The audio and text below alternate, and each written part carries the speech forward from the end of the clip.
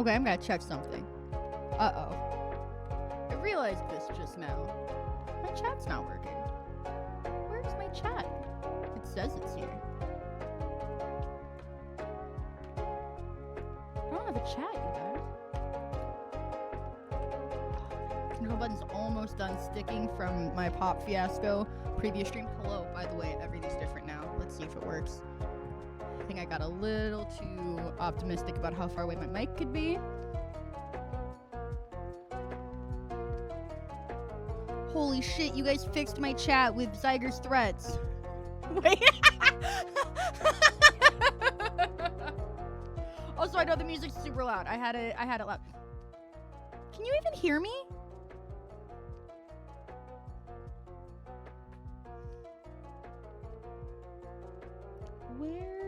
Yes. Where is my mic? What the One moment. I'm glad you guys can hear me. Okay.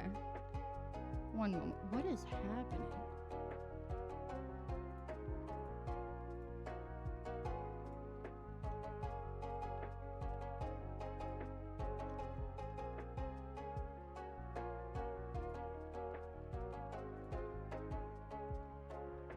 Oh, there's the fucking bar. There's a bar. I was like, I can only see 3 audio. Here. I only have 3 audio things, and it was like this, and I'm like, wait, what the fuck? Actually, this one's usually hidden. It was just being stupid. And so I've managed to unhide, but not hide. What is happening? Anyways, how's it going? Yeah, what are you doing, bud? What are you doing? Just be normal. Everyone just wants you to be. I can't make it whiter is the thing that's driving me nuts. Like, do you see this? I'm like trying to drag. See, like, look. You can. Oh, now it'll. Fuck you. Fuck, suck my dick. Are you kidding me? What the fuck? This shit is stupid.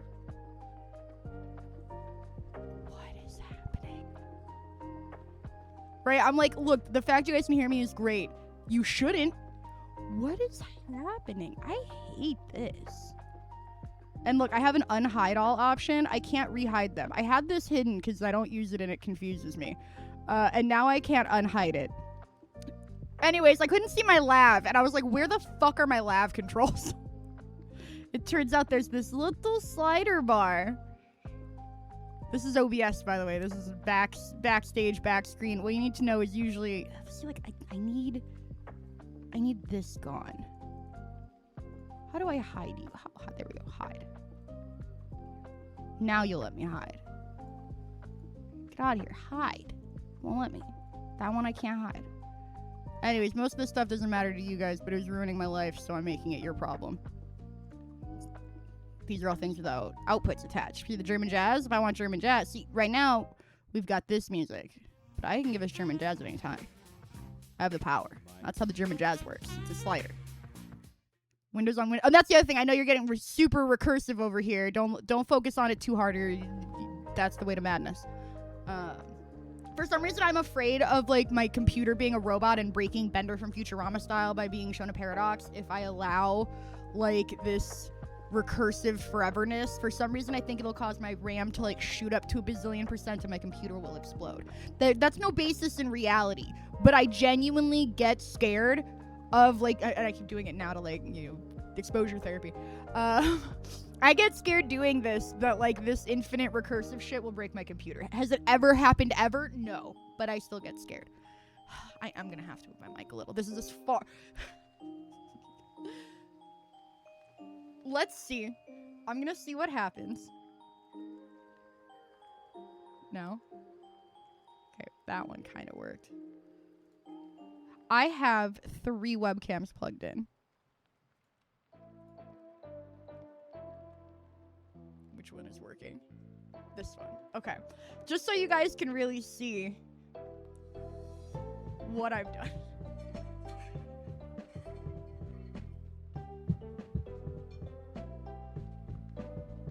I intentionally try to cover the camera like this when I'm moving so that it's not, like, super dizzying and disorienting. Believe it or not, I do actually try to do stuff like this.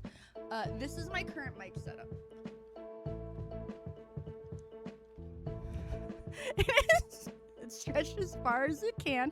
The goal is because I don't like it being in my way when I'm not using this mic, so I put it as far from me as possible, but I overshot it a skosh. So I gotta move that a little bit.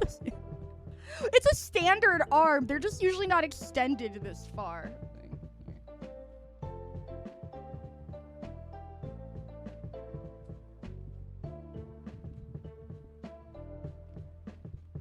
See, like that's reasonable. That's how they usually are. But as you can see, it's not in frame anymore. You also probably couldn't hear me well, so.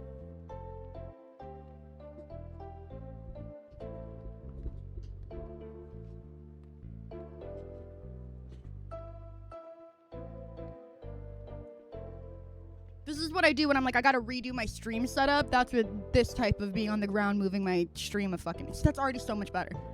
Like, it's still stretched, so I have room to, like, even do this. But you can see, like, I was all the way over here because that's as far as my mic went. Now, I can sit in my fucking chair. And, you know, it's arced a little bit more. But it means I was afraid of this, but I'm just letterboxing right now, so it's not a huge fucking deal. This works for me. This cord. Put up like this. But before, I had the mic on this side, and one, I'm left-handed. So my food and everything is always on this side. I got Taco Bell nachos and a quesadilla. My mic was here. So my mic was here, right where everything always sits. So it was like, and where my mic was, it's this big wall of bullshit. So before, when it was closer to me, it was more like this. So it's this tall, and usually if it's out of the way, it's like this. Which, when that's 6 inches from you, means that there's a giant, like, black wall of cord and metal right next to you. And so I couldn't set things on this side. I was constantly knocking stuff over or, like, smacking into this arm and knocking things around. It was annoying. That is actually a great idea. I have cable management ties. I knew I was probably going to need to move this mic, which I did, so I didn't want to lock anything into place yet. Because, yeah, like, this cord is a little long. I actually realized moments before stream that I had swapped the cord for this inside of here actually has, here's my pills, these are my coasters, I'm obsessed with both. This has a USB hub in it, and my Focusrite, my Scarlett that makes my mic work, is plugged into it. And I literally got ready for stream at about 2:30, and I've been sitting here ever since vibing. And at about 3:54, I swear to God, I looked at the clock and was like, cool, 6 minutes till stream, I'm groovy. Let me just check my audio levels, make sure those are good. Wait, my mic's not working because the power strip or the USB hub uses one of those printer USB cords. I can never remember what kind they are. Kyle knows. They're like, you know, they're not USB A, they're USB something. The ones that, like, printers use, right? That's what this USB hub uses, and I had 2 of those, one short, one long, and the short one was barely too short, so I just swapped it out for the longer one. Turns out the longer one does data, but not power. So my Scarlett has this little red button here that says 48V when it's not blurry as shit. That is the phantom power to power microphones, like this one I'm using now. So I realized 6 minutes before stream, after sitting here for 2 hours, that my mic, I forgot to switch that cord back and my mic wasn't working. So I real quickly just put I moved this, it was like 3 inches that way. I moved this closer, plugged in the shorter cord, and I was like, I'll deal with that later. First cord 2020 Kaylee Goatee bundle. Oh shit, I see Expedition 33. So yeah, this was not functional until about 5 minutes before I went live. Because I forgot. That's that's your current quick tour. There was a lot of changes. I spent 3 days taking apart this entire desk and putting everything back together. So just know, there were changes. I'm seeing 4 Kaylees. That's right. You're welcome. Oh my god. It is literally Claire Obscure plus Dispatch. We played these games back to back. What the heck? And they got them all in the Dispatch art design. That's cute. I'm gonna say something controversial. I looked up the story for Claire Obscure after being like, this is a Dark Souls game. I don't think I'm ever gonna play it. I looked up the story and it's really stupid. I'm sorry. I hate to say it. I haven't even told Zyger this. I'm ripping this Band-Aid off now. I'm really glad, because if I had worked through playing a Dark Souls game for that story, I'd have been very angry. It's just a bundle of games you played this year. It's crazy. So, yeah, I could kind of spoil it for you. Basically, the whole thing that makes the game interesting is like, oh, what the fuck is going on? Like, what's going on? Who's the paintress? Why are they killing people 1 year at a time? What is this weird French town sucked, into space or whatever? Like, what is going on? That's like the really cool gag. I don't know. I have like a bug bite or something I just noticed. So it's been kind of bothering me. I didn't notice that on my face until now. Happy 420. Let's do some drugs real quick. But yeah, I don't want to spoil it because I know people get weird. So I'm going to try to state very briefly my criticism. All of the answers to the cool questions are basic trope shit, not even done well. I think that's the easiest, least spoilery way I can say my problem with it. I was like, oh, that's the answer? That's like famously a lame answer. Like, I don't know how else to say it. Like, I was just like, it's not only tropey, it's famous as being a bad trope. So I've been sitting with it for over a week. Like, I didn't look it up right away. Oh god, yeah, I have like a bump. I don't like having bumps. I just like fuck with them and I'm like a picker too. Like, I just fuck with them until I've made it a cave on my face. But at least it's not going out, it's going in. Whatever. So yeah, I have a lot of mixed feelings. I'm like, maybe it feels better when you're playing through it, but just a factual recitation of what happens, no bueno. No bueno. It's really sad. I was really, like, bummed. Like, really? Really? Okay, well, it made me realize, like, I don't think I am. Because a part of me was like, I don't want to look it up. I really think that I'll play this off stream. Or, like, get Zyger to do the hard parts for me. And, like, do the other parts. Or, like, whatever. Like, I was really thinking that I was going to go back to it off stream for a little bit before deciding either way. And then, like, weeks went by. And I was like, Kaylee, you don't even give a fuck about spoilers. Like, fuck it. I had one thing spoiled for me on Reddit. I've avoided spoilers for everything. But there was one thing spoiled for me on Reddit, and I'm going to spoil it for you. I'm not going to tell you the name, but I got spoiled because an r/top character tropes post on Reddit, which is basically just being like, I really like that trope of, like, the bad boy, the loner who doesn't need anybody, who eventually realizes they need friends. You know, like Sasuke, or they're, you know, and then they make, you pick out, like everybody else, like, oh, I know a thing that matches that trope. One of my favorite books has that character archetype, and so it's like a place to talk about, like, examples of tropes and stuff. And one of the tropes was, and I saw Claire Obscure Expedition 33, and I went, fuck. But the trope, and I'm not gonna tell you who, which I did see. The trope was, person you think is dead comes back to, ends up being alive. That was the one thing I got spoiled for me, and it's nothing I don't think you would guess. So I was like, well, I already kind of know some spoilers, so I'll look it up just to, like, be like, maybe this story will be so worth it that I'll want to play and that'll help me, like, be inspired to keep playing. And instead, I don't see her. I don't see the giant orange on my titties.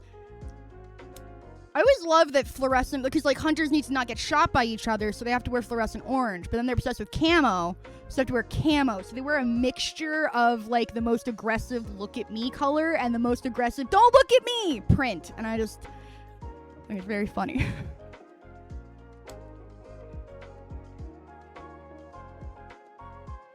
So yeah, I'll spoil it for Zyger later, and maybe he can tell me if I'm being too harsh or not. But when I read the story of Claire Obscure, it made me not want to play Claire Obscure anymore. So now we're here. I haven't done any more Letterboxd stuff because I was like, if we're doing Letterboxd weekly, fuck, if it takes me the rest of the world, the rest of the year, I'm getting through all these movies. So we're on page 5 of the 2000s in Letterboxd. We're going through Letterboxd in popular movie order.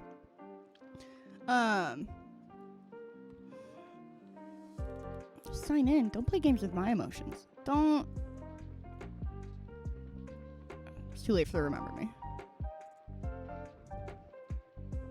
Oh, you know what? I had to reset my password because I went to go log in on my phone and I tried all of my passwords and none of them let me in. So I had to literally reset because I didn't have Letterboxd on my phone. So now you can tell I'm really getting into it because I downloaded the Letterboxd app and I put it in my phone. And then Kyle and I watched Tokyo Godfathers for the first time because I was like, let's, like, I'm doing all this stuff. He was like, let's watch a movie. He's always one who wants to watch movies. I'm the reason we don't watch movies. Like, he watches them without me. Levels if I just don't watch movies. I suck. I downloaded the Letterboxd app. And then I went in. I had Tokyo Godfathers actually already on here, not watched, marked it as watched, and then found out Tokyo Godfathers is a reimagining remake of a John Wayne Western that is itself a remake of a 1930s film, and so I put that 1930s film, because it's only 61 minutes long, on my watch list. So I watched one, but then shit, gotta watch, and now I have more to watch. Did you log it in your watch diary? Is that your journal? Because no, I know this is going to sound mad, but I am a person who, like, I'm an aggressively Henry Ford-ass brain. And by that I mean nothing racist. So that, not most of Henry Ford's brain. But the part where everything is like, what if you just automate by having one person do the same thing over and over and over, and then you go on the next stage and it's the same thing over. That's how I have to work. I can't just, like... It is easier for me to do all of, like if I had to cut out construction paper into squares and then fold little origami cranes out of them. And you have to fold, 1,000 paper cranes because you just read Sadako and your friend has cancer. Whatever.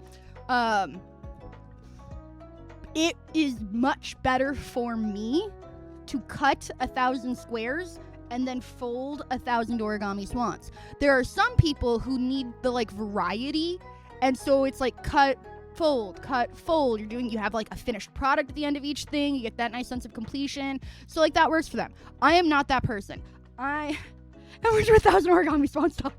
I am a person who needs to, like, do things in sections, complete one section, and then do the rest. That's one of the reasons I love cooking, because cooking is very, like, that for the most part. Like, I love mise en place. I love to dice everything, chop up everything, shred, grate, get everything prepped, and then we move on to, like, cooking as a separate phase. There's prep, then there's cook, and then there's plate. It's like 3, and you have to wait till everything is done cooking before you can plate. It's a very, like, structured that way system. So for me, I want to journal all of the movies I've watched, and I say all this because I don't know enough about Letterboxd. I'm going to ask if this is just not possible. So my instinct, para mí, is I want to mark all of the films we've watched, and then I want to go into my watched films list and review them all. And if I go, like... Oh, it's sorted by release date. I was like, what order is this? If I go, for example, I have Quarantine marked. I don't remember a moment of Quarantine. I don't remember a moment of it. I could not review it for you. I will rewatch Quarantine before reviewing it. So, like, I want to go through and start, like, reviewing and rating all of my watched movies once I have them flagged as watched. And then anything that I can't remember enough to review it goes into a rewatch list so I can review it. See, I know I'm a scatterbox and I get lost in the sauce, and that's why I have to do things this way.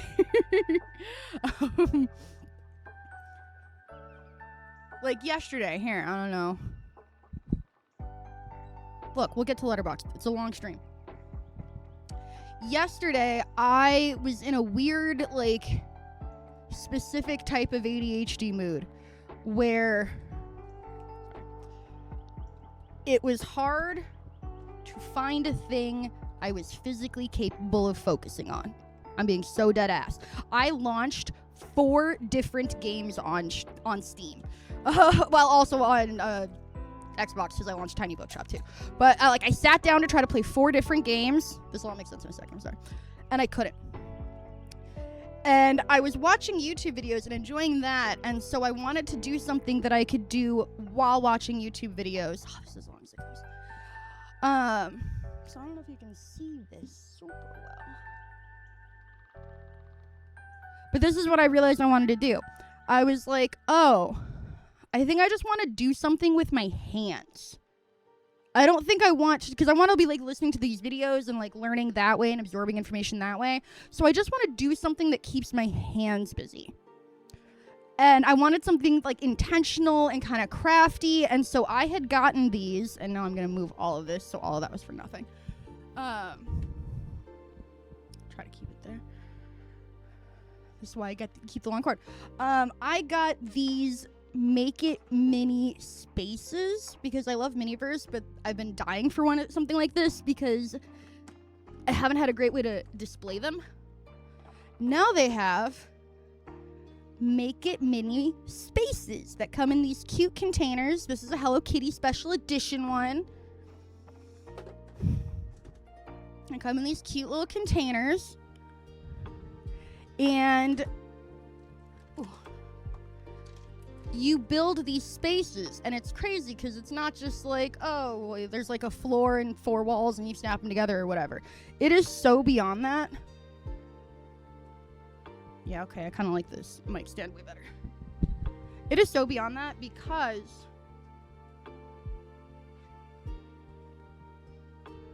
they come with these books. So I have a greenhouse, a pizza place. The manuals are really cool because they don't bother using staples. So all of the pages are just like, just like folded in half. So I like it because it means I can take out the floor page when I'm working on the floor instead of having to try to keep the book open with a staple in it. So I don't know. It just means that they get a little loosey-goosey. But I have greenhouse, pizza place. These are the only 4 they have right now. This is the Hello Kitty one. It's like a little cafe bakery, but Hello Kitty. And an ice cream parlor. And I thought they were so cute. And if you look, they're all 2 walls with this kind of isometric perspective. And what's cool, as you've seen, is they stack. So they're advertising. You see, wait, there's 5 here. Both of these 2 middle ones are actually the pizza shop done in 2 different ways. The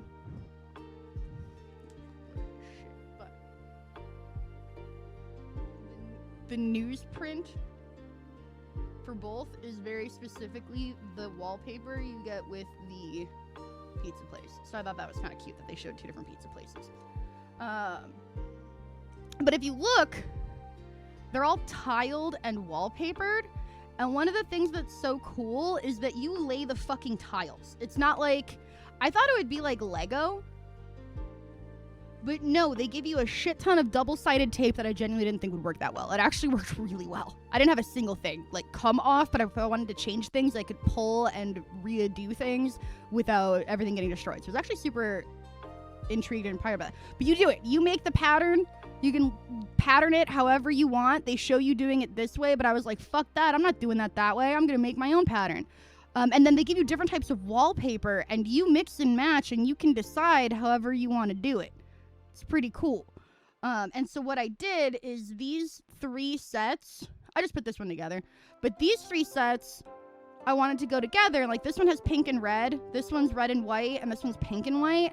So I was like, if I combine these 3, maybe I can make something that is like a cohesive aesthetic. So I spent like 4 hours yesterday planning tile patterning, mixing all those tiles together and then evenly dividing them. And these tiles are 2 different sizes as well. These 2 are the same size, but I didn't realize until I decided to do it that these tiles, it's 3 little tiles to every 2 big tiles. So it's not even like a nice ratio to work with. So that took a lot of planning as well. So I literally worked on this until like 10 o'clock at night. And I'll show you.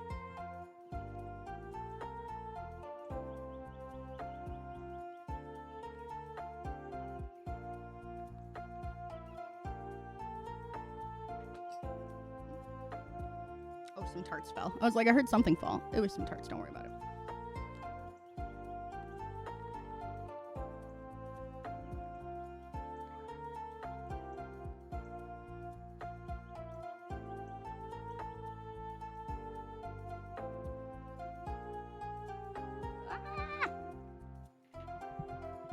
I am not a holding things super steady person, so this has been very scary for me, but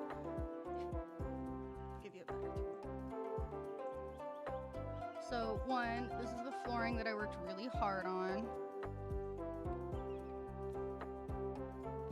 Like, I had to hand lay these little tiles and come up with a design that was even between the three.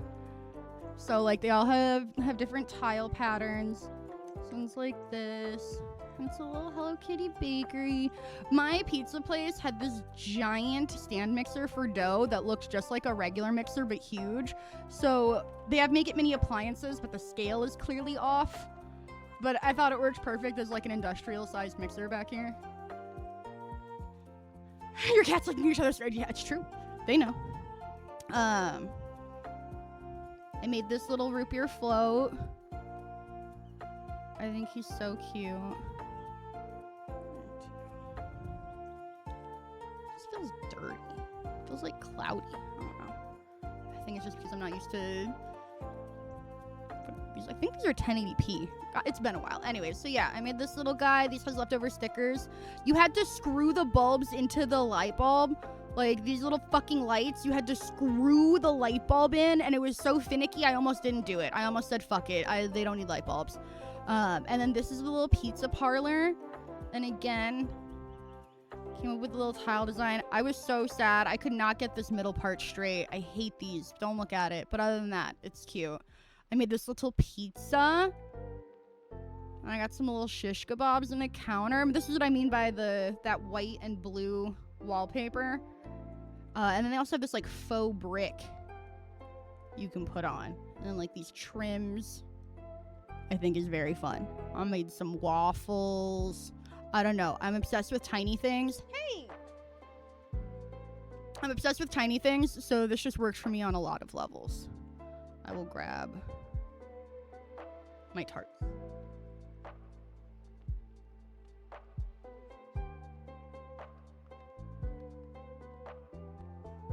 Okay, so this is a tart tray.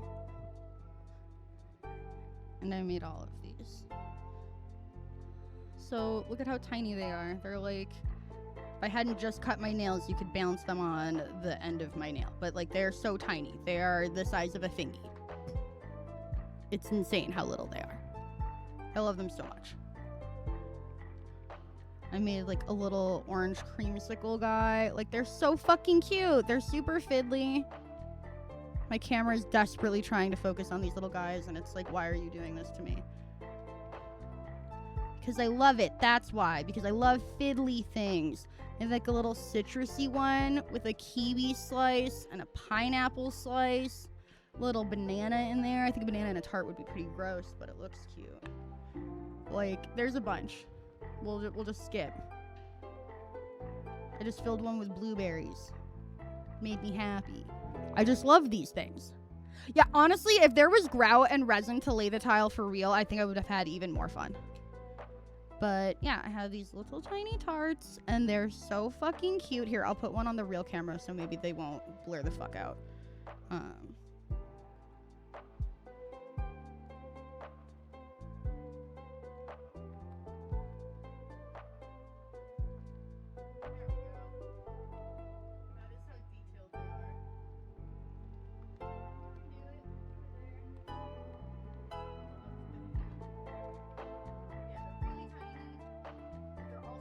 Detailed, so it's just kind of a pain to show the little details on camera, but there we go. There's some little tarts in my little stand guy, and I think he's so cute.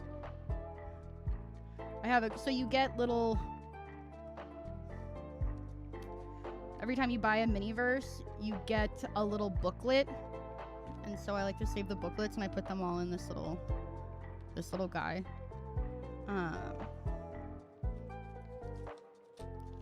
But so this was the Lifestyle Series 1, and they had a bunch of plants. They had a little Zen garden, a bunch of plants, the bird feeder. I have both of these, I think. I have this fountain, and yeah, I do. I have both of these. And then they have these little bird houses, which I love. I never pull the bird houses. It makes God so unhappy. Little hummingbird feeder. And then they have more, like, pretty rose florals, but, like, this is all, they had a ton. So, like, this was Making Me Lifestyles 1, compared to, here's the Hello Kitty and Friends one, where you get things like this adorable maple syrup. Look at that shit. But this one only has 12 variants. And so they have, like, little Hello Kitty pizza, a little matcha latte from Caropi. I have this one. I got lucky. I got 2 of these terrariums that are Hello Kitty's head. Super cute. And they have a frog bowl. I got this cookie jar. It makes me so happy. I'm definitely going to put it in my cafe. And then there's a little custard cream tart. And then you have cinnamon roll. A little candle. This is the big bougie thing. It's a Kuromi My Melody dual birthday cake. And then I got these cinnamon roll cupcakes. They're cute as fucking shit. Ice cream cones. I also got these. I think I got, yeah. And I didn't get the flower plants. Those are the only Kuromi My Melody ones I didn't get. And then I got these cloud cream sodas as well. I got a couple of these. Super freaking cute. And so I love them. And I keep one of each booklet just because I think the booklets are so cute with all the little things that they do. And they came with stickers. So, like, these stickers came with the Hello Kitty cafe kit thing. And so there's, like, all these stickers, all that. That all came with the kit. This was from the pizza kit, so I put it on there. Call 555-ZA. Order now. But I just think it's really well done. They do a really good job focusing on the little details. It's cool. You can see it because there's a light. My ring light is behind it. But you see all these little holes in the walls? You can't really see those in person unless a light is shining behind it. But it's because these shelves, you can put these shelves anywhere you want. There's a little tool they give you to poke out the holes. And once you have the thing together and you decide where you want these shelves, you poke out those holes and put it wherever you want. So, like, you know, the height, the placement, all completely customizable. But when you don't have like here, you can see it on this side because the ring light's right there. But on this side, you can only see it on the bottom because that's where my monitor's the brightest. Normally, it looks like this, where you can't see the holes through it. There's actually holes. See them? No, now you can really see them because they're behind the thing. And now you can't really see the holes on this side because I don't have the ring light behind it. Yeah, I just think the whole thing is so clever. It's really customizable. I love... It's bad and dumb, but smart. Like, if you get multiple things, they mix and match really well. So I love buying a bunch of things and then putting them together at once so I can mix and match them. Like, I loved finding I found out that I could do 2 rows of big tiles and 6 rows of little tiles, and that would perfectly fill the space. And I could have 2 rows for every flooring. Like that. So, a lot of math involved. But the fun kind. I'm going to try to put this back without breaking everything. Pray for me.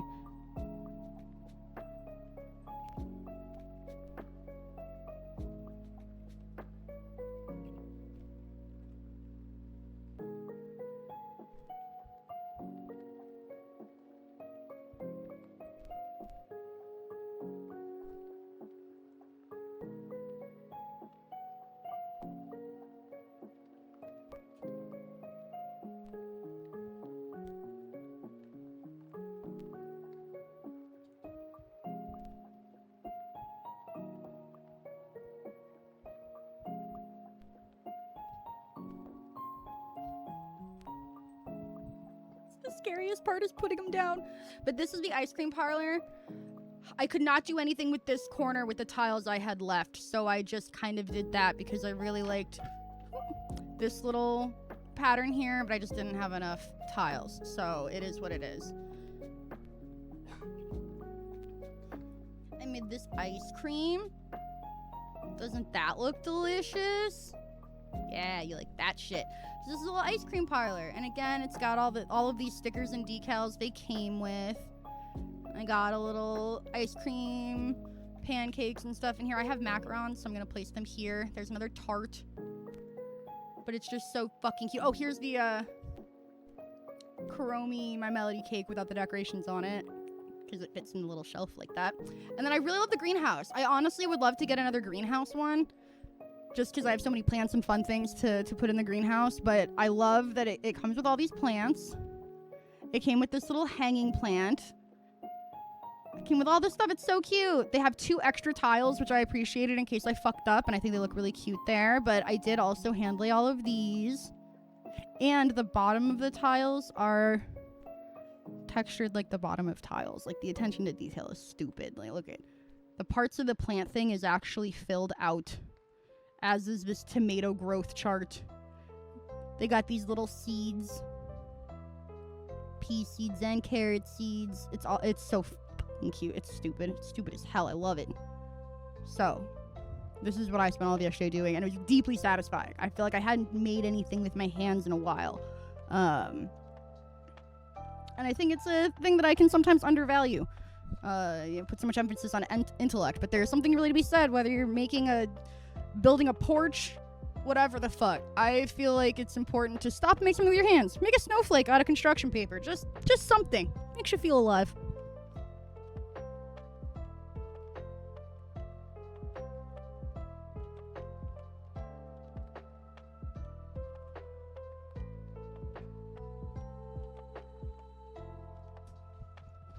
The thing about being Kaylee Woomer is that the funny thing is, when somebody talks about ice cream, you never lose that suddenly I kind of want ice cream feeling. Hands too busy petting kittens. Oh god. Alright. I wasn't planning on doing a miniverse tour, but that is what I did all yesterday, and I was pretty proud of myself. So I guess it shouldn't have surprised me that I would take the first opportunity to talk about it. My hair is like, what is this? Like, what do I do with this? It's crazy. It's supposed to go down, I think. Also, that's white. I'm getting old. All right. See? Now I want ice cream. It never goes away. Try to that's why I have like 800 pins in my hair, because whenever I see flyaways like this, I just grab a pin and hope for the best. I'm just like, there, good enough. Now this is gonna drive me nuts, so I'm gonna be like, all right. There's already a pin right here from the last time I saw these flyaways. Boom. It's this one. You didn't do a good enough job because they're going crazy again. All right. So these are the movies I've seen, and I'd like to go through and make reviews of them. But I don't want to do that until I'm done marking them, because I will get lost in the weeds of, like, every time I mark that I watched a movie, I'm gonna have to stop and journal it, and then if I can't remember the review, I'll be like, if I don't remember enough to review it, can I even say that I watched it? And then I'll get really in my head. So I'm like, I don't want to put it on watch list. I don't necessarily want to watch it. It's just that I did watch it, but I don't remember it. So it gets so complicated. I can't do it. So it's just easier for me to go one at a time. I keep being like, oh, I saw Whiteout. Yeah, Kaylee, you're looking at the list of movies you've seen. You dummy. All right.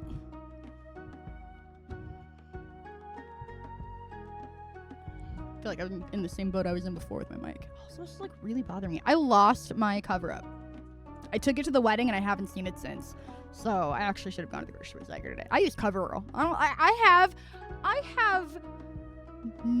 Fenty foundation. One of my Fenty foundation bottles broke, and I have not bought Fenty foundation since, because it was a fucking mess, and apparently that happens a lot.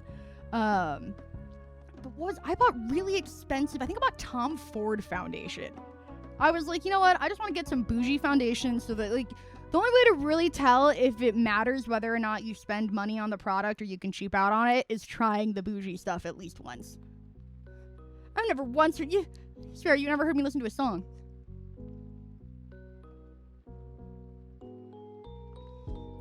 I remember hearing Smells Like Teen Spirit for the very first time in my freshman English class.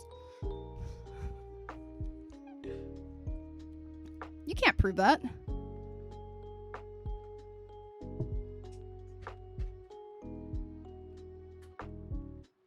I was suddenly too warm and I couldn't figure out why.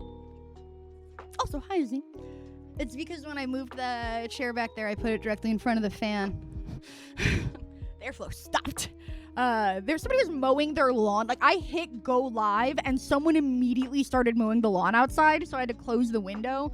But, you know, it's late May, so it's getting toasty. Zyger, nobody can get tired of the Gyukaku I'm so full of meat song. Okay, you're not making any sense. Do you hear what you're saying? The cat on my head, look at her.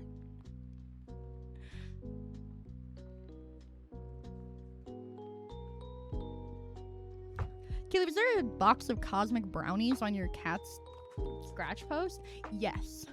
Yes, there was. No follow-up questions. I have seen Crouching Tiger, Hidden Dragon. Fun fact, just to rip this band-aid off. And I've seen iRobot. I watched that in school after reading iRobot. I've seen Crouching Tiger, Hidden Dragon, and it was, you know, like, duh, like, no shit. Did you guys know it's a good movie? But more specifically, like, as a Westerner in general, but I was 8? This is a 99 movie? 98. Oh, it's 2000. Okay, so yeah, I was 8. I was 8 when this movie came out, so just the wire work alone was just like, what is this? And I remember specifically being like, wow, this is just like a bunch of badass warrior chicks, like dead ass. The thing that had me so into Crouching Tiger, Hidden Dragon was I was used to like, oh, well, there's gonna be these badass like samurai, because I'm 8, so that's my, you know, Eastern influence at the time. I had never even thought women were allowed to kick ass like that. What's the last little dubby thing you had? Cosmic brownies. They're literally right here. Yeah, there's only one missing, so there's enough for 5 of you. You do have to fight to the death for them. I already ate one. It's not that I'm saving one for myself. I'm giving all of them away, just for the record. One is gone. You may also each fight for one of these 3 Oreo red and green Christmas cookies. They are from December. These are the last 3, and I'm not gonna lie, sometimes just having one of these cookies is so good because the colored cream tastes better. And these ones really fucking hit. For some reason, these are some of the best Oreo cookies I've ever had in terms of like regular Oreo, not insert your favorite like flavored version here. So I'm like, damn. They're best if used by 09 February 27, so they're not expired yet, but I do worry. So, but yeah, I was just like, wow, they're so beautiful and also so deadly. I love this, and I was obsessed. So, very good movie. National Treasure. What year did that come out? 2004. Because I was like, I want to say I worked at the movie theater when one of these came out. When did the second one come out? Oh wait, you know what? Nick Cage movie I worked at the movie theater on its release for? No, you don't want to celebrate popularity. Let's do newest first. He makes so many movies, it doesn't really matter either way. We're getting close. Again, I worked from the movie theater from 2008 to 2010, for those who do not know. So I'm very familiar with every movie that came out during that small period of time. I remember The Sorcerer's Apprentice came out too. That had Jay Baruchel in it, didn't it? Yeah. It was wild. Wheels nailed it. Wheels nailed it. It was knowing. It's 2010. Okay, we need to go down more. You make so many movies, bud. Yes. Yes. This fucking movie. Oh, Zyger got it too. Sorry, Zyger. Sorry. I didn't. Oh, I forgot. Fuck Zyger. Never mind. I almost felt bad. I went to see it in theaters. I had to clean up after you. Fun fact. No, not enough people saw it knowing for me to have to worry about cleaning up that much. So. All right. Yeah, no, I don't. I'm sure. I love Nick Cage. Oh, 3 stars. I love Nick Cage. You're a bad person. Nick Cage Googles 9/11. You're a bad person if you don't like Nick Cage movies. There's something broken inside of you. Sorry, I don't make the rules. I just list them. There are certain movies that would be better if they had Nick Cage in them instead. I think The Room with Nick Cage instead of Tommy Wiseau is a very powerful film. Still knowing shit. But I think the opposite is true. I think that there are movies that would have tonally been easier to take seriously if they didn't have Nick Caging all over the place. And I'm trying to think of a second movie besides Knowing, but holy Next, honestly. Next is I get Next and Knowing confused a lot. They're all about weird sci-fi knowing the future. I just can't buy Nick Cage in sci-fi. I don't know how to say it any other way. Nick Cage can do every genre, but I really feel like we need to kind of keep him away from sci-fi. I don't know how hot that take is. I don't mean it disparagingly. Now everyone is good at everything. I just find it hard to not... Because he's Nick Cage. So you're just kind of like... Yeah, Ghost Rider would have been a very different film without Nick Cage. Great example. Yeah. I don't know if it would have been better or worse. I think The Wicker Man would have been worse, but would have been worse in the sense that it would be more another, like, blasé 2000s remake of a critically acclaimed horror film from, like, the 70s and 80s. Like, that's more what I mean there. Most movies, you want Nick Cage, or more Nick Cage, even. This Shirley MacLaine kicking up her heels has had every fucking actor, and every time we click on an actor's thing and you list by popularity, here we were just happen to be going far enough in this thing, every time I list by popularity and I get to the bottom, there's this random Shirley MacLaine documentary. Everybody loves Shirley MacLaine. Everyone wants to talk about how much they love Shirley MacLaine, but people fucking love Shirley MacLaine. Shirley deserves it. This makes perfect sense. I'm not saying anything bad about Shirley MacLaine. I want to be very clear. She had to grow up with Warren Beatty as a brother, but I think it's really cute. Julia Roberts popped up on here. Here's Juliette Lewis, Alfred Hitchcock, Bob Fosse, Sally Field. We have also been on Warren Beatty's page. I've clicked Frank Sinatra's page and been on here. Like, it's Juliette Lewis. It's so funny seeing everybody there. So.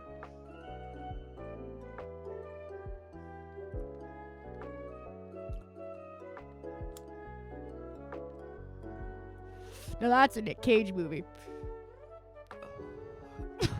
Honestly, a movie that you... I don't want to say can't, because I don't believe in... Sorry. I don't believe in great man theory like that, but a movie that would be very, very impressive if you could make as good without having Nicolas Cage in it would be Willy's Wonderland. Willy's Wonderland was so fun. I want to watch that again. I had a great time. I'm just mark it as watched. Fuck. I make the rules. What a fun, perfect... He's not going to talk. He's just not going to talk. Yeah, we saw the Teen Titans Go movie. There it is. He is. Nick Cage wants to be Superman so bad, you guys. I actually just got today a pushed ad on Reddit that showed me the trailer for Spider Noir. And I forgot that he was, and there's Spider-Man Noir here too. I forgot that they made Spider Noir with him. Apparently, it looked really nice. It looked, honestly, I was like, wait, this looks like Sin City. This looks like The Spirit. This looks like that style of movie I just want more people to make. Wait. I haven't seen Moonstruck, and I've wanted to see Moonstruck for a really long time. Oh. It is on my watch list. I was like, wait, I don't think I put this on my watch list. I did put it on my watch list. I didn't put Wild at Heart on there because I don't think I care.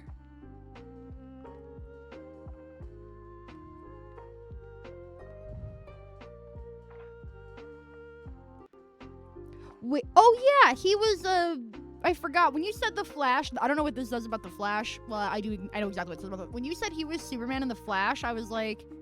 The CW show The Flash? I don't recall him being a Superman in that. And then I realized you were talking about the movie from Omega's. Remember this? The movie. Because, of course, we got Michael Keaton Batman back. And I was like, oh, yeah, he's the Tim Burton Superman. Because, for those who don't know, Nick Cage was cast and did these famous... I think this is the only photo that survives.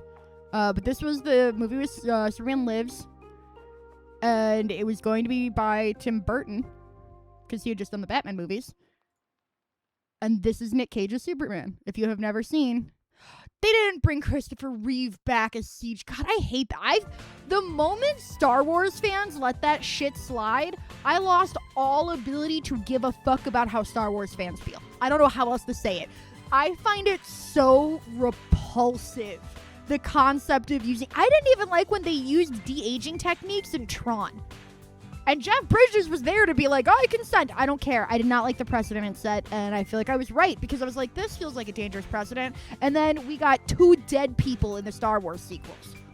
Sorry, you shouldn't have killed Han. You should have killed Leia. It's not our fault her heart stopped like 2 minutes after the movie ended.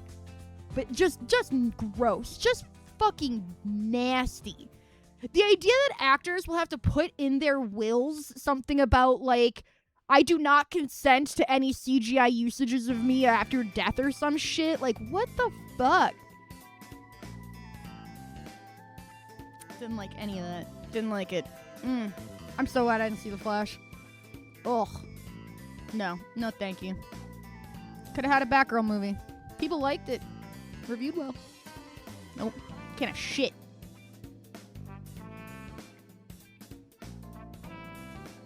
They just sold Stan Lee's likeness to an AI company. Honestly, everything I know about Stan Lee, that sounds like the perfect revenge, like karmic revenge for Stan Lee. I don't have that, like, Stan Lee's my big soft boy hero that everyone else has, because I know comic book history. Oh, no.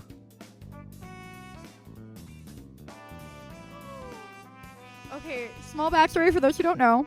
Zyger only experiences Star Wars movies after he's played the Lego version of the movie. And we haven't had movies for those. Or we haven't had Lego games for those. So he hasn't seen the sequel movies yet. Zyger, I don't remember much about those shitty-ass films. I know the first or second. It's like a The End thing. I think it was the second one.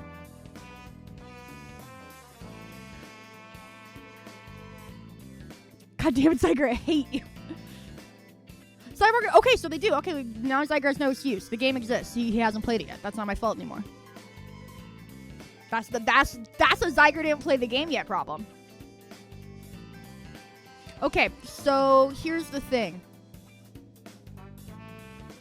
If someone was so tuned out of sequel Star Wars shit because there's only so much bad content they can consume, and so to them the Star Wars sequels are the first movie, the second movie, and the third movie, or the one Rian Johnson movie and the other 2 movies.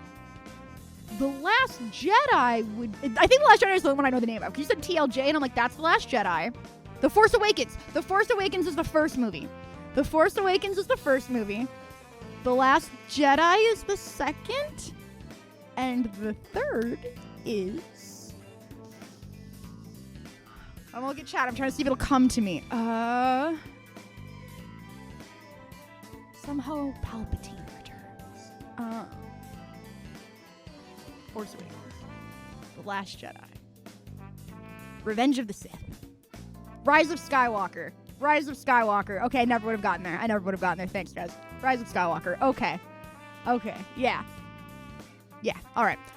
See, here's my thing. The Last Jedi was my proof that I will never give a shit about the sequel movies, because I was like, what do you mean? You're just changing creative hands for the second one. And then they changed back to the third one. And I was like, oh, y'all have... Like, to me, it was the biggest sign that this was an unplanned, let's just make it up as we go, we want money clusterfuck. I'm like, what do you mean you didn't write all 3 movies before you started filming? What do you mean you didn't sign a director to 3 pictures? What do you mean the director isn't George Lucas? Can we talk about that? I'm sorry, he's so fucking busy, he couldn't do the... Like... The Rise of Skywalker is also such a bad name, and the plot made the name even stupider. Anyways. Yeah, no, everything about the production of those movies and what I actually went on a really interesting deep dive on the Star Wars, because another hot take is I was excited for sequel movies until they were like, by the way, all of the extended universe stuff isn't canon anymore. Because there's, Mara Jade is such a badass bitch, and for 5 seconds I thought we were going to get a movie with Mara Jade. And then they took that from me. Exactly, Wheels, and they were bad. I thought we were like, okay, well, let's not do the like, yes, we saw how that turned out. That was my problem. Like, oh, these are going to be as shitty as the prequels? We're just rolling back the prequels? The 90s is back in every way, so we got to redo the prequels? Like, then I'm just arguing about things with 4 billion. So yes, I was really excited for the sequel movies when I thought that they were going to be using like the twins and like the Fall to the Dark Side and all that shit. And instead we got like this weird Ben Solo half-acid, like some shitty copying the homework of the good shit. I'm really excited for Omega's giant all caps actually, by the way. I'm very excited. So they were having also, I'm sorry, but if you spell your name wrong, like, I just want to beat the shit out of his parents. What do you mean his name's Ryan? R-I-A-N. One, my dyslexia really hates that.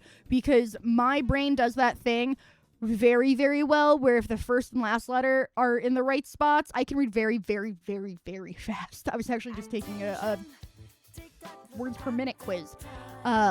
So when I see that, my brain goes rain, rain, rain, rain, because it just looks like a typo for rain. It drives me so, and then Rainn Wilson is an actor, so like I get so belligerently angry when I see Rian Johnson's name typed out. Like, it pisses me off so badly. The fact that he didn't turn 18 and legally change the spelling to R-Y-A-N means he can't be trusted to have an opinion. It just fucking, I know that's so dumb. It's just a name. How dare you? How dare you make me look at the name R-I-A-N whenever someone wants to talk about you, sir? How fucking dare you? Go by R middle name Johnson, R-Q Johnson, whatever the fuck.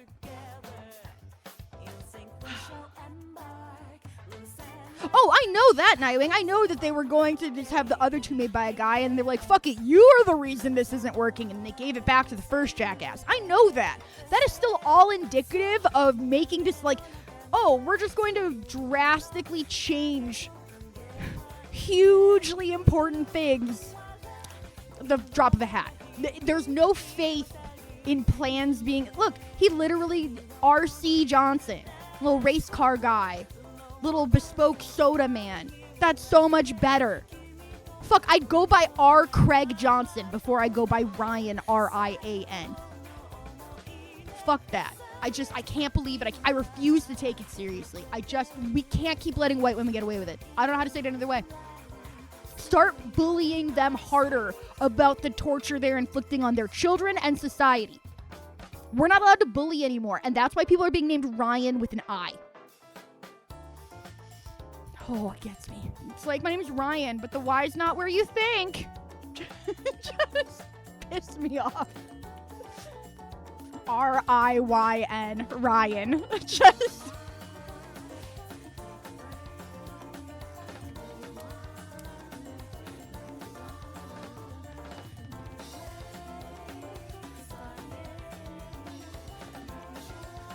Yeah, I think a lot of people still had hope after the first and second ones for some reason. I just think those people aren't as quick on the uptake as I can be. I don't know how to say it in a nicer way. I'm not good at that. Like, I literally just look around at, I watch people be slowly disenchanted with the MCU that has done the exact same shit for 2 decades at this point, and I'm like, wow, you spent 10 years eating shit, and now you're looking at me with your shit-smeared face and your shit posters and shit action figures, and you're like, does this taste funny to you? Like, no, I don't fucking feel bad. I don't know. My dick. Ooh, now we're getting tricky. I have seen the first Transformers for sure. And I think Rosie Huntington Whiteley is one of the most beautiful people who've ever lived. So I've seen that one for sure. I think this is the one in between those, and I have no idea if I've seen it. Look, close enough. So here we go. We have Transformers. Okay, so Revenge of the Fallen is the second one. Dark of the Moon. We get Rosie Huntington Whiteley, who, by the way, has been with Jason Statham since 2010, and they have 2 kids together. I don't know which one is luckier. I didn't think, when they first started dating, I was like, wow, she's so beautiful and he's so cool. They're probably not going to date for very long. jokes and like, but I loved them. I was like, this is a great couple. I love everything about this. So that's a weird thing. I'm one of the, I don't know if there's many like Jason Statham, Rosie Huntington-Whiteley stans, but it was very ab fab. I don't know. I think she's so gorgeous and I think he's so cool. Smashing each other like action figures. Beautiful. I haven't seen Mad Max Fury Road. Well, we haven't gotten there yet, but I haven't seen it. Actually, I think we have gotten there. I think we have. Here's my problem, and you guys might make fun of me. I was a preteen or young teenager. And I knew Mad Max was like a really good series. Like, it was famous for being this dystopian, crazy film franchise. There was like action and like crazy dystopian punk Australian shit, right? That's what I knew. And I knew that Mad Max Beyond Thunderdome had Tina Turner in it. I think that's everything I knew about Mad Max, unfortunately, because I also knew that Beyond Thunderdome was the second movie. And so I was like, I won't get Tina Turner right away. I gotta watch the first Mad Max. So I went on Comcast On Demand, because it's like 2003, and they had a Mad Max category with all the Mad Max films. And you're probably already very aware of where I fucked up. Omega's caught on. I watched the first Mad Max movie. The first Mad Max movie. And again, I'm expecting Mad Max. Mad Max 1, like, I'm not saying it's a bad movie. Let's cut that off now. Mad Max 1 is a very, very slow burn. Mad Max 1 is a character study. It's like his wife's alive for half the fucking movie, it feels like. Yeah, Mad Max, the first film, has nothing to do with the Mad Max series. And as a preteen, I was so bored by this. I was confused. I kept waiting for the movie. I was literally like, okay, when does he become Mad Max?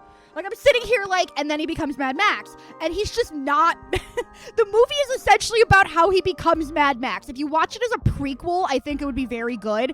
But I went into this movie expecting like Fury Road style Mad Max, Thunderdome style Mad Max, like punk, fucking the Overwatch guys, Mad Max, like Roadhog, but real life. Like, that is what I was expecting. And Mad Max 1 was so slow and boring and nothing happened. And I was so angry I refused to watch another Mad Max movie. I'm over that now. I'm like, wow, I should really watch Thunderdome and Fury Road and maybe the second one, so I'm not confused. But you see shit like this. Like, this is what you expect with Mad Max. Like, guys that look like this and cars that look like this and tons of action. And the first movie is like a guy and a blonde lady scared and mad. I don't know. Sweet girl, fun fact, I saw Carrie 2 way before I saw Carrie 1. I saw Carrie 2 like when it was new. I would say it's the Rage : Carrie 2, by the way. I was 7 years old because I saw it when it came out to... Maybe I was 8 because I saw it right when it was new at Blockbuster because my cunt aunt rented it and made me watch it at like 11 a.m. on a Tuesday with her like she always did. So I saw the Rage Carrie 2 way before I saw Carrie, and then I finally saw Carrie 1, and I was way more scared of the Rage Carrie 2. There's a scene in the Rage Carrie 2 where the teenagers are at a pool party, like the climactic prom scene. Instead, it's a house party at a rich guy's house, and this guy had like been dating her as a joke. And so she telekinetically pushes him in the pool. The pool cover starts closing, and so he's trying to get out of the pool. And she telepathically takes a harpoon gun off the wall and fires a harpoon that literally shoots his dick off.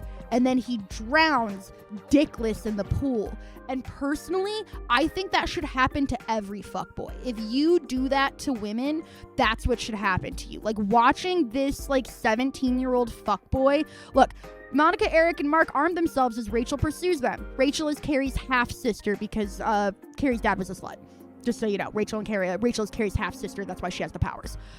Rachel makes Monica's glasses implode into her eyes.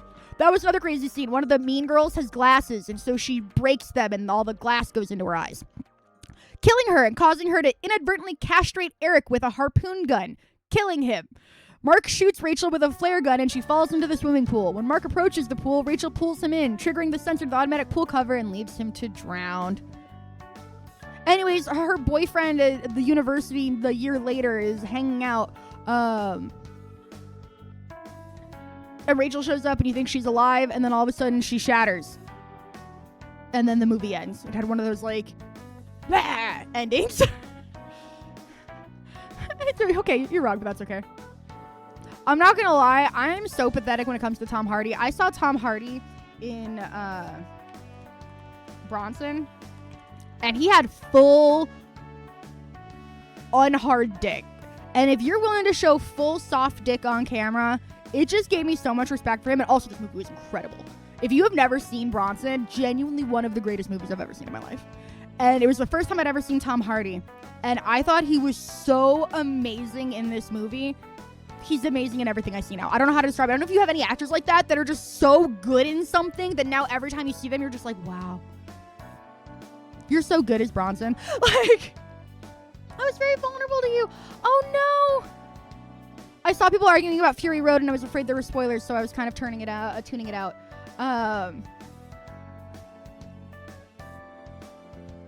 Oh yeah, Mad Max 2 is Mad Max Road Warrior. I thought Mad Max: Road Warrior was just the name of the first Mad Max film. If you guys are like, Kaylee, why did you think Beyond Thunderdome was the second? It's because I thought the first movie was called Mad Max: Fury Road, and then the second movie was called Mad Max: like I thought every Mad Max had a colon. Which is very... I thought the girl in the movie was named Max. Okay, Squid Girl, this makes perfect sense because I tell the story all the time and it's still fucking true. I thought this was Hook.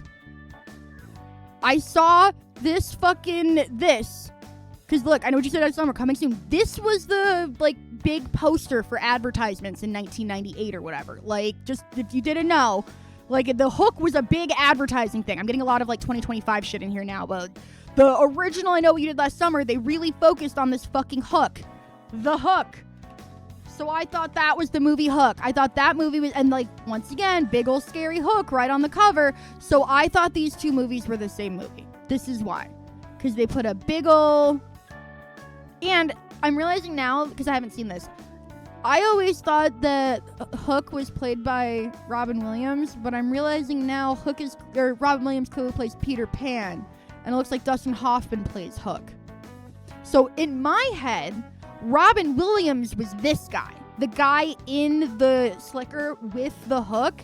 I thought Robin Williams was wearing the hook in this poster, and I thought he was this guy. Right? I was like, this is all sequel shit. But I'm telling you, back in the day, it was also, look at this fucking guy with the hook.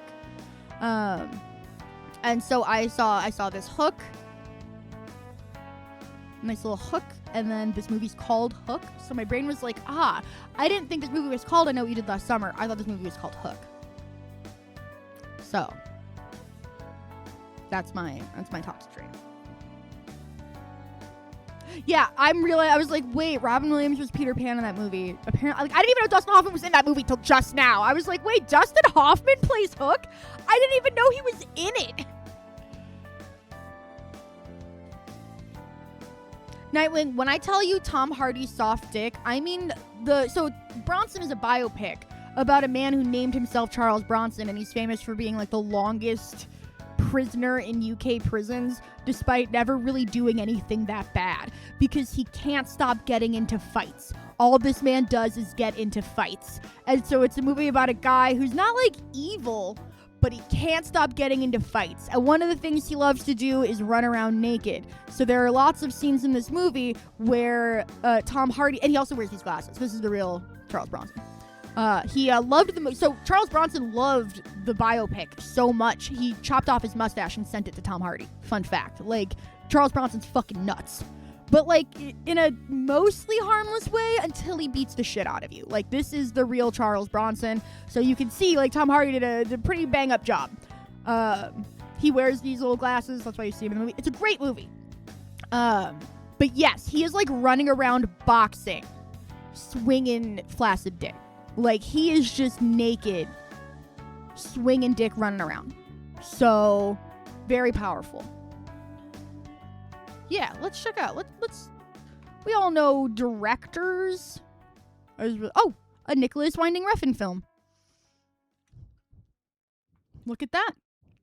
Should probably, Kaylee, you know, if you like a movie, you should just maybe learn the directors so you can see what other movies they made. Yeah, that would be smart. But that's a crazy name. This needs more vowels. Two vowels across two last names. It's not enough. Oh, he made Drive. I've heard of that. I don't care about this movie. Sorry. I know that's probably really spicy, but I don't. Oh, he did the Neon Demon. Yeah. That's how I feel about the movie too. Sorry. Which means, like, yeah, now he does, like, I don't know, that kind of movie. He's a Kojima BFF guy. Yeah, he seems very Kojima coded. Yeah. The Neon Demon, Drive, they seem both. The Kojima stuff is very good. A lot of his BFFs are very good. Mads Mikkelsen is very good. That doesn't mean he's not a Kojima ass looking dude. Yeah, I'm not like Baby Driver is another one where I'm like, what's that movie with Bruce Willis and Joseph Gordon-Levitt?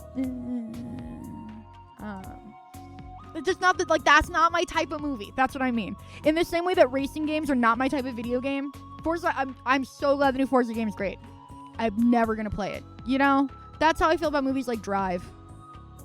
Any movies about cars that aren't Fast and the Furious Tokyo Drift or The Italian Job. Oh, I'm trying to figure out if I've seen this movie. So, I got distracted by Rosie Huntington-Whiteley because she's so beautiful. So, I've seen this one. I think I have seen the first three. And I also think I've seen the fourth one, too. I'm going to be real with you. No. Because I'm trying to remember if I've seen the Mark Wahlberg one. But I don't think I have. Yeah, I think I've seen the first three Transformers movies. Yeah, by 2014? No, by 2014 you couldn't get me in there. If you may play a sports game, what sports game would it be?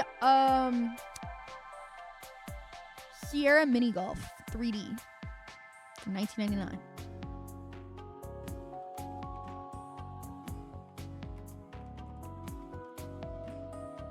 It's a great game. I used to play it all the time as a kid. It's really fun.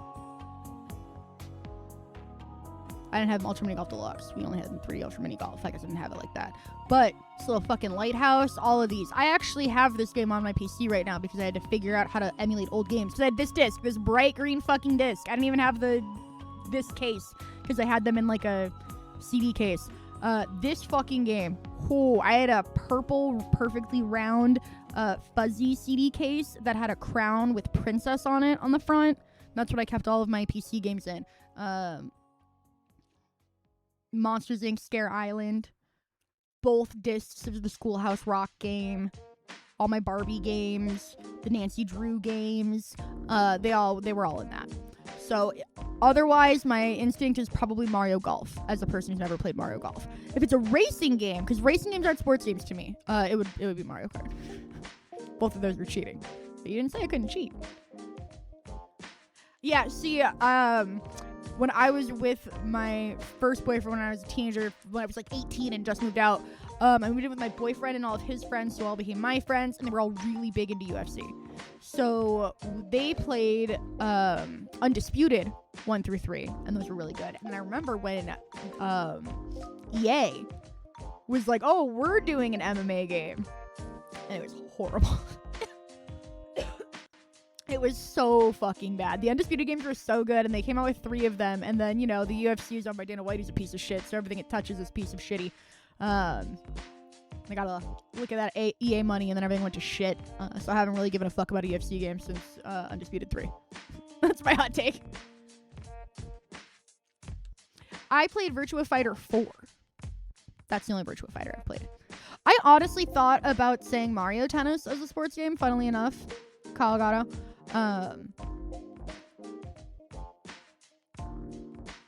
I did play a lot of Wii Bowling. I'm trying to think of like a non-bowling. No, you know what I did a lot of was the Wii Archery. I thought that was really fun. I reviewed Elite MMA. Yes.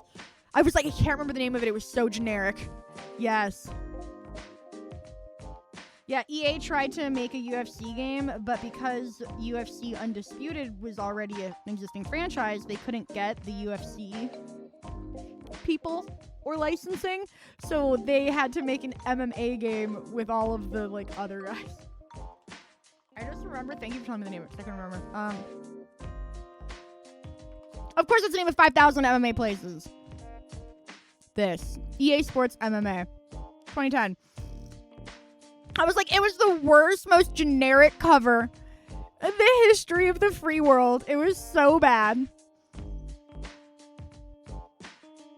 UFC president Dana White declared himself at war with EA over the development of EA Sports MMA. According to White, the UFC had hoped that EA Sports would pick up the publishing rights to the UFC's video game license, but EA Sports declined.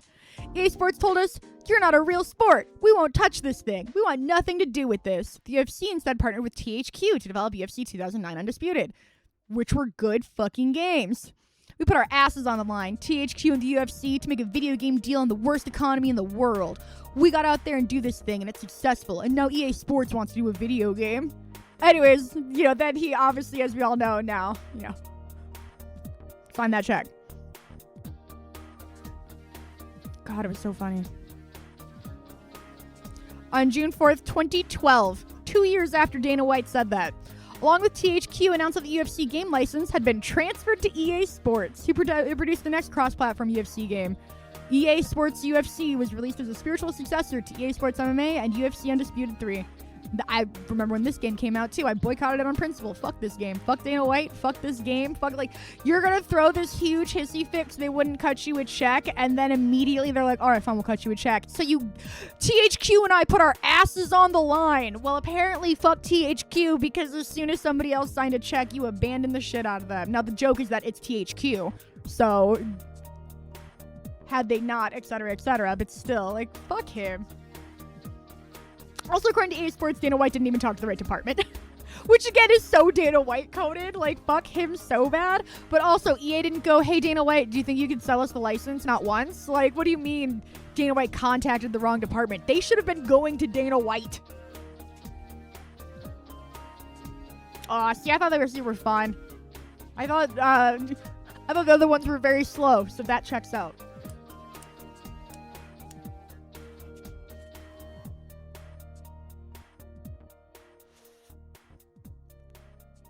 Okay, I'm marking this as watched. We have watched the first 3.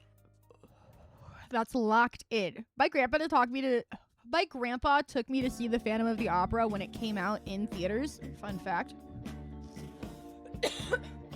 And I didn't know until 2 years ago. I thought the singing was great. It was the first time I'd ever heard The Phantom of the Opera, and so then I started listening to the soundtrack and stuff. I didn't know who Gerard Butler was when I watched it, so I didn't realize until much, much later. Wow, Gerard Butler is the Phantom. That's pretty funny.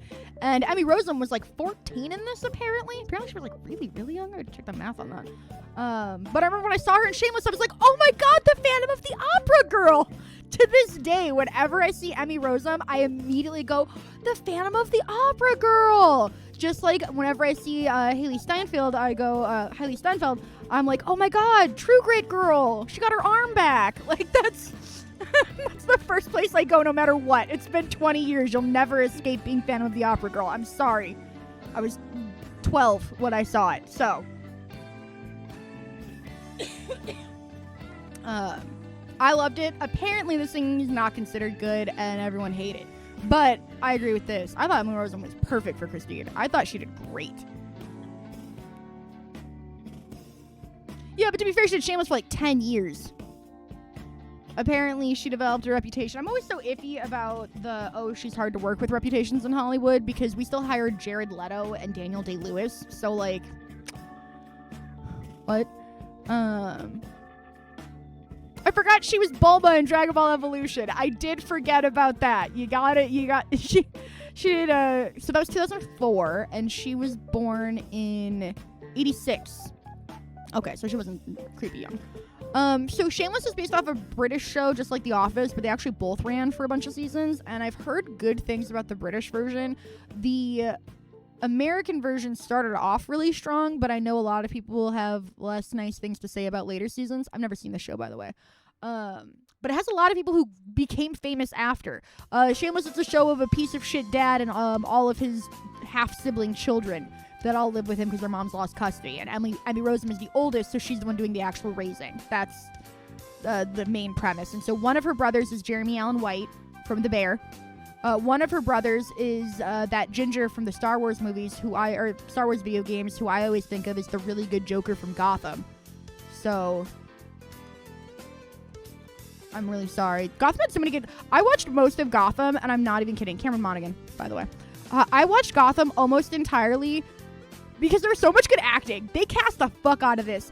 Robin Lord Taylor is the Penguin. One of the best Penguins. Period. Cameron Monaghan is the Joker 15 times. Crazy good Joker. I loved Fish Mooney. I would watch this fucking show just for Jada Pinkett Smith. I loved looking at her. I loved how terrified I was of her. Like, Fish Mooney was such a cool, interesting character to me. Just a total badass. I loved every moment she was on screen. I had no idea what the fuck she was gonna do. And she was just really, really intimidating. I've never just been like in my own house watching a thing before. I guess that's how people feel when they're watching No Country for Old Men. But oh my god, she was so intimidating. And then, yeah, it was really funny because their Barbara Gordon character ended up being the perfect Harley Quinn. She did crazy so well. And then Miranda Baccarin and Ben McKenzie fell in love and got pregnant. So then they were like, I guess James Gordon's fucking Leslie Tompkins now. So it's a wild show. If you consider it a Batman AU where things go nuts, I think it's really fun. And I like their little Batman kid. He was your little Batman kid. So a lot of people will shit talk Gotham for reasons that aren't incorrect, but it was fun. The thing was, it's not so much we ran Shameless into the ground. It's that it literally went so many seasons that actors started not like, I've been here like 7 years. I want to go do something else. I've been here 9 years. I want to go do something else. And they're siblings who live together, so it can be kind of hard to be like, oh, I guess Cameron Monaghan's character in Shameless, I guess he's gone, even though he's a brother, so they had to do these weird, like, oh, he's off to college type shit things. Like, his career is early career, Shameless, present. Ian Gallagher, yeah, he's the gay bipolar brother. So, they did a lot of really interesting stuff, but looks like she's worked pretty consistently. Oh, she directed an episode of Modern Love.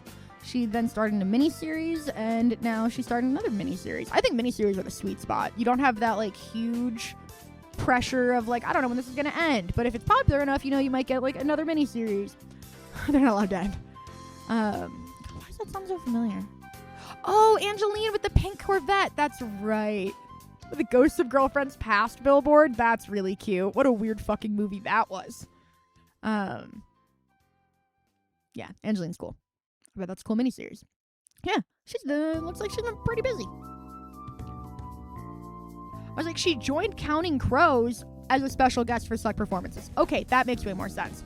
But yeah, people on like the film subreddits would be like, ugh, that version of Phantom of the Opera. We deserve a good version. And I was like, that was the good version of Phantom of the Opera. Like, what? But then people say she couldn't sing, and I was like, I thought she sang really well. What the fuck? I couldn't sing like that. So, yeah, I don't know. I have stronger feelings about the Phantom of the Opera than I used to before I knew everyone thought it was bad. Because I was like, it's not bad? Fuck you. I've seen Men in Black 1 and 2. I definitely haven't seen International, and I haven't seen 3. 3's the new one where they have, like, young Josh Brolin, right? Like, no, haven't seen. Like, Josh Brolin as young Tommy Lee Jones. No, weird. So here's the thing. Somebody made a post about like the famous characters in the first in the first instance of the series who disappear without explanation, and they were like Chuck Cunningham from Happy Days. And somebody answered, and I have to look this up now even because I was like, that baby had a name?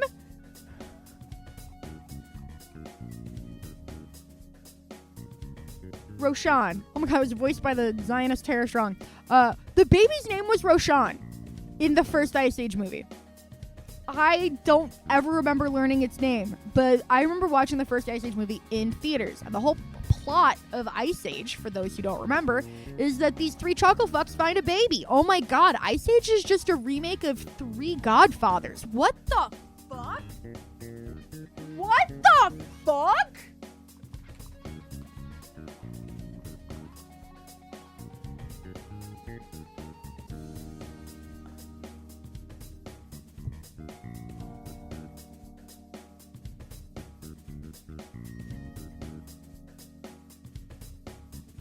Ice Age is a remake of the exact same movie, Tokyo Godfather. Remember I started this talking about, well, if you weren't here, I started this talking about Tokyo Godfathers. Kyle and I watched this week, and it was so good, and I marked it in my Letterboxd, and then I found out that it's a remake or reimagining of the movie 3 Godfathers, which is a John Wayne movie that in itself is a remake of the 1929 movie Hell's Heroes, which in itself is an adaptation of the very short story printed in a fucking newspaper titled The 3 Godfathers. That is basically 3 bank robbers running away from the law find a woman dying mid-childbirth. She makes the 3 robbers her children's godfathers and tasks them to bring the baby back to town, which is a 40-mile ride through the desert away. And it's a story of these 3 bad guys coming together to save a baby, and it's based off the 3 wise men from the Bible mixed with Western shit. I've seen it. I saw you like it is, and like literally Google's like, yeah, you dumb bitch. This is literally 3 wow. Once you start watching movies, you realize all movies are the same movie. Holy shit.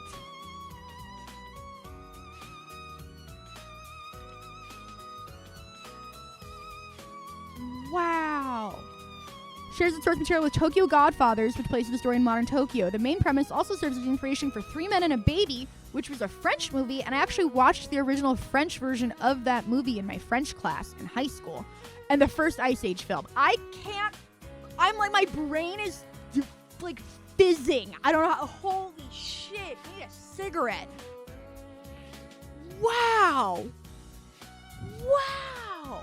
Also, fun fact, 3 Godfathers, 3 main characters, one of which is John Wayne, another of which is Harry Carey Jr., which was cast intentionally because his father, Harry Carey, no relation to the Harry Carey of baseball fame I knew, Harry Carey, his father was also a famous actor. His father starred in Hell's Heroes, the original movie.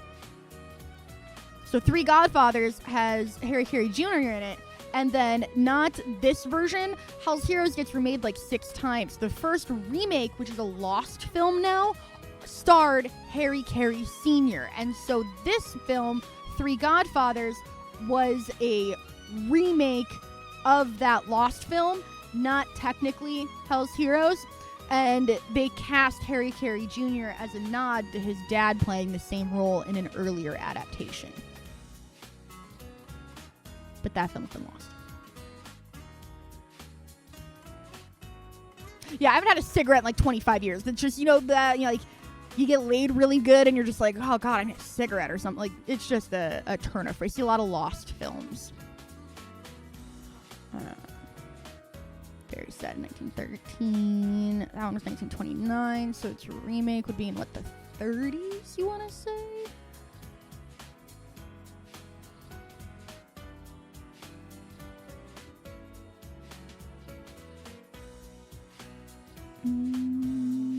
Why am I doing this the longest fucking way possible?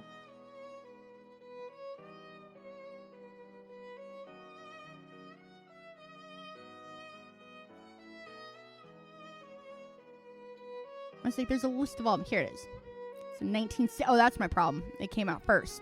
So this is a lost silent film with Harry Carey. And so then they cast his son in the fancy version. Another crazy little, like, wow, what the fuck, is that 3 Godfathers starred John Wayne, Harry Carey Jr., and then the third character was played by Pedro Armendariz. I never know to this like I'm like Armendariz. I always like I emphasize too hard because there's an accent and I sound really crazy. Him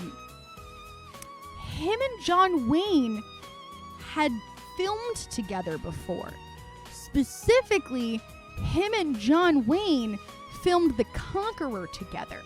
If you didn't know, The Conqueror was filmed in Utah for the cheap. Thanks, Howard Hughes. And they didn't know they were filming like 30 miles down from a nuclear testing site. And like there was like 200 something people in the production of this film. 90 something of them died of cancer. John Wayne got cancer and died. Pedro Armendariz got cancer and died. Like all of them died of crazy bone cancers to the extent nuclear incident and cancer controversy is a section on this movie's wiki because so many people involved with the creation of this film got cancer shortly thereafter and died. 220 people were used in the film, and there was like 91 cancer diagnoses. It was crazy. It is the highest rate of like cancer. Yeah, of the 220 crew members, 91, 41% developed cancer. 46, 21% died from it. Like, this movie gave them all cancer. Good thing they got to make this racist, whitewashed version of Genghis Khan's conquering. Like, it's fucking... Wow. Agnes Moorehead. Never guess what she died from. Like, it's just... By the way, fun fact, John Wayne and Pedro Armendariz starred in a movie that gave them cancer. That's how fucking racist it was. I say all that to say, I saw the first Ice Age in theaters. It was really good. I never saw another Ice Age movie, so I didn't know there aren't any humans in any of their Ice Age movies. That thread that was like characters that appear in the first one and are never seen again, somebody was like, Rohan. And I'm like, everyone was like, Roshan. Everyone's like, who the fuck is Roshan? It's like the baby from Ice Age. He had a name? And that's how I found out that this baby, its family... Oh, he's never referred to by name in the film, being renamed Pinky by Manny. So yeah, this little fucker has a name, and there's just never humans again. Rohan is a place in Lord of the Rings. Rohan is also the name of like 4 guys I know. I had no idea. It just never clicked for me. I feel like the only thing that really made it out of the first movie for me was the squirrel. Everything else that happens outside of that is none of my business. This little fucking scrat. Weird. I don't know. Weird to think about. That this movie's whole plot was, hey, let's save this baby. And then there are never humans again. It's like a reverse Ice Age where the humans died and the animals continued living because it was too sad to try to kill that freak sloth. Anyways, obviously I've seen Ice Age. Weird movie. Wow, okay. We're almost 2 hours into stream and we were halfway done with the first row, so that's pretty good. Fast and Furious is the 4th movie? I haven't seen that one. Wait, we talked about this. No, if it has both Han and the Zionist, I've seen it. Once she dies, I was like, how dare you hurt my boy Han again? And then I just didn't care anymore. She probably was not really dead and she's back and in the movies. I don't fucking know. I don't fucking care. Now I have other reasons. Like, if she came back, it'd be worse. I don't want to see her on my screen. I saw Dodgeball. I'm not that much of a freak. I missed a lot of 2000s comedies, but I did not miss Dodgeball. Antichrist is the second exhibit in my charges against Charlotte Gainsbourg that she just needs to become a porn star. You don't want to make movies. You just want to have weird sex on camera. And there's a whole genre for that. Stop tricking me into seeing these with people I wouldn't watch porn with.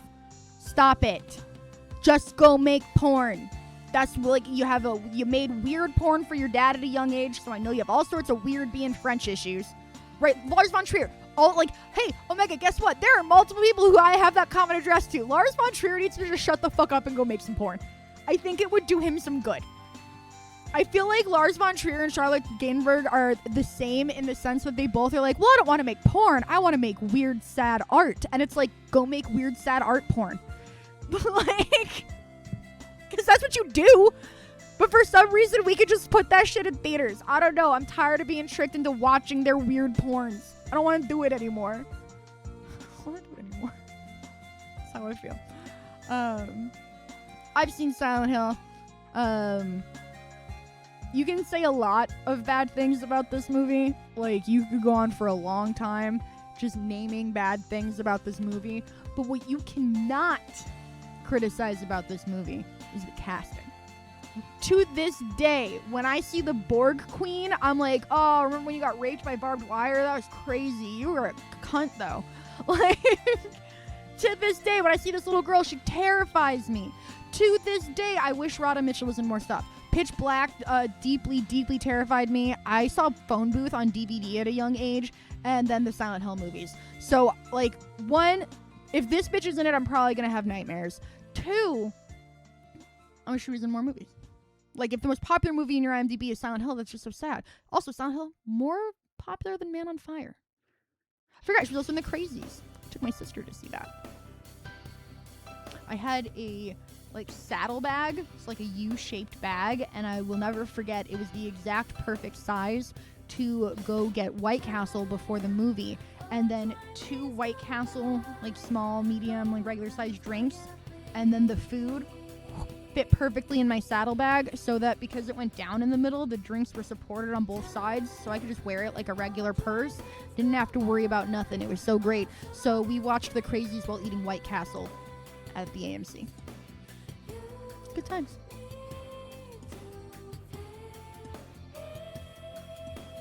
Squid Girl, again, they've done that. Lars von Trier's done it his 3 movies in a row. He did Antichrist, then he did Nymphomania Part 1, and then he did Nymphomania Part 2. Like, that was just like, haha. The nicest thing you could do is cut them down to an hour and a half. I miss White Castle so often. Whenever I go home, there's a White Castle near O'Hare Airport, so my family always knows either my mom will stop at White Castle on the way, or because she knows like mozzarella sticks and those are gross cold, she'll pick me up from the airport, and then the first thing we do is go to White Castle. 1, because you're always hungry when you land from the airport.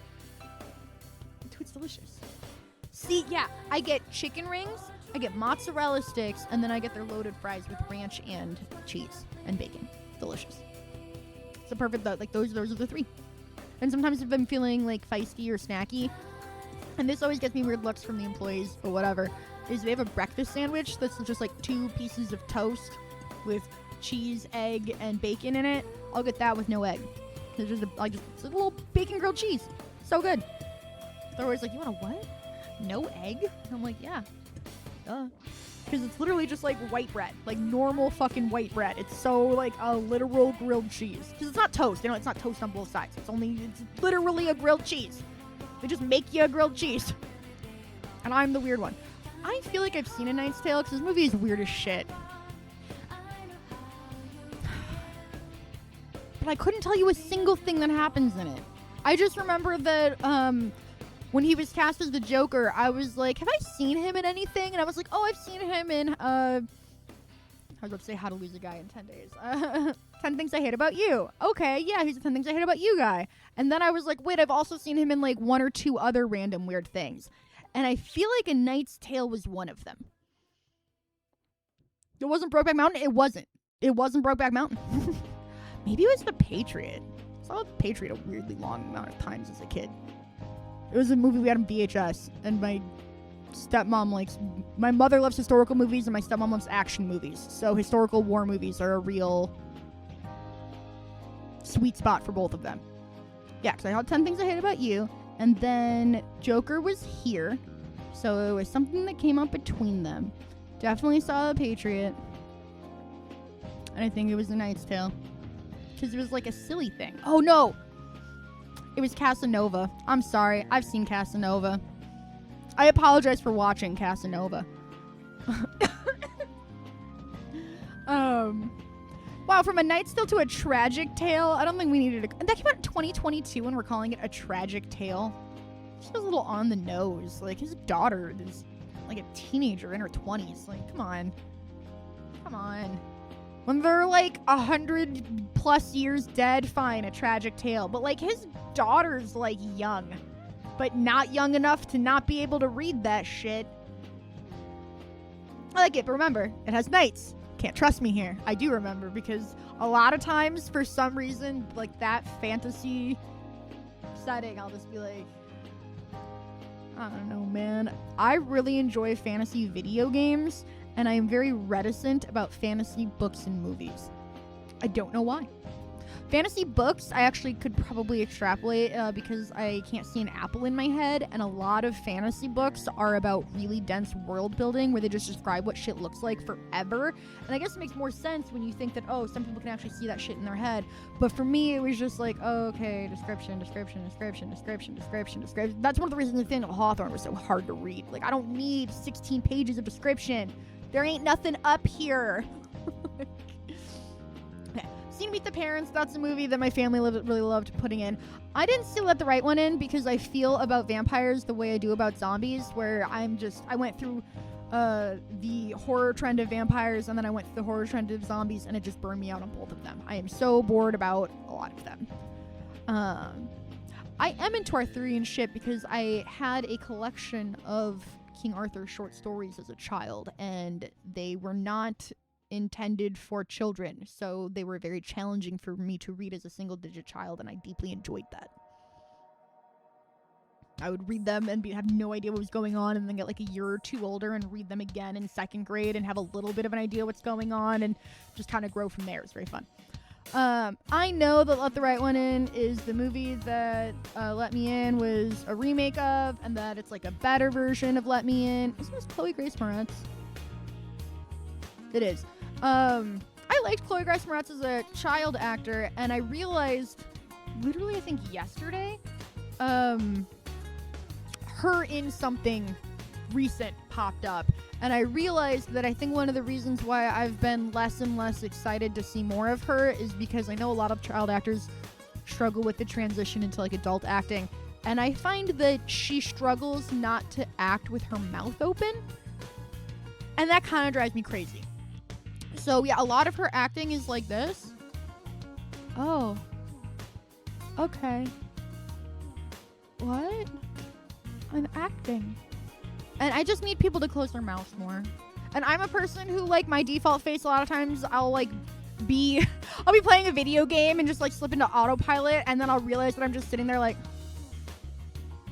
with my mouth hanging open like a fucking freak. I constantly am having to actively be like, Kaylee, close your mouth. Even when I'm streaming, I'll be like, Kaylee, you can't be hanging around with mouth agape like that. And I feel like Chloe needs that in her head. She needs more like, baby girl, you don't have to like, you don't need to act with your mouth so much. Works for Michelle Pfeiffer though, so maybe I'm wrong. Let me see. I remember this being one of her first like, look, I'm getting older. Chloe Grace Moretz is a vampire. But I was just like, I don't really need vampire movies. And then it was like, oh, vampire movie, but Icelandic of some kind. Swedish. I don't know. Some good. Child vampires. I get the juxtaposition. I saw Interview with a Vampire. Kirsten Dunst was amazing. So I'm good with that concept. I already understand the horrors of it. It's a tragedy. It's a sin against nature and God. You're preaching to the choir. So I haven't seen it. I will tell you, I have seen the poster for this movie so many times. And every time I see this poster, I cannot believe Thora Birch is not Janine Garofalo. Like, I aggressively, and obviously I don't see it here, but whenever I see this poster, I always, from afar, go, is that Janine Garofalo? And then I pick it up and I go, oh no, it's Thora Birch. I don't really like Scarlett Johansson, so one of the hard parts about wanting to watch, like, I really wanted to watch this as a kid because I was like, these are the type of cool girls I want to be when I'm older. I'm going to be a cool girl.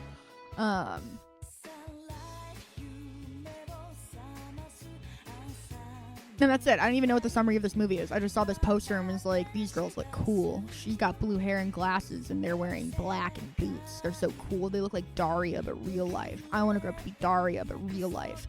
And then I realized how annoying Daria in real life is. Sorry if this is a disillusionment, but like, we're adults here. And I was talking about this earlier today, so it just might keep coming up. There's a certain, like, when you're young, cynicism seems so cool and mature, and then as you get older, not to be cringe, but I have never felt so morally aligned with a character as when Superman in the James Gunn Superman was like, maybe optimism is punk. Like, because I truly feel that. I truly feel that, like, there's something so immature and, like, sheepily about being like, everyone sucks, most people are stupid and evil, and like, man, the world's just a filthy, nasty place full of scumbags. I find that so like, I'm 14 and this is deep. And so I feel like when I was 14, I saw this movie poster and was like, oh man, these girls are deep. But it's why I hate Rick and Morty fans, right? Like, but now I am in my 30s and I'm looking at this poster and I'm like, oh no, that's a child. Why is that child in like a BDSM Catwoman mask? Like, that looks like a baby. That looks like a little tiny baby. And the worst part is I know it's Thora Birch, who, if you didn't know, her parents are porn stars. And one of the reasons Thora Birch had like a big career fall off, because I didn't realize Thora Birch was the girl from Monkey Trouble. What the fuck? What do you mean she's the girl from Monkey Trouble? Okay. This is like when I realized Michelle Trachtenberg was Harriet the Spy. Thora Birch's weird porn star parents were very aggressive helicopter set parents that were very demanding and apparently really deeply unpleasant to work with. And they put her in some movies like that one or American Beauty, where she was a skosh sexualized at a very young age, etc., etc. And her parents burned a lot of bridges with Hollywood in the 90s that she had to like be an emancipated adult to start being able to get booked again. So if you ever wonder why Thora Birch's career like had a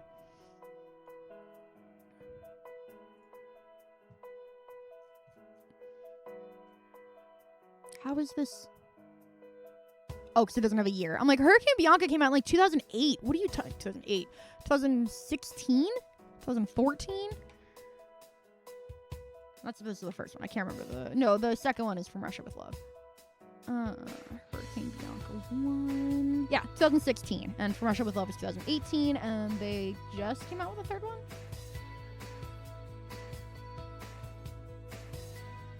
Wait, this might be the third one.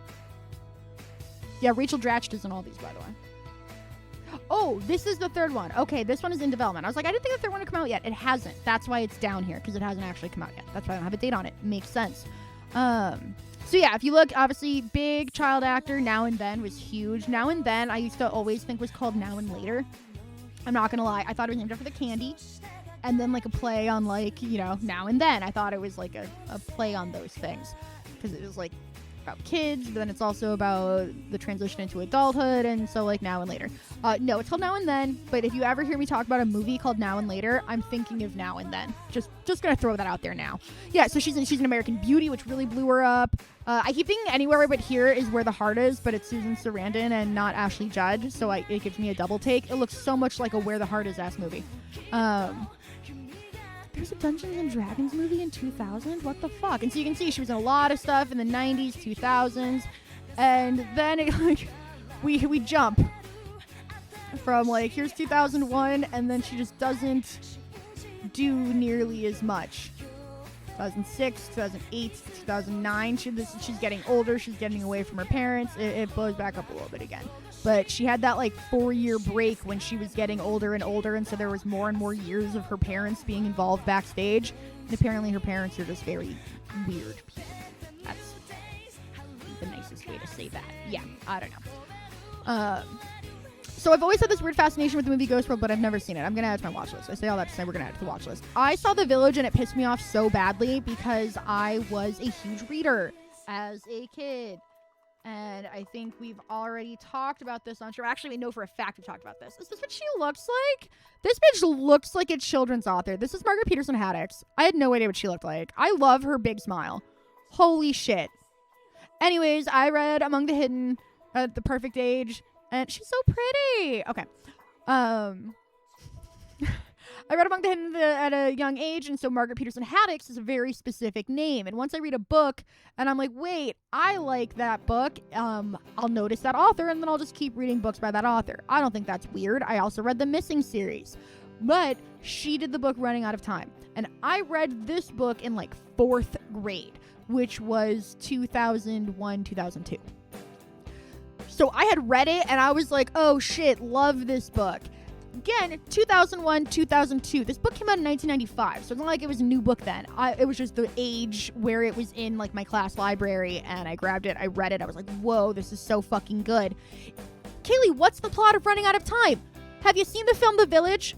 Have you seen? But it was done so much better. That's the thing that pisses me off, is that if you're gonna copy it, why change it for the worst? It is the story told from a 13-year-old girl's perspective, and she believes she lives in Indiana in the 1840s, and there's a huge breakout of diphtheria. And so because everybody's dying of diphtheria, including all the kids and shit, her mother finally cracks and reveals that it's actually 1996. They live in a tourist attraction. Every mirror in their house is a one-way mirror that guests can look through. The guests think that they're actors. They're just really good actors. So the guests can like spy on them and do all of this shit. And her mom's like, look, we're gonna fucking die, so you have to escape. And she's thrust into the 90s, having only lived in the 1840s, while she desperately tries to figure out how to like get the right people and help to her crazy village. And it's like it goes from there, which is so much more interesting than what they did in The Village. So quite frankly, if M. Night Shyamalan didn't copy that book and instead just happened upon the same idea but executed way shittier, also fuck you for that, because you could have done so much better. Somebody else has done it better first, like 15 years earlier.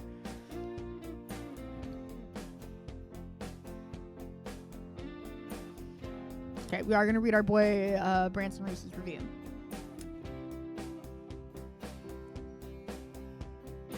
Honestly, did we see...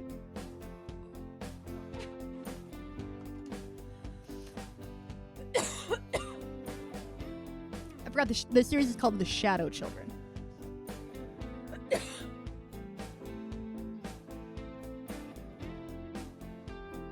Dang, I was curious if it had anything here.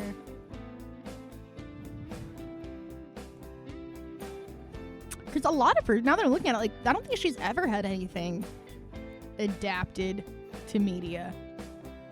I wonder if that's a thing like, well, Tolkien very famously obsessed with Tolkien states control over adaptations. But Catcher in the Rye. J.D. Salinger was like, you'll never make a Catcher in the Rye movie. Not even over my dead body. Like, after I'm dead, still fuck you. I wonder if...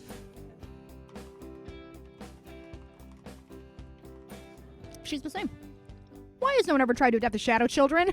9 years ago.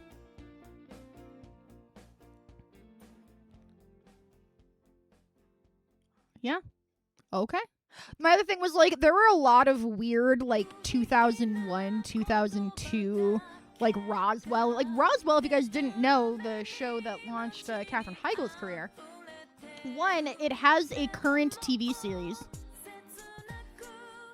So, Roswell was a show in, maybe I'm old, 2001, 2002.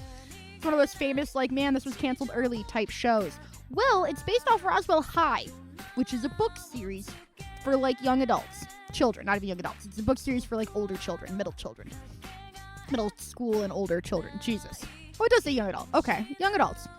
I'm realizing now when we say young adult, a lot of times we'll be talking about, like, 16-year-olds, and that has a lot of really gross implications. But anyways, it turns out Roswell is based on this book series. And it turns out there was a new attempt at this book series, still not using the name Roswell High, but instead using Roswell, New Mexico. And that lasted 4 seasons. I had no idea. I was on Lily Cowell's wiki page for something. I don't even remember why.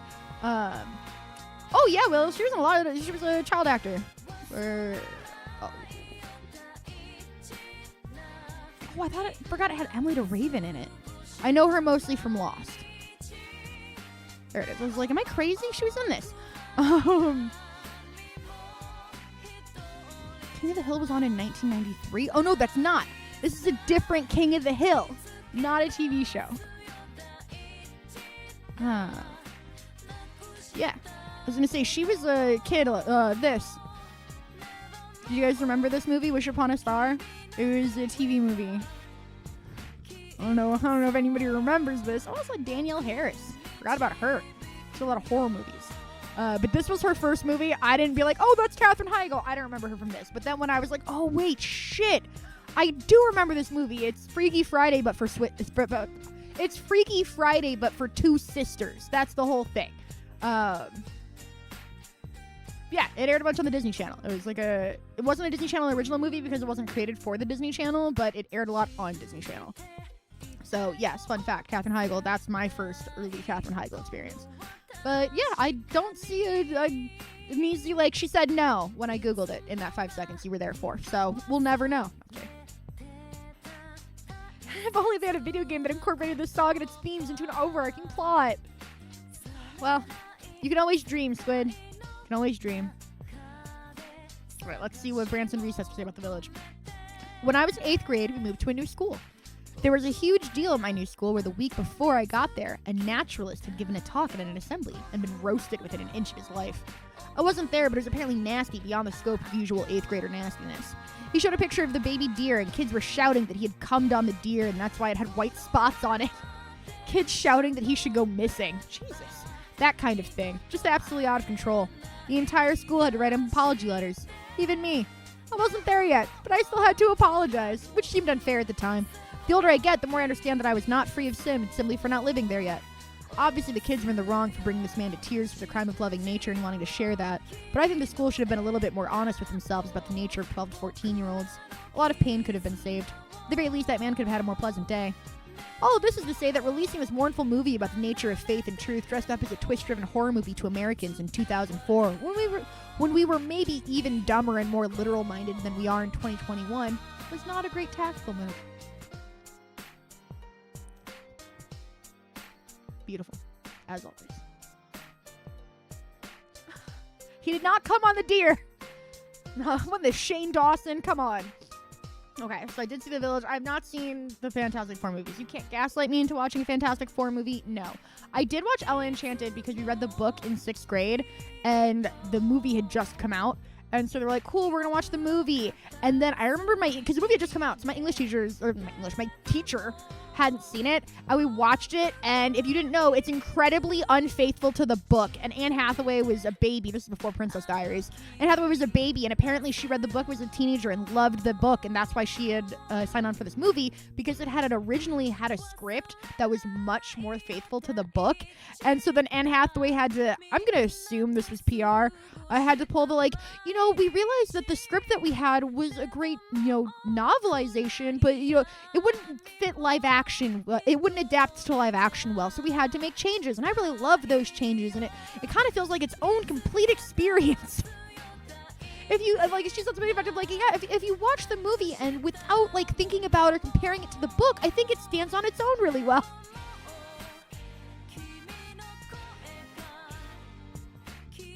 They're on to me, and that's why he started crying. So I remember watching Ella Enchanted and being pissed, because I loved books, and I think one of the, maybe we're a little therapy session here, maybe one of the reasons I'm pretty reticent to watch movies more than TV shows or YouTube video essays is because I grew up watching movies based on books that were always so much worse than the books that I think, and I have some cinephiles in chat, so hold on, we're working through it together as a family. I think that it might have conditioned me to see movies as a lesser, shallower form of media, because you could never seem to capture the depth of a book in a film the way you could in a TV show or other adaptations. Thank you, Squid. Not even on a, fuck movies as a concept way, but I think part of me, I have to, brush my hair again. It's driving me crazy. I think part of me has subconsciously always been well, you can't even make, the 1-to-1 is, one book has the depth of, 4 movies. Apparently, it takes, 2, 3, 4 movies to cover all of the content in one book, so obviously, why would I watch one movie when I could read one book, was kind of my thought process as a child, I'm thinking. I'm realizing now in hindsight. I smashed that bottle against my tooth so hard. I'm going to chip my tooth one day. I know it, because I have bad depth perception, so I be doing that. All right, get ready. Don't be scared.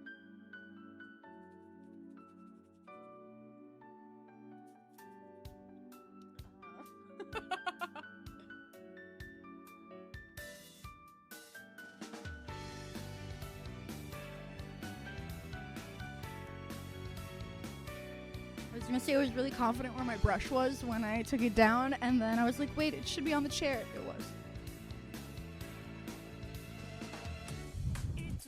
Yeah, I think that people who read like comic books can already intrinsically understand that, like, yeah, because there's pictures, you can't fit as many words, so less things happen as fast.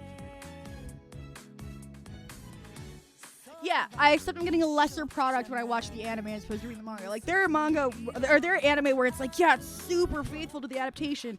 Or there's anime like the new, like, Sailor Moon Crystal or Fullmetal Alchemist Brotherhood where it's like, we're remaking the anime. Why? Because we're actually going to follow the manga this time.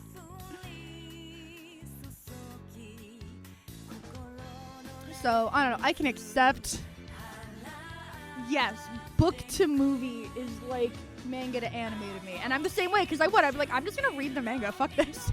Like, to me, if something happened in the manga and something different happened in the anime, it was obviously, you know, what happens in the manga is canon and what happens in the anime is fanfiction.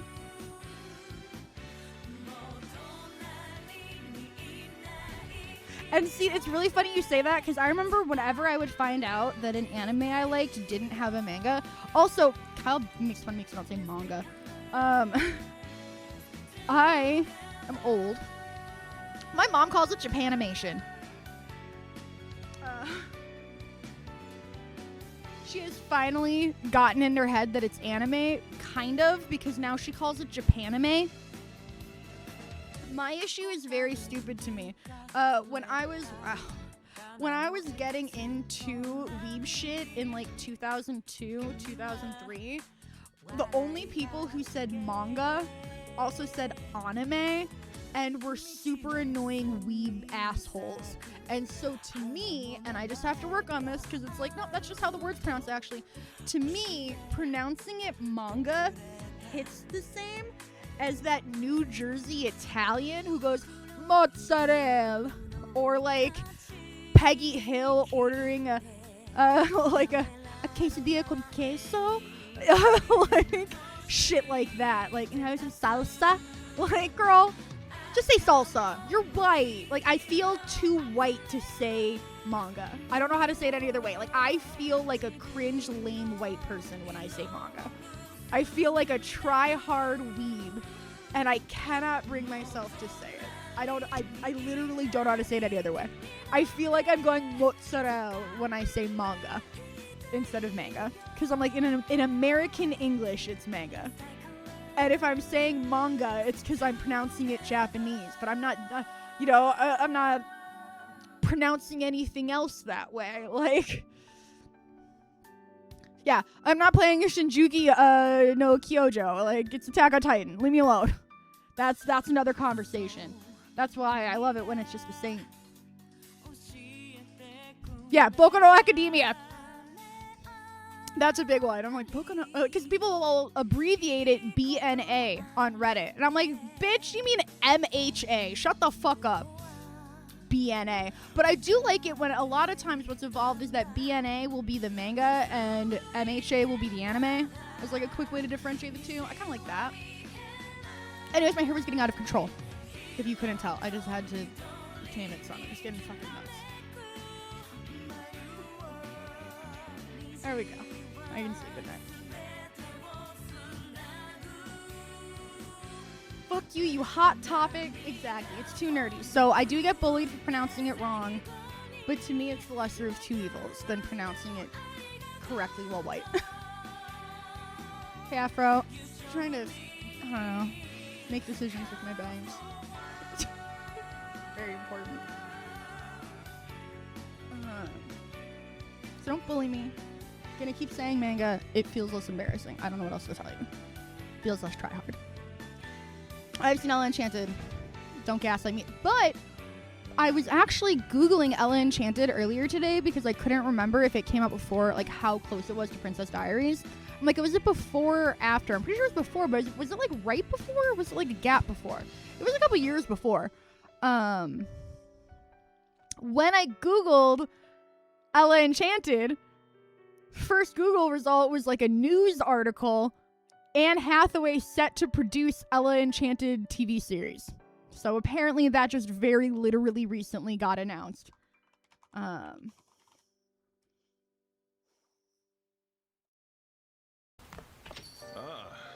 back. Disney Plus. It was 1 week ago. We're looking at now. I'm not clicking on this video, but yeah. I had one of these. It's not popping up now because God hates me, but it was one of those like instant art. Oh, here it is. Ella Enchanted TV series EP by Anne Hathaway. See, it's real. So by chance, also what drove me nuts is that her name's Ella, because the whole thing is a parody of Cinderella, or a deconstruction, I would say, of Cinderella.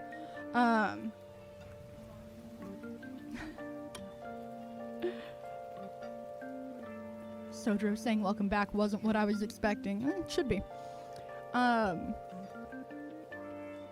Her name is Ella because she's Cinderella, but she's from Frel, which means that she is also Elle from Frel. And if that was true, I would kill myself. If I was Elle from Frel, I would kill myself. There you go. That's that movie. High Fidelity I haven't seen and I will never see. I had an absolute sociopath I was dating tell me, and he knew I hadn't seen High Fidelity because he was like a decade older than me. First red flag. He was like, "You're my Catherine Zeta-Jones in High Fidelity." And I've read the wiki summary of High Fidelity. Didn't do it till after that ended because I'm stupid. I read the wiki summary, so I think I knew what kind of backhanded fucking half compliment that was. But I really don't want to have to watch it and, like, find out. But I will say it's, like, top 5 meanest things anyone's ever said to me. He didn't say it as an insult. He said it in, like, some stupid, wistful, pedestal-y way. Like, just like, yeah, you know, you're just my Catherine Zeta-Jones from High Fidelity. I know you haven't seen it, but if you watch it, you'll understand. Loser. Fucking loser. And the worst part is my mom has a huge crush on John Cusack. We're from Chicago. Like, mom has a huge crush on John Cusack, so I grew up with this High Fidelity poster in my house. And I've seen a lot of other John Cusack movies. I just happened to have not seen this one because my mom was like, "You are not old enough," because it came out when I was 8. So I was like, "You are not old enough to watch High Fidelity." But my mom watched High Fidelity when it was new, and she fucking loved it because she's a huge John Cusack fan. Because my mother also has horrible taste in men. Yeah, that was really funny. I was like, how do I explain this? It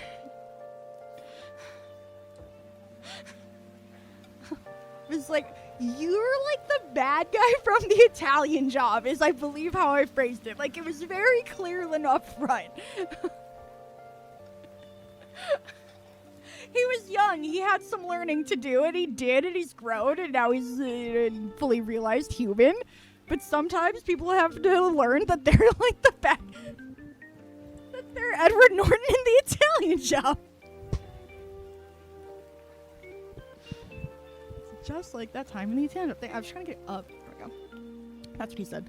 So stuff on that. I loved Speed Racer. Speed Racer, obviously my first anime because it's so old, and my mom would watch it with me. Like, my mom, when I started watching anime, she was like, "Oh, like Speed Racer." Like, that's my mom's touchstone for anime. And when Speed Racer came to America, they called it Japanimation, and that's why my mom calls it Japanimation.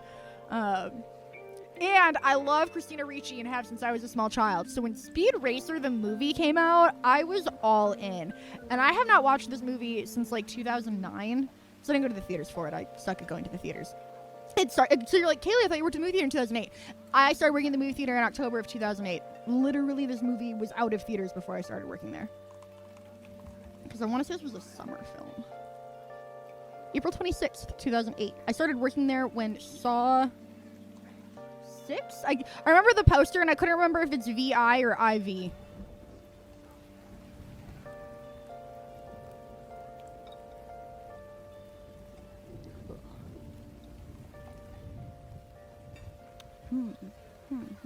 This is October 2009. Maybe I only worked in the movie theater in 2009 to 2010.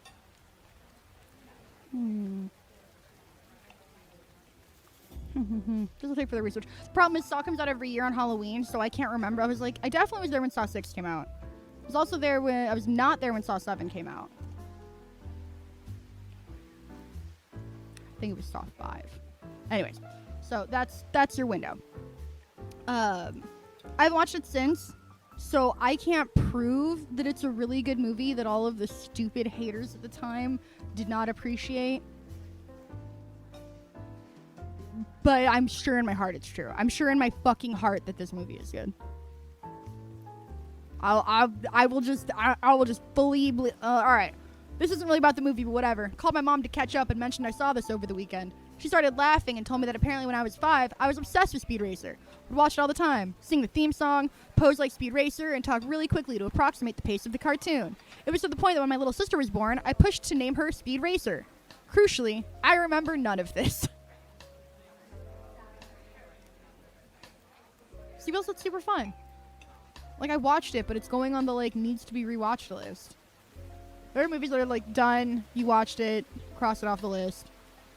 I don't think I've seen House of Wax because I don't quite have the, like, ooh, I want to watch you be brutally murdered level of hate in my heart for someone like Paris Hilton. Or at least, you know, like, it didn't even back then. Even if I would, like, want it to happen, I wouldn't want to watch. I don't get off on that. So to me, this was a movie with a bunch of people I either didn't know or knew were bad actors. And also Alicia Cuthbert. Sorry, Jared Padalecki, you got dragged into this, but like... Which one are you? Which one are you? Yeah, this is the less talented of the Knott brothers. I'm sorry, but these two actors, Supernatural, I'm so glad they have a movie.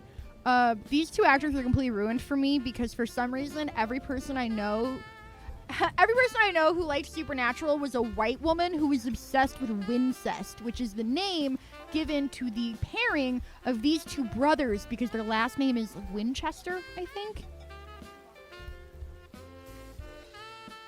Just selves. Well, thanks for nothing. And the sheer amount of Wincest I had to listen to. Like, I truly believe that there are more people in, like, bullying is the only reason we have less cousin fucking. I don't know how to say it any other way. I think that George R.R. Martin has ruined society because he opened the floodgates on everyone's fucking incest obsessions. I remember being a weeb in 2003 and being like, what do you mean there is a subgenre of woman whose favorite thing is twin men fucking each other? Twincest.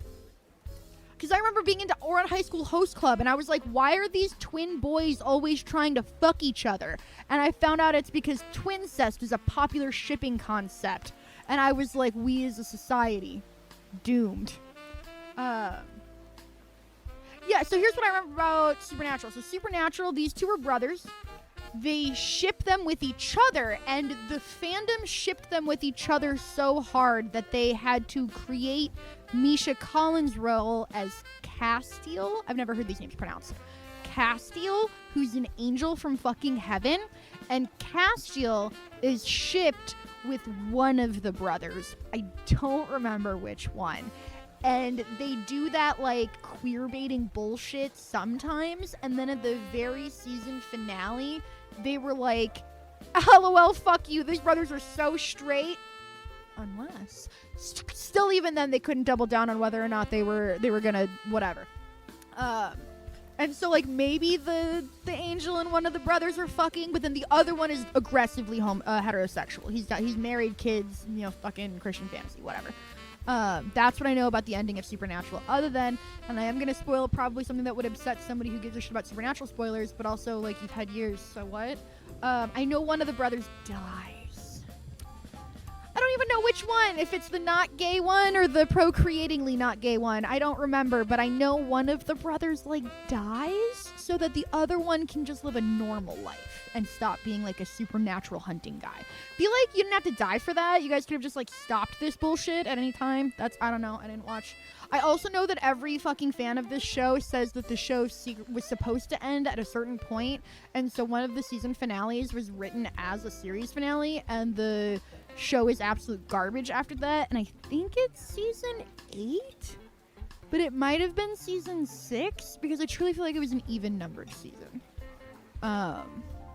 No, Zyger, they are brothers whose mom and dad were also, like, vampire hunters and shit. So as far as I know, they're just, like, guys. But because they fuck with the paranormal so much, they can die and then shenanigans can bring them back a bunch, as Wheels said. But Castiel is a literal angel ascending from heaven to be like, I think like their guardian angel or something. I don't know. That's what I've learned through osmosis. They're witchers, but like for real. Yeah. Then one of them doesn't want to really be a witcher, but he has to, and the other one like really wants to be the witcher. And I think the one that didn't want to be a witcher but had to was the one who died, so the one who really wanted to be a witcher could realize, wow, that was stupid. Seasons 1 through 5 is so good. Maybe it's 1 through 5. Season 6 doesn't exist. Sam Winchester wears makeup. Which one is Sam Winchester? These men look exactly the same almost all the time. I'm literally like, one of you is Rory Gilmore's ex-boyfriend, and the other one is really good on the CW. That's what I got for these guys. Oh, look, we got little Haley Kate Eisenberg again. Fucking Haley Eisenberg. That's fun. Yeah. So Jared Padalecki, in my experience, hasn't been in anything good. But the other one, Jensen Ackles, because both their names are fucking nonsense. Jensen Ackles, he's been in a lot of really good shit. I low-key really liked him in My Bloody Valentine. I thought he was very good in that. And then, yeah, isn't he like Soldier Boy on The Boys? That was a fun against type of thing, because his fan base really so here's the other thing about the Supernatural fan base that I know of. The Supernatural fan base is not just weirdly obsessed with incest, they're also incredibly parasocial to the extent that they believe that these two actors are both secretly gay. Their wives are both beards, and some believe that the wives know, and some believe that the wives are in the dark, but people truly believe that these two men have been in a closeted homosexual relationship for like 15 years now, and all of the marrying and children is just to throw people off the tracks like it's the 1950s. I truly believe every single one of those people is also a Gaylor, which, if you don't know, are the Taylor Swift fans who are obsessed with the conspiracy theory that Taylor Swift is a closeted lesbian, and all of her songs about men are actually secretly about women.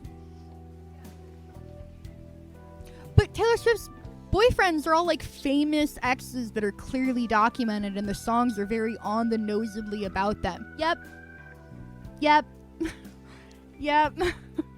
Ain't good. But I will say, every time I have seen Jensen Ackles in something that wasn't Supernatural, I liked him. I haven't seen Supernatural. I'm not saying I didn't like him in Supernatural. I'm saying that everything about the fandom of Supernatural has ruined any ability I have to ever watch Supernatural. This is fun.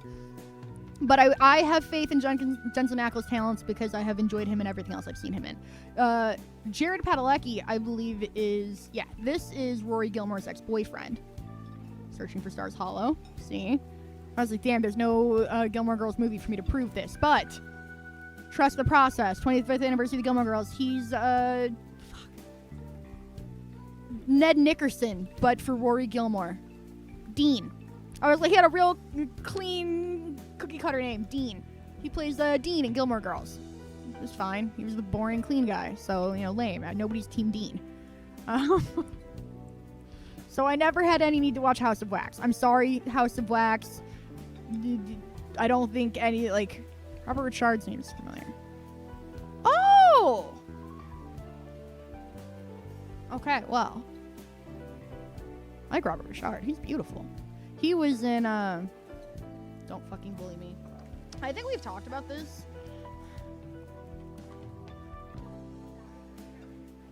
It's even worse because of everything Megan fucking Good has been doing in the last few years, but I watched Cousin Scooter all the time as a kid. I was born bisexual, if that wasn't obvious. And this show, when you're 8, he's beautiful, she's beautiful, the fucking mom was beautiful. God. Oh, he's the dad, and then he became the dad from That's So Raven. I don't think I ever made that connection. The Cousin Scooter dad is the same dad from That's So Raven. Holy shit. That's nuts. Anyways, yeah, I loved watching Cousin Scooter because everyone in it was so beautiful. Oh, I watched Cousin Scooter mostly for Megan Good, but then Robert Shaw was so beautiful. Oh. Now I'm older, and I'm like, man, that mom is so much prettier than everybody else. Wow. But yeah, Megan Good really disappointed me as a person because I was really excited when Megan Good was able to keep acting after Cousin Skeeter because I was like, she's so beautiful. And then turns out she's a fucking bird brain. So that was really disappointing. You poor, poor, dumb bitch. So tragic. She's gorgeous. Can't have nice things. I wish I could get it though. Didn't know who's in House of Wax. Alright. Yeah, I kind of want to watch House of Wax. I know it feels weird having watched so many bad horror movies, but having never seen House of Wax. I'm not watching The Cat in the Hat. I'm not. The Grinch live action being good was a disaster. Because we already have the amazing Chuck Jones animated one, so it's not like we were itching for a Grinch adaptation that was good. We already had one. And the Grinch adaptation succeeding is why this movie exists. And this movie is abjectly horrifying. Why did they give him lash extensions? This is all terrifying. Abigail Breslin's brother's in this, if you didn't know. Spencer Breslin. I don't know if a lot of people realize Spencer Breslin. He was in The Kid. That's what I think I first remember him from. But yeah, Spencer Breslin, big child actor. And then Abigail Breslin started taking off. Grinch live action is not good. It is actually bad.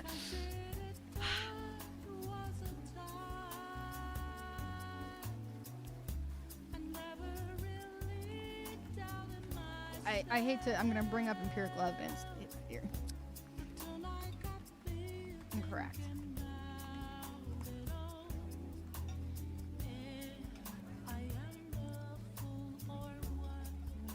I hate to do it to him.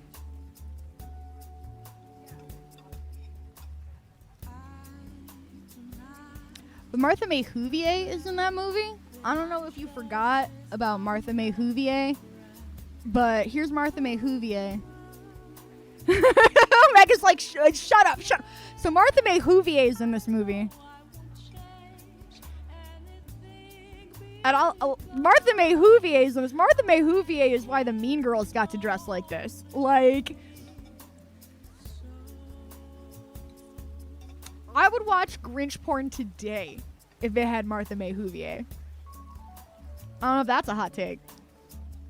The tragic part is that Christine Baranski is another fucking bird brain. She's married to RFK Jr., if you didn't know. Yeah, the fact that they didn't need to give her a who knows because she already has one is very powerful. Like, you look at her and you're like, they kind of tried, but like, her nose starts here, so they didn't really have much up to go. Oh, you're right. No, I take it back about Christine Baranski. He's married to that lady that looks just like Christine Baranski. I know that's probably embarrassing to say for people who don't. Yeah, Cheryl Hines. Tell me Cheryl Hines doesn't look like Christine Baranski's cunt sister, who's like maybe a year younger.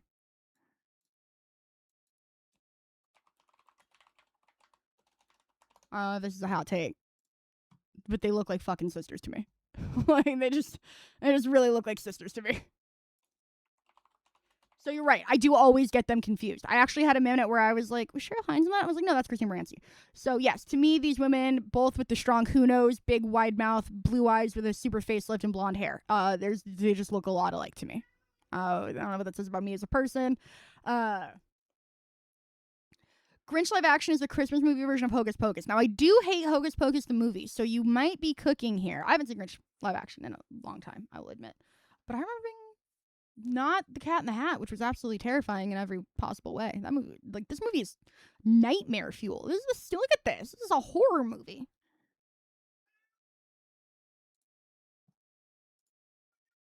Hey, Milo, stop it.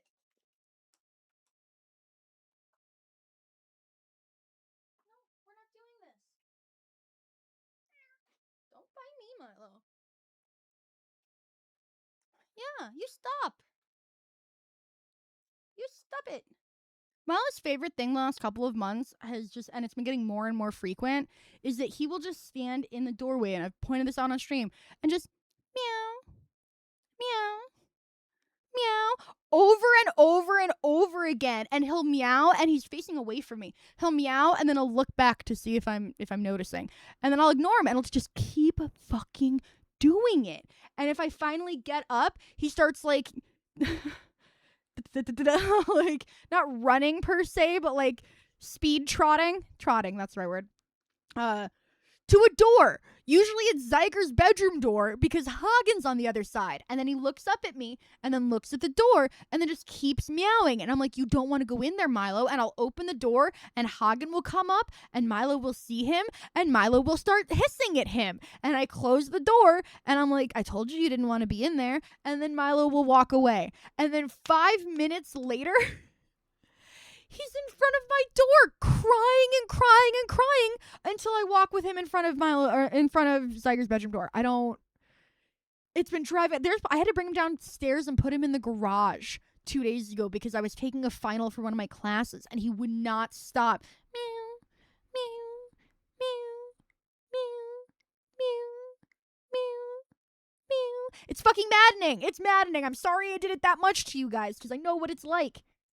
It is literally the way to madness. That's what it's like. So, sorry. For some reason, I've been getting very, very, like, I don't know, triggered by Milo's meow sounds. Where I'm like, is there something wrong? Are you ill? What is happening? Zyger and Hagen don't have the right to hug Zyger's room. That's the problem is that I'll take Hagen out and let him in there, and then he goes under Zyger's bed, and now it's like, fuck, now I can't get him out. It's the worst. Anyways, I saw 2012 in 2012. No, I'm kidding. Because 2012 came out in 2009 for some fucking reason. Can you imagine if this movie dropped in, like, 2011? That's like, I don't know if that's stupid, but I was like, why the fuck would you drop this movie in 2009? It's not so far away that it's a sci-fi movie, but it's not like, oh no, that's like next year, or like, that's like now. So now this film's existence is awkward. But I watched this in theaters, I remember. I don't know who was like, hey, we're gonna go see Roland Emmerich's 2012. Wait. Yes, I do. This movie has John Cusack in it. My mother wanted to see it. Milo, you gotta stop. Milo.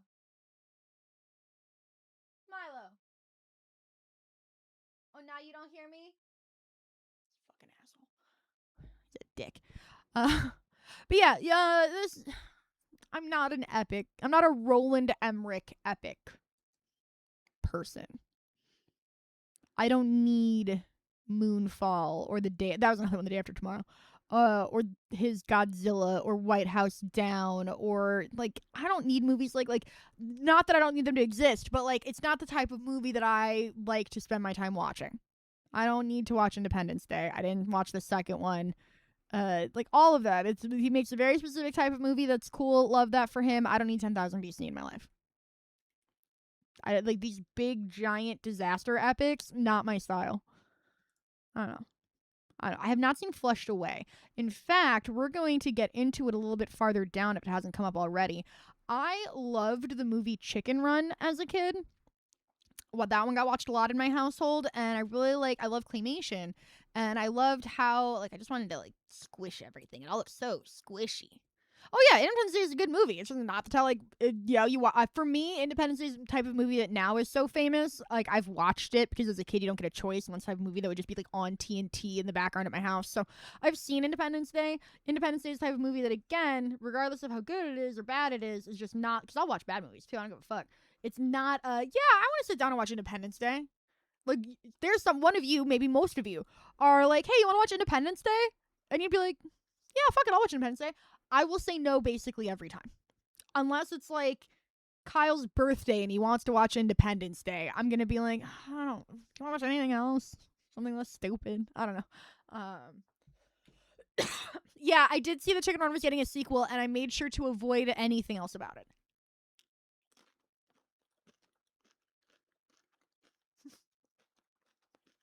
You had your birthday chance, and you hid it from us, so now you have to wait 11 and a half months.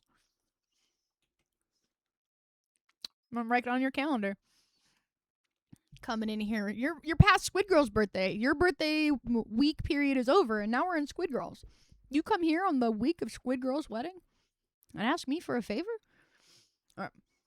So I didn't see Flushed Away. I haven't seen anything else from this art style. I don't even know who they are. I call it I hadn't heard of Wallace and Gromit, and I found out that, like, the Chicken Run people are the Wallace and Gromit people. I don't know the name of that people, right?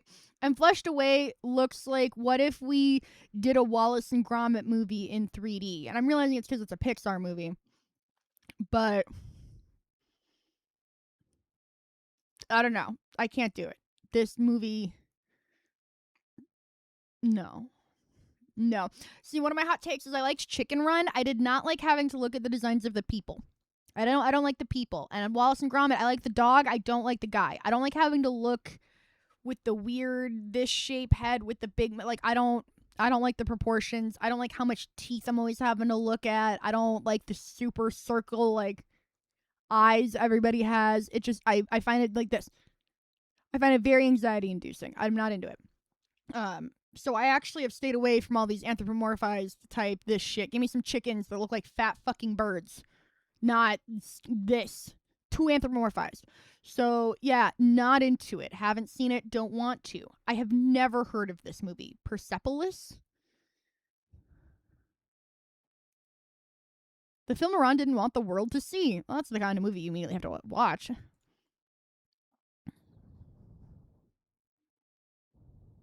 Yeah, Catherine Deneuve's kid.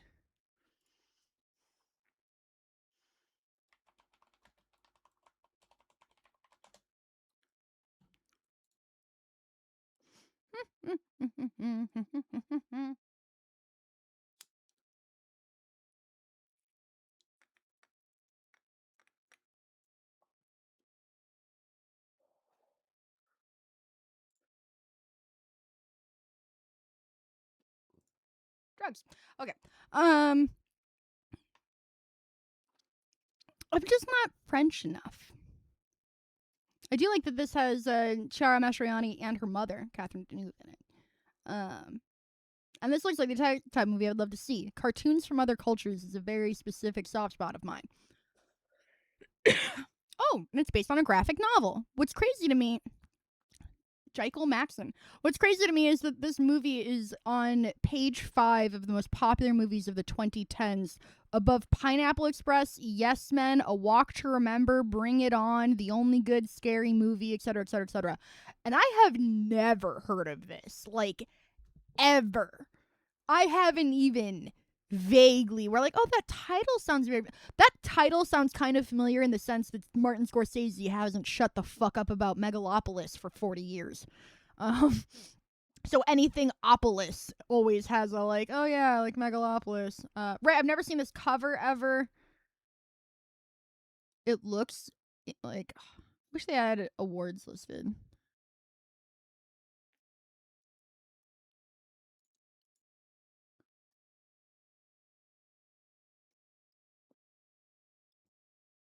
Interesting.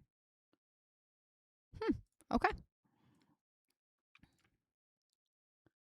I did confuse Scorsese with Coppola, but is there really a difference? One of them has grandkids way better. Kids. I think it's his actual daughter.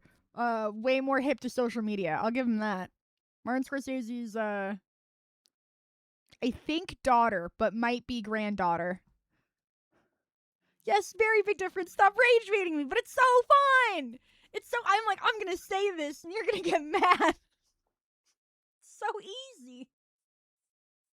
I'm just supposed to not. Alright. I saw Pineapple Express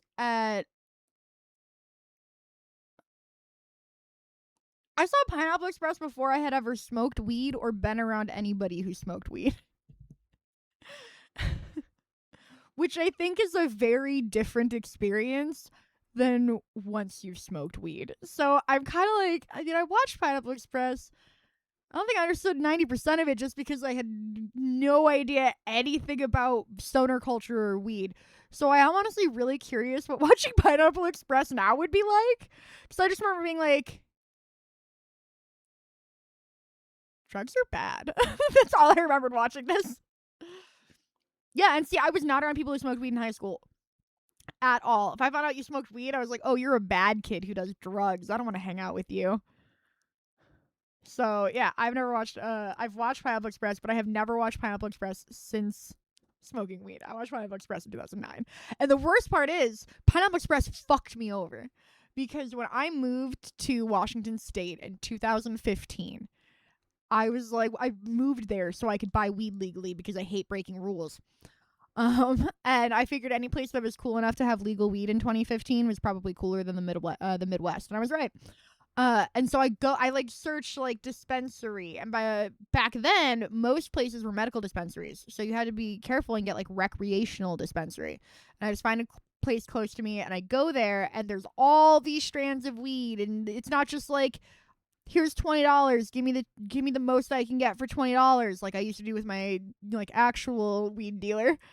And so I was like, oh my God, they're going to smell that I don't know what I'm doing. They're going to be like, this fucking loser doesn't know what strain she wants. And I was just like, I've never heard any of these names. I don't know what a sativa is. I don't know shit.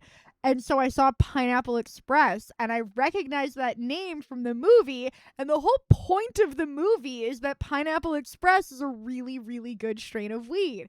So I was like, okay, well, I know Pineapple Express is good at least. So I bought Pineapple Express as my very first legal weed purchase.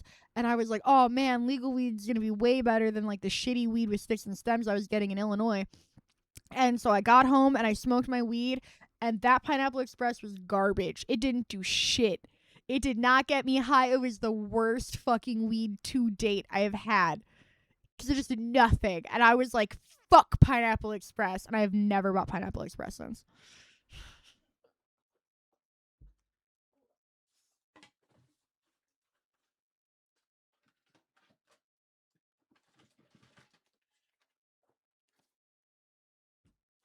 Okay, this is a huge qualifier to the story, because I kept the label for my very first weed, and I remember now, it wasn't technically Pineapple Express. It was a hybrid, because it was golden pineapple. And my PS Vita case has the label. And by the way, now that it's been like 10 years, Fat Panda kind of sucks ass. I don't buy their weed. But this is the label for the very first legal weed I ever bought. You want pineapple? I don't. Garbage. No, you want Girl Scout cookies. Any hybrid with Girl Scout cookies, fuck me up. But this was garbage. I ended up accidentally being in line for a Rooster Teeth thing, and everybody else was having them sign stuff, and I was like, oh no, I don't know any of these people, but I guess you can sign my Vita case. And so I see I have Barbara with a heart. I have Gus. I have Adam with a K last name. I have Bruce with an exclamation mark. I have Andy Cortez when he worked at Rooster Teeth. I have Michael, who dilated his eye with a heart. And there's one more whose last name looks like it probably starts with an R. That I got nothing. It's a scribble. Maybe it looks like their name is Jold, Jold. That's the best I got out of that. And their last name would have an R. Jeff Ramsey. Yep. Nope, that's it. Jeff Ramsey. Or as I would say, Geoff Ramsey. Yep, those are F's. Okay, I see it. And I was going to say it's R and then like a bottom letter, so it would be a Y or a G.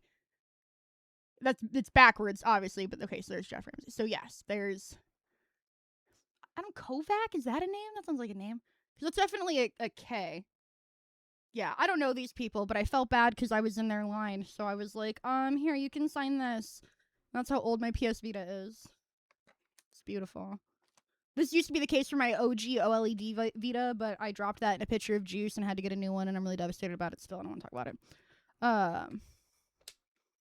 Right, yeah, I was like, that name sounds familiar, and Bruce sounds familiar as a name. Geoff.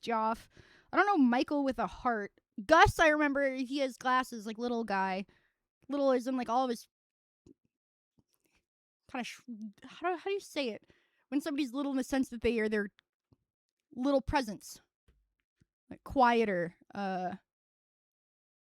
introverted. I couldn't think of the word introverted. Jesus Christ. Michael Jones, Achievement Hunter. Okay, yeah.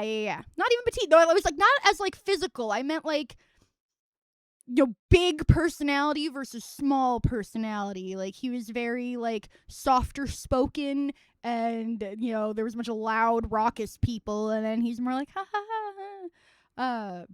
Seemed nicer. I don't know. That's what I meant. Again, not feels very disparaging because people think small is bad, but just like, there's big, huge, loud personalities, and then there are more reserved. Reserved. That's the word I'm trying to fucking think of. He seemed more reserved than the other ones. And then this is literally just a scribble. So I don't know what that's supposed to be either. So if there's another person with these people whose name I haven't said, that's just a scribble. So that could be there. Put my veto away. Thank you. I'm like, yeah, there's some names. I don't know. I thought I was going to say Michelle because I saw the heart, and then I was like, oh, it's Michael. That's fun. I realized something when I saw the Yes Man poster and remembered that it had Zooey Deschanel in it. My problem with Yes Man was a very similar problem to my problem with Elf, where upon seeing the love interest in the movie, I was like, why are these old men going after the, like, why is this man in his, like, mid-30s, 40s going after this, like, 22-year-old? I thought it was very weird in Elf, which I will say, as a blonde, Zooey Deschanel looked older. But in this one especially, that could be her, if this was, like, you didn't know the plot, and this is a man and his daughter, would you believe it? That's a man and his daughter. That's all I see when I look at this. It makes me so uncomfortable. That is a man and his daughter. What are we doing? I don't even know their ages. Maybe he just looks old and she just looks young. But when you, I don't know how to say it, but like when you show person who looks old with person who looks young and normalize that, you're normalizing young people getting preyed on by older people. I don't know how to make that any more obvious. So it grosses me out. Ugh. But I remember watching Yes Man, and I remember finding out that it's based on a book written by a guy who's apparently a huge jackass. And I thought the concept was stupid. I don't know, like the concept of this book, this movie really bothered me. All right, I'm gonna say yes to every single thing for like a weirdly long time, like maybe a week. But he was like, I think going on for like a whole year, where he was just gonna do no. It's a good thing nobody asked him to chop off his hand. Yeah, see, because that's the thing. There was an artist who did a similar art installation where she stood just, like, in a room, and there were, like, flowers and feathers and blades and a gun and all sorts of stuff laid out. And you had until a certain time on the clock to interact with the exhibit as much as you want. And the artist, like, basically got severe PTSD from it because people would start off like not really doing much, but by the end of the time, people would like, one guy pointed the gun at her head, people would like slice her skin with the blades, like people would just do fucked up shit because she would get so dehumanized from like being like, she kind of wanted to see what would happen, what people would do to a human who was being dehumanized. And it turns out, if they're a woman, really fucked up shit. So the idea that this yes man white dude Jim Carrey thinks he could get away, like, do you know how many women would just be doing nothing but having sex if they said yes to everything for a year? I'm so dumb. I thought the Third Eye Blind song in Yes Man was an original song. I can't tell you, I don't remember the Third Eye Blind song in Yes Man. But, like, yeah, like, it really bothered me where I was like, the second someone tells you to do something you know is wrong, you've become a bad person. You're essentially just following orders. Like, what a stupid... Well, I feel like I'm too negative, and I always say no to things. So instead of just deciding to pick an area to grow in, I'm going to overcompensate the other way. Once again, remove any agency or like need to make decisions from myself and offload that on the entire general public. Like, it just really seems so egotistical. It almost seems like, and it's funny that it's Jim Carrey, it almost seems like a reverse Truman Show, where now everyone else is completely at the whims and mercy of this one dude without their consent. Like, fuck this. I'm not your entertainment. I'm not your therapy. I do not consent to be a part of your therapy, bud. Don't ask me what book I should get. Ugh, more like Geneva suggestion. So yeah, like, just, I was really pissed off watching the trailers for this movie, and I can't remember how I watched it. It was either also shown to me in class, Or it was a movie that my family wanted to watch, and so I got sucked watching it. Because here's the thing. My family would pick a movie I didn't want to watch, and I'd be like, oh, I'd rather, like, read a book or something. And then my family would be like, oh, so you don't want to spend time with your family? And it's like, no. Like, I'll sit on the couch reading the book. I'm here. I just don't want to watch this stupid movie because it's bad. And then it was just guilt trip, guilt trip, guilt trip. So I also, like, I think that's one of the other reasons, Chris, I'm kind of anti... If I don't like the look of a movie and someone tries to push me into watching it, I'm like, no. I'm tired of doing that. I'm tired of watching Yes Man and White Chicks because my family has mediocre taste. No, I'm not doing it. So, yeah, I don't know. Bothered me deeply, but I watched it. I didn't like the Chronicles of Narnia. I had the book series and I tried reading them and I couldn't even get through Prince Caspian because it was one big anthology and they were all in order. And I couldn't even get through Prince Caspian. I think it's so boring. I think the characters I hate those fucking siblings. The kid who would sell his family out for the shittiest candy in the world. The 3 siblings who instantly forgive their brother's bloodlust. Like, fuck these people. They were all horrible people. They were all little shits. I hated the last name Pevensie because as a kid, we had to read this in 5th grade, The Chronicles of Narnia. Or we had to read The Lion, the Witch, and the Wardrobe in 5th grade. Which, unfortunately for me, I'd already had the anthology, and I'd already read it and didn't like it, so then I had to read it again in class, and I was like, ugh. And then our teacher brought in Turkish Delights, and I was like, this is what he betrayed his family for? This is nasty. But I always read it as pensieve. And I was reading Harry Potter a lot of the time, and in Harry Potter, there's a device called the pensieve that is spelled, like, my fucking dyslexia would always turn this word into pensieve, and I used to call them the pensieve siblings for a long time, and so I have a lot of, like, fuck you embarrassment from Pevensie, fucking stupid last name. But yeah, all 4 of these fucking siblings suck ass. I think the world is boring. I don't care about your fucking lame Jesus lion. Like, so stupid. I've never been able to vibe with them. I don't even know what happens halfway through Prince Caspian because I've never finished the books. And this little kid mean mugging me is gonna get it. I'm gonna clock him. And this girl looks like I saw her as a younger child actress before, and now I'm like, yeah, probably in the Chronicles of Narnia first movie, you dumb bitch.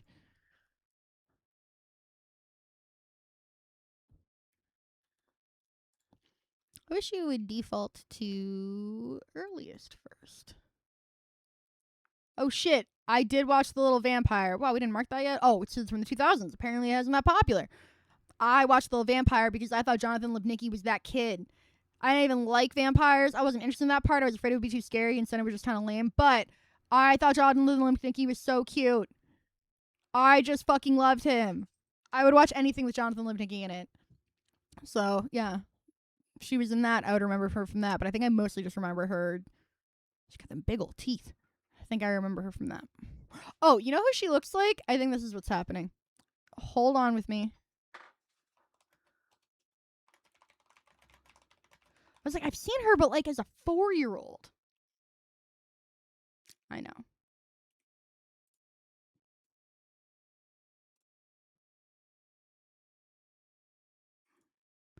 The girl who plays Nell as the young girl in The Haunting of Hill House. I mean, like little you. Little Nell from The Haunting of Hill House Netflix show. Looks like she grew up to be her. That's what I'm saying. Do you see the vision? Dee Dee, tell me you see my vision. 64-month resub? So this actress was from the Chronicles of Narnia series. This is a different timeline. These are not anywhere close in age. Also, fuck her for being like an adult now. That miniseries just came out. Why are you grown? Nobody told you to get grown. That's not you. You're 6 still. Don't fucking play games with me, lady. So anyways, yes, the little girl. That's right. She's in like Thunderbolt. She's doing all sorts of stuff. But also I love this little boy actor with the glasses. I thought he was so cute. But she looks like she is now. They have like the nose and the lips and the eyes and same color hair. It does look the same. These look like the same actress, but they're actually like a decade apart. If no, they're probably like 20 years apart. 1988. She's like 5 seconds old. Don't try to play with me. So yeah, that's the vision. I was like, I've seen her younger. I haven't seen her younger. I just think that this girl looks like her younger so hard that I was like, no, I've definitely seen her younger. I haven't. Yeah, so I don't know. Chronicles of Narnia as a series doesn't interest me in the same way that The Lord of the Rings as a series doesn't interest me. I feel really bad. Oh, I see his stream starting soon in German jazz. You can tell he's lying because we had Persona music instead of German jazz today. Wahaha. That's how you keep them on their toes. Right.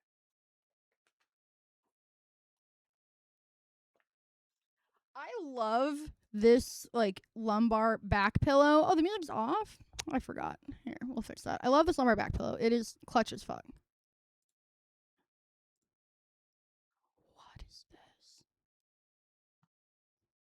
The problem is, it falls down all the fucking time. I actually closed out of the YouTube window.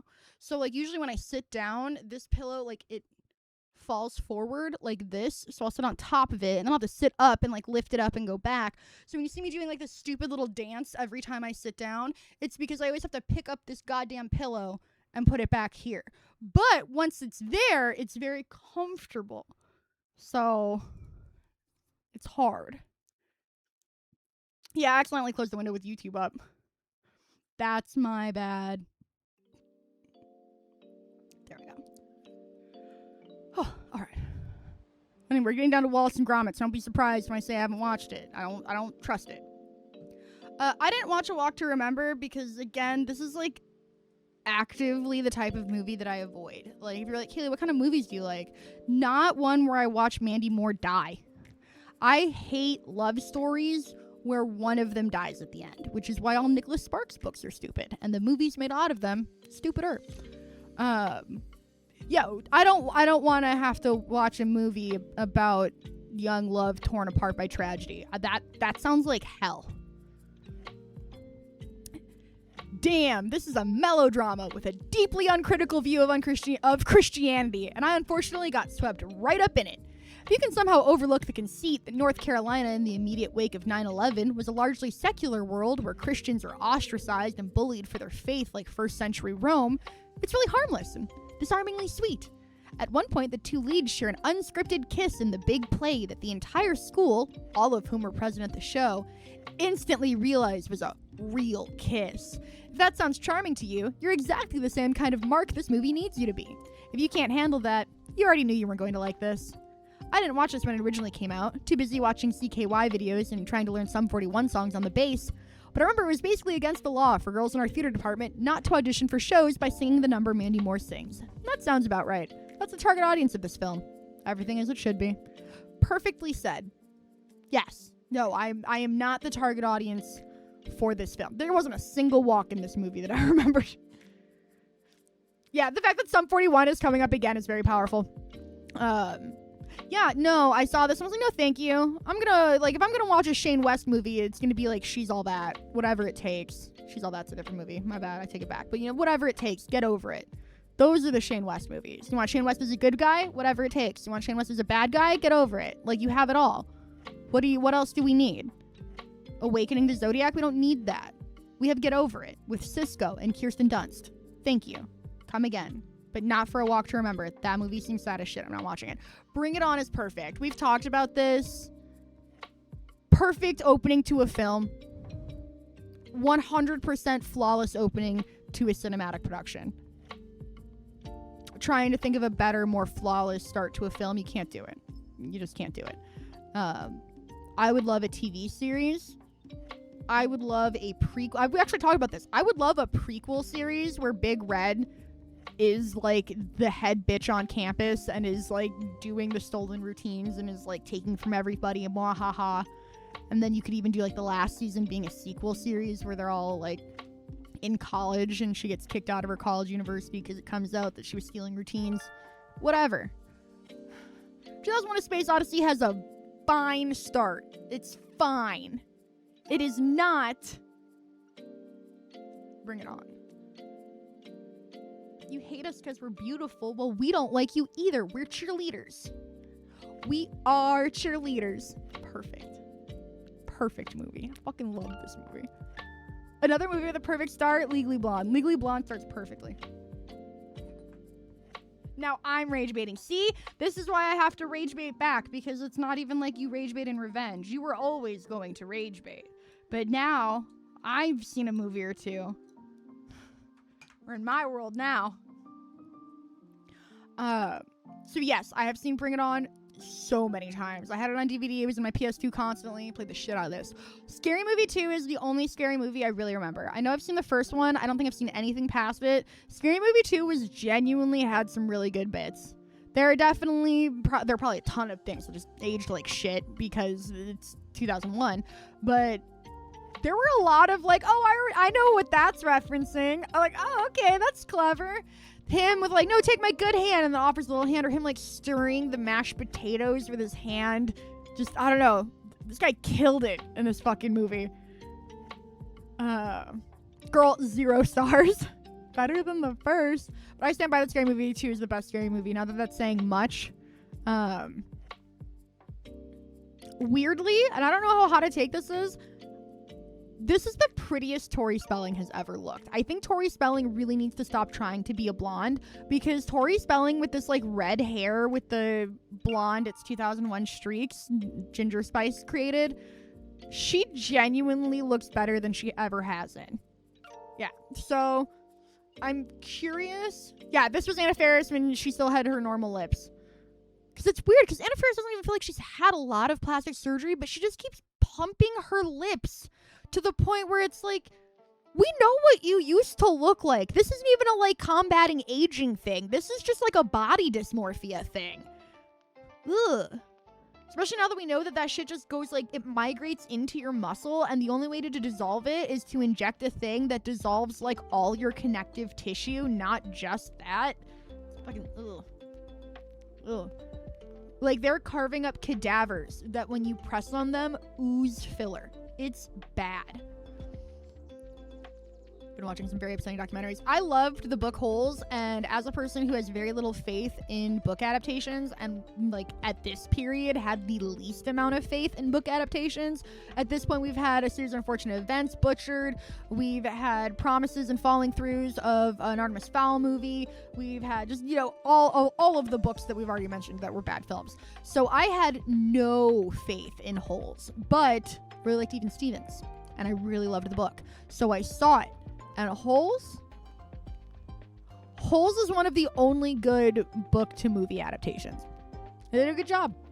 One of the few things that they didn't do is that one of the big plot lines is that Stanley Yelnats, the main character, is a chunky guy. Like, he doesn't have any friends, and he's a loser nerd, and one of the reasons is because he's fat. And one of the reasons that being out there in the holes starts out hard for him is because he's like, they have a lot of descriptions about the blisters on his hands, and like he's really heavy with bad cardio, and it's really hard for him. And so, you know, there's a section where it's like, you know, they tell you the first hole is the hardest hole, and, you know, that's not true. The second hole is harder.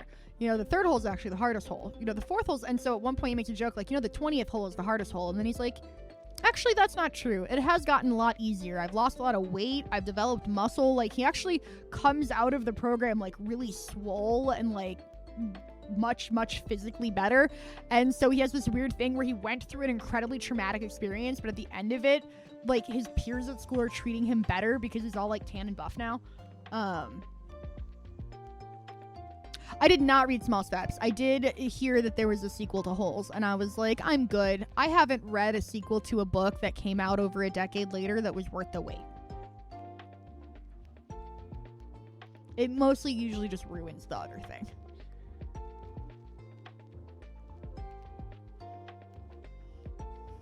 Yeah, see, it doesn't make sense on some levels, but then one, like, body dysmorphia, literally you look in the mirror and your face does not look the way it really looks. Like, you know, Anna Faris did have thin lips. You can't pretend she didn't. Like, I want to be very honest.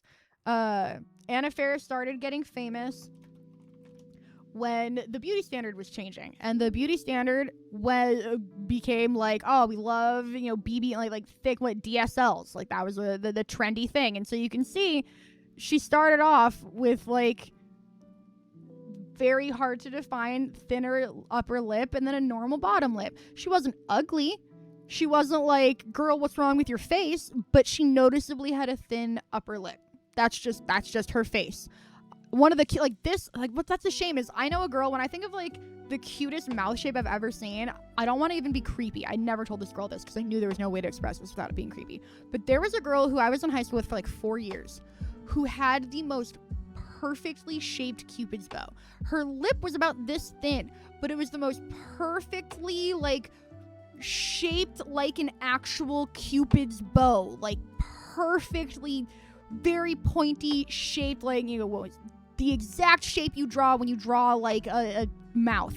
It was crazy. I was always like, wow. Sometimes I get distracted when she was talking, so I was like, wow, she has like the perfect example of a Cupid's bow. And Anna Faris's lips look a lot like that. And in the 1920s, that was really, really, really trendy. So in the 1920s, you'd put foundation over your mouth to force it into this thin lip with a very dramatic Cupid's bow shape. And she was a famous actress in a period where that wasn't the beauty standard. And the beauty standard was like, how big can your lips be? And so, yeah, there's that pressure of, I know what the beauty standard is and I don't fit it. And so when you have this like really easy fix to suddenly, you know, I have everything's perfect with this one thing. Oh, but if I could just fix that one thing, then it'd be perfect. And so I get why, like, because it's not, again, she's very pretty. She does not perfectly fit the beauty standard of 2005. And I think the fact that she did the house bunny after all that plastic surgery is one of the like worst and most telling parts, because it was literally like, look, now I match the beauty standard. I got fake tits and I got big lips and I dyed my hair blonde and now I literally I'm the beauty standard. And it makes me so sad because I understand perfectly. You understand perfectly why she would do those things, because that's the beauty standard. Like, look at how fluffy your lips are now. It's just so sad to me. Because, yeah, she started off noticeably, like, I think it's kind of cool, and it's just, like, a line there. It's not even, like, but, yeah, I can see 100%. And the worst part is, you do that, and then you have kids, and your kids look like you before the surgery. So now your kids are like, well, shit, my mother had that surgically adjusted, so I must clearly need to get it surgically adjusted. Like, she was hot as shit. She didn't need to inject a bunch of stuff in her mouth. But she felt that she had to because the beauty standard at the time said no. Plump that shit up.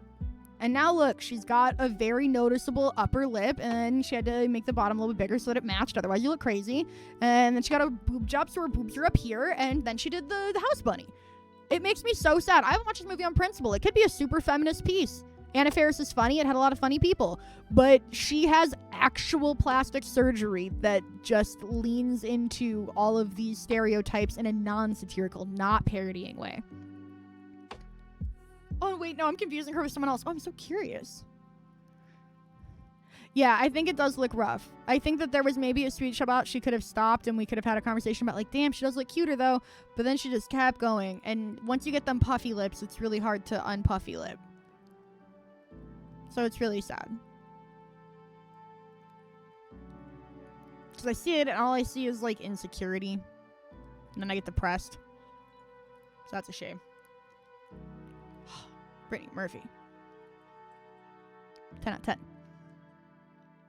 The House Bunny was also an early Emma Stone showpiece. Good pull. For those who don't know. It also had one of Bruce Willis's kids, didn't it? When they were trying to put her in movies. Oh no, it had Kat Dennings. Yeah, it did. It had Rumor Willis.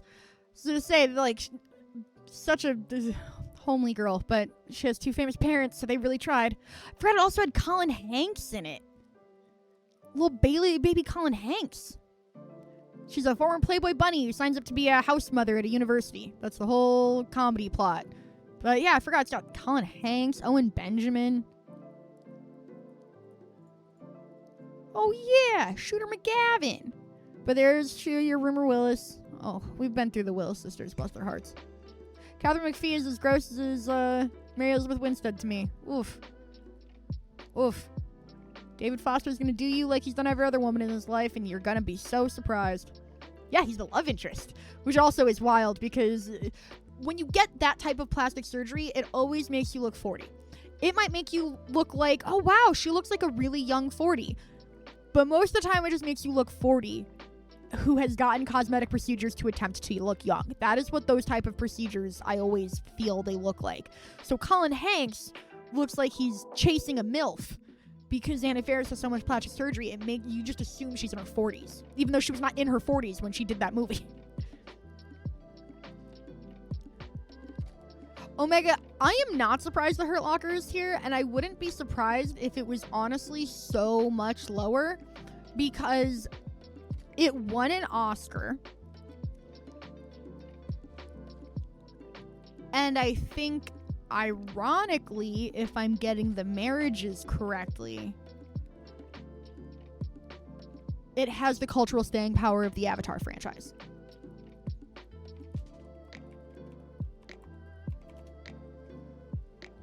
The joke is that I'm pretty sure they were married. Yeah, James Cameron. I was like, she's the one married to James Cameron, right? James Cameron to the Avatar franchise? Yeah. I think that they are both, they have that talent. Wow, you made something everyone's like, this is great, and then never thinks about it again. Like, it's a big, yeah, oh my god, I want to be very clear. No one's saying anything about the quality of this movie. I'm trying to think of something to compare it to, but I guess the best I can say is there's a lot of, like, movies in the 1970s that were considered mind-blowingly good that most of us can't even name. I'm going to do something crazy to try and prove that. I believe, and I can't remember this actor's name, and it's going to be really embarrassing. I believe Meryl Streep was dating him when he died. Yes, John Cazale. I was like, he was in The Godfather and Dog Day Afternoon, died young. Basically everything he was in. Like, here's a great example, like The Deer Hunter. Deer Hunter you remember the name of, at least. Yeah. I literally Googled, I'll admit it, I was like, John Cassavetes? Nope. That's that Greek director. So I actually Googled him first, then I was like, shit, what name am I thinking of? It was John Cazale. Just pretty, right, like, look at this 4-picture run. Crazy. There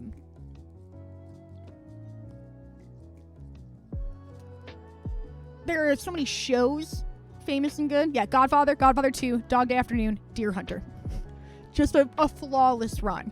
I'll tell you this. Do you want to know why I know the name Dog Day Afternoon? It has never come up before or since, so I would not know of this movie any other way.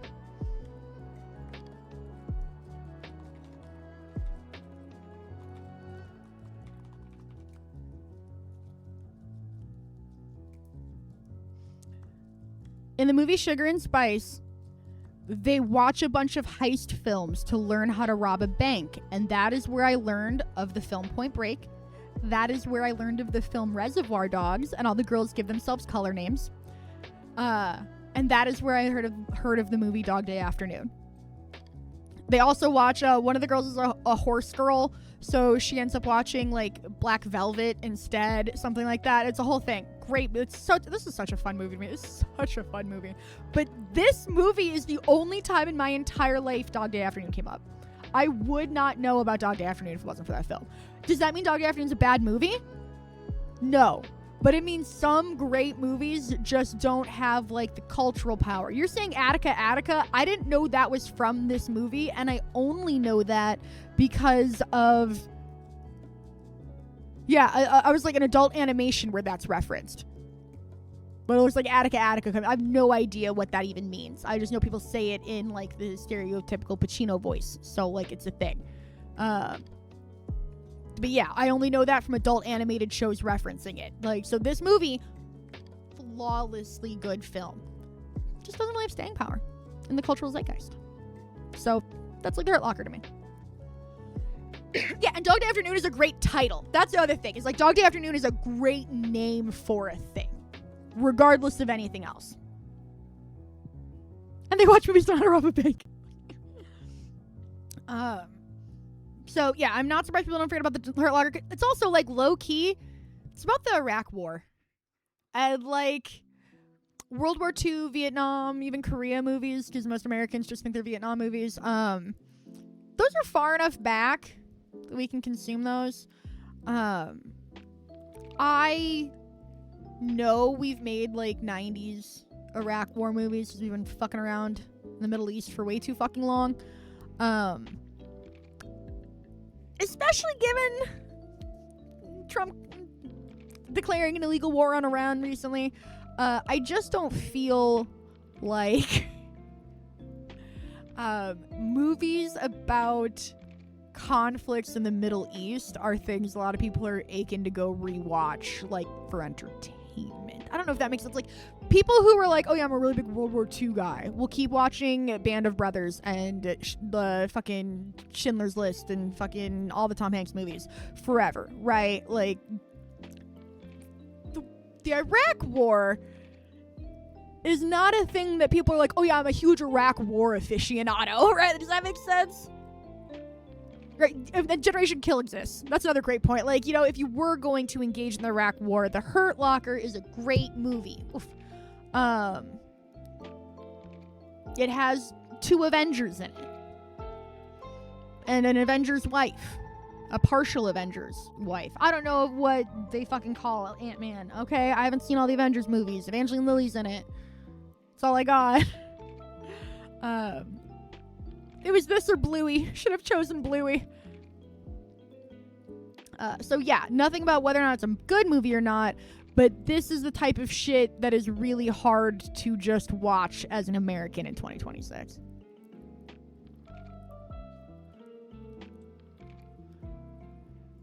It's one of the reasons why, like, I don't know how to explain this, but in the same way where you can see how the Russians were the enemies in every 1980s movie, like Red Dawn, and then it was like, well, you can't make Russians the enemies anymore. Now the Chinese are the enemies, like in the remake of Red Dawn.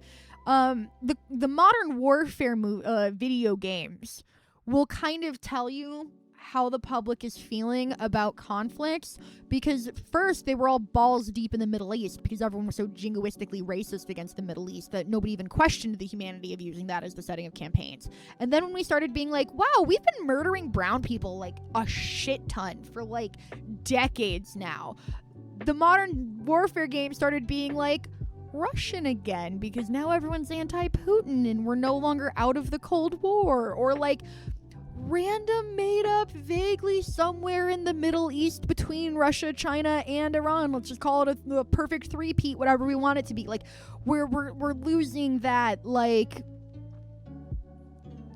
movies where killing brown people is just a set piece. Ditto games and things like that. Like, yeah, I think one of the reasons why so many war things are set in the past is because it's so easy to just be like, the enemies are Nazis. Don't worry about it. It's literal Nazis. And nowadays, if you made a game where like, don't worry, they're Nazis, half the gaming audience would be like, excuse me? How dare you? That's fascinating. I love that this is where the room is. It is directly under Hurt Locker. And guess which one I've seen? That's right, I've never seen Hurt Locker. Are you kidding me? I don't watch war movies. They suck ass. You think I've seen Blood Diamond? No. I have seen Forgetting Sarah Marshall, though. Come on, get your shit together. How would I understand what happens in Get Him to the Greek if I didn't watch Sarah Marshall? Use your heads. Dichotomy of man. Yeah, Hollywood was in a weird, and we're still in a weird spot because now we keep pissing off Russia, China, and the Middle East. So if we depict any of them as our enemy in movies, it's like, ugh. Yeah, Top Gun came out and everyone was like, who are the baddies? Don't worry about it. It's Top Gun. They're fighting jets. Don't worry about why. They're just flying planes around. Who cares about why? We can't just be like, yeah, here's where they're flying to that country to blow it up. We can't talk about that anymore. It brings people down. It's a bummer. You can't do it. I don't know how you guys are going to feel about this. I have seen the last 5 minutes exactly of Wedding Crashers. I didn't like the concept of like 2 guys who are probably going to get away with crashing a bunch of weddings before they're not going to get away with crashing a wedding. The concept of people who just crash strangers' weddings, I hadn't even like they invented a new guy for me to be mad at. This movie did. I'm looking at Rachel McAdams, so she's so cute. So that was all very confusing. And I can handle Owen Wilson with a less pretentious, douchey-looking straight man, and I can handle Vince Vaughn with a less pretentious, douchey-looking straight man. But having to bounce between just these two, it causes me physical pain. Does that make sense? Like, if it was Owen and Luke Wilson, at least I have Luke Wilson to root for. I know, by the way, sorry, I have a favorite Wilson brother.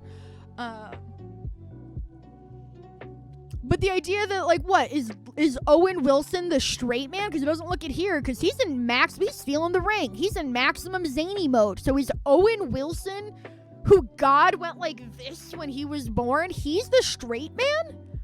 I don't know. I'm shitting myself on someone special now. So yeah, I've seen the last 10 minutes of this, which was also at like a wedding reception, and then they were like making up with the love interests and whatever. I barely remember it, but I was waiting for someone to finish something, and that something involved finishing up the movie Wedding Crashers. I'm kind of ashamed of my Vince Vaughn super fandom as a teenager. He's like a 6'4" attractive guy, and he's funny. What's not to like? That to me makes him very dangerous as a woman. Well, I'm like, that's a scary man I could think of. A super charming and physically intimidating man who gets everybody on his side super easy with the power of charisma. Yeah, terrifying. But and again, like when Vince Vaughn has a straight man to cut it, I like him. I liked Vince Vaughn even without a straight man, but he's diluted between five. I liked him in the Anchorman movies. You know, I liked him in Four Christmases. That's right. When I saw Four Christmases, which we've talked about, I don't know why it's not marked. I liked Four Christmases. That's my hot take. I liked it. He was the one I was rooting for in the breakup because I don't like Jennifer Aniston. Why did they paint Jennifer Lopez like Memoirs of a Geisha? I didn't see The Cell. I know of The Cell. I know it as the Jennifer Lopez, Vincent D'Onofrio, who now I'm realizing Vince Vaughn is also in this movie. That feels like a crazy choice to me.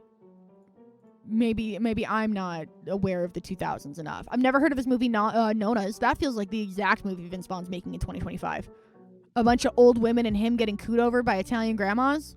And one of them is Susan Sarandon. And one of them is Talia Shire. And one of them is Linda Cardellini. And one of the grandmas is Joe Manganiello. Okay, sorry. It was cheesy and cliche, but made me feel warm and fuzzy, and I will not apologize for that. If this came out in 2003, it would have made $1 zillion. Me, movies where older women find a new meaning to life and female friendships. Damn, this sounds good. We gotta put that on the watch list. It's got Nonas. All right, Vince Vaughn, you win this one. You did not win Fred Claus, though. You lost me at Fred Claus. Why is he doing the Kevin James? Why is he doing the Kevin James but less flirty? I have not seen a person rock that Kevin James pose so aggressively since Kevin James.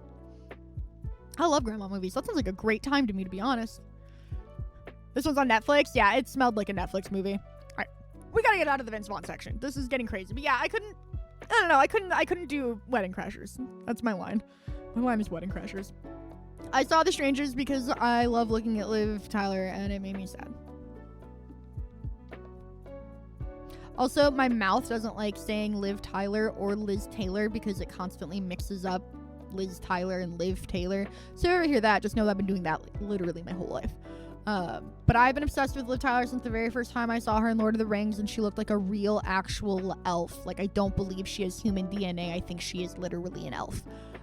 She, like, whenever somebody uses the word ethereal, I always imagine Liv Tyler as Arwen. I have never seen a more ethereal thing in my entire life than that white fucking dress art. Like, there's no business. Like, to me, the Arwen parts of Lord of the Rings are such a weird, random tonal shift, different movie that we're getting interspersed with, and I don't give a fuck because I'm looking at Liv Tyler as Arwen. Also, she just show and tell on the cover. So this is not my type of movie. It's just a severe slasher, you know, murder and sadism for the sake of it ass movie. But the masks were cool, and I got to look at Liv Taylor. See, just did it. That was nice. I didn't like how they picked on Scrappy in this, because I feel like this is so dumb. I have such a soft spot for the Cousin Olivers because I always feel like the ire is directed at them, and it's never their fault. Especially with Scrappy, he didn't ask to be created. But, like, Cousin Oliver didn't ask to be cast. You know? He didn't ask to be added to this show to try to save it. Like, they didn't ask to be the Cousin Olivers. Scrappy didn't make the show bad. Whoever decided, what if we got rid of Fred and Velma and sometimes brought Daphne back? So you couldn't even be like, Fred and Daphne got married, and, like, Velma sometimes comes along. No, it's we just want pure Shaggy and Scooby. But they're cowards, so how do we do that? And then it's like, oh, I know. We'll give them like a brave guy, but it's funny because he's little. I can see the vision, but the original sin was removing most of the cast. And you're right, Wheels. Scrappy was the first movie. That's why I don't fuck with the Scooby-Doo live action movies. I know this is a really hot take. This one wasn't even done by, I was about to say, I didn't even know that they were directed by James Gunn, but it turns out the second one wasn't.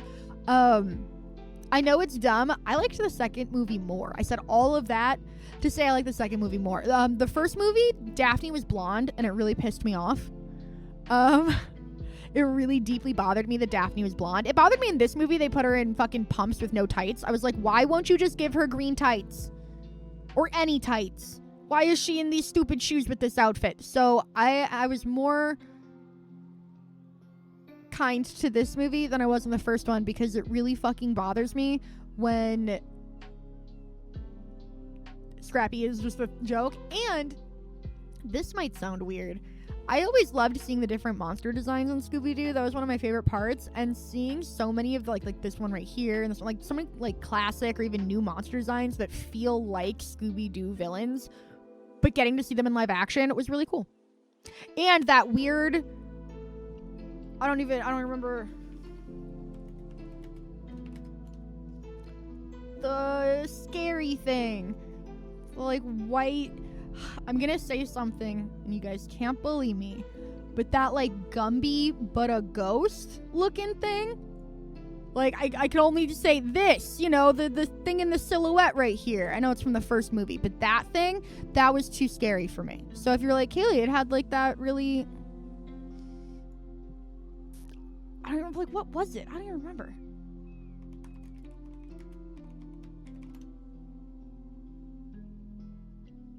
This, I think it was supposed to be a clown. It doesn't really read clown. Yeah, jester ghost. No, I don't even know what that's supposed to be. Too scary. This is too scary.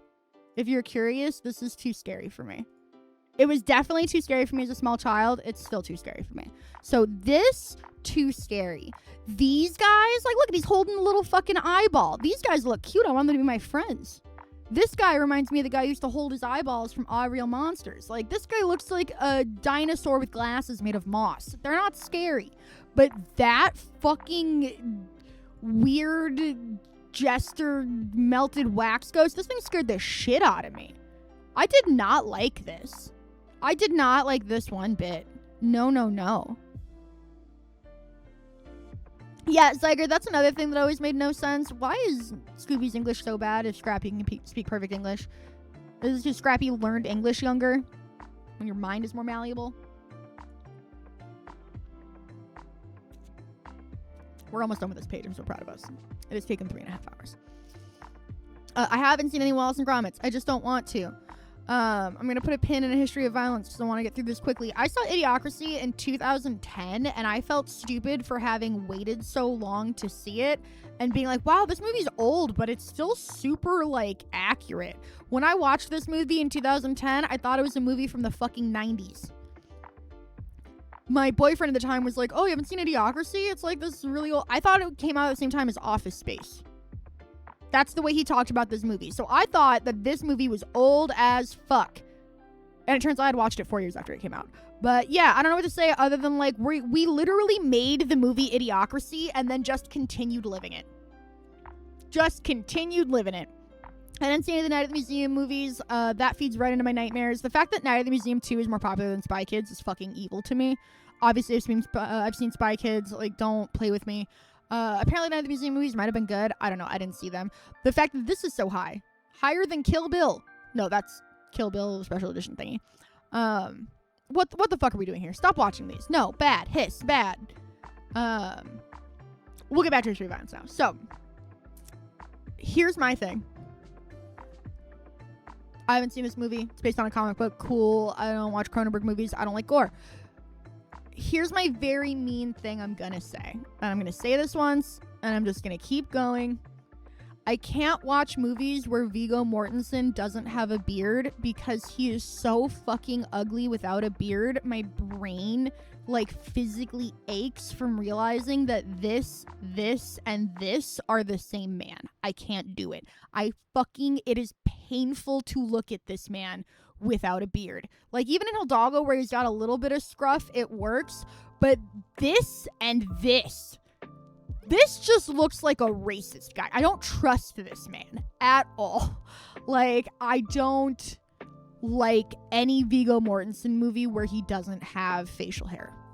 That's my hot take. Sorry, can't do it. If Viggo Mortensen doesn't have facial hair, I can't watch the movie. I don't know what the cat is, but it's returning. Looks like anime. It is. This is a very high ranking. Oh, why is this so high up, Chris? Knower of everything. Is this a Ghibli movie I've never heard of? Is that why? I knew it. God damn it. Every time there's a really popular anime and I'm like, what's this? It ends up being a fucking Ghibli movie. Here's my thing. I remember watching Spy Kids 1. I remember watching Spy Kids 2. I'm pretty sure we watched Spy Kids 3D. And my siblings were obsessed with Shark Boy and Lava Girl, which I know technically isn't, like, they're basically the same. I know it doesn't have Spy Kids in it, but it's the same. They loved Shark Boy and Lava Girl. I had to watch that movie so many fucking times. Don't ask me shit about what happens in those movies. I'm not even kidding. Don't ask me a goddamn thing. I know Danny Trejo's a cool uncle. I know that Carla Gugino looks absolutely gorgeous the whole time. I know that George Lopez is MODOK. I know, they deliver that really hard line about God living in fear of his creations. But plots of those movies, no. I remember the Shark Boy and Lava Girl plot the most because we had to watch it so many times. I had to watch it so many times. The worst part is when my little brother finally got bored of watching Shark Boy and Lava Girl, he switched to a movie that was on Comcast On Demand, Three Ninjas High Noon, which is the third movie in the Ninjas franchise, which I did not know and he didn't either. And he made me put on Three Ninjas High Noon all the time. And then, as on-demand movies are, it got taken off because it was Comcast On Demand before, like, Netflix and stuff were a big thing. It was taken off on demand. It was gone off on demand. And I was trying to explain to my, like, 4-year-old brother he couldn't watch Three Ninjas High Noon anymore because it wasn't on demand anymore. And he was just like, I want my ninjas. Where are my ninjas? He was so mad at me. Like, I didn't take your ninjas away, bud. I put it on for you 97 times in the last 3 weeks. But it's not here anymore. And it was an old 90s movie, so, like, they didn't have it at our family video. So I was like, I don't know what else to tell you. It's 2006. Like, if it's not at family video and it's not on Comcast On Demand, you can't watch it. That's what movies are right now. So, I thought that was interesting. I'm gonna open this because I don't know what it is. I fucking hate everything about Death Note. This seems like a movie for bad people. What is this? Why are you... Oh, they're lesbians. Oh, I see it now. Oh, okay, that's a fun twist. I thought that it was the couple swapping, but that's way more fun. Piper Perabo? I know that I saw that and was like, that's Lena Headey, but I didn't realize this was Piper Perabo. I'm a freak, and I've watched Coyote Ugly literally more than 50 times. I'm not even kidding with you. I guarantee I have seen Coyote Ugly more than 50 times. Huge Piper Perabo stan. She got a USA TV role. I was like, oh, I hope this is gonna be like fucking Psych and get 1 million seasons. Sounds like you personally took away his ninjas. His other thing was he was obsessed with cars, and so his whole bedroom was like Cars sheets, Cars pillows, Cars curtains, everything Cars. So it was Cars, and like Cars 1, saw it, great movie. Cars 2 I have never seen. I've never seen it. When it came out, my mom took my little brother to see it. When she came back, she was just like, and I was like, I'm good. See, Covert Affairs. Dusky knows. I love Piper Perabo. Also, that's baby Tyra Banks. And little Bridget Moynihan. This girl was the prettiest, and she's the only one that didn't become super famous. I'm assuming that's Isabella Miko. Yeah, she got a beautiful face. She looks just like that Pretty Little Liars. Allison. Pretty Little Liars. No, she's older than that. Oh my god. Yeah, her name is Sasha something. Look a lot alike, though. These are different people. I want to be very clear. These are 2 different human beings. Alright? That's fucking wild. Yeah, those are different human beings. That's crazy. Wow. Wow, that's wild. Okay. So that's fun. So anyways, yeah, this is my first introduction to Maria Bello too. So whenever Maria Bello is in anything, I'm like, oh, the, you know, bitch with a heart of gold, mother of the bar. When I saw her and we just talk about Kevin, I was like, yeah, probably all those late nights at the bar, she didn't have time to devote to him. You know how it is. This is dumb as shit. But yes, huge Coyote Ugly stan. So whenever I see Piper Perabo in something, I get really excited. Matthew Good? Why do I know that name? Because he's got an E thrown at the end. Oh, he's the guy from Leap Year. Here's another dumb thing I know. This movie poster pisses me off so bad. Because why did you put her in a green dress and then make the background of the movie like the exact same shade of green?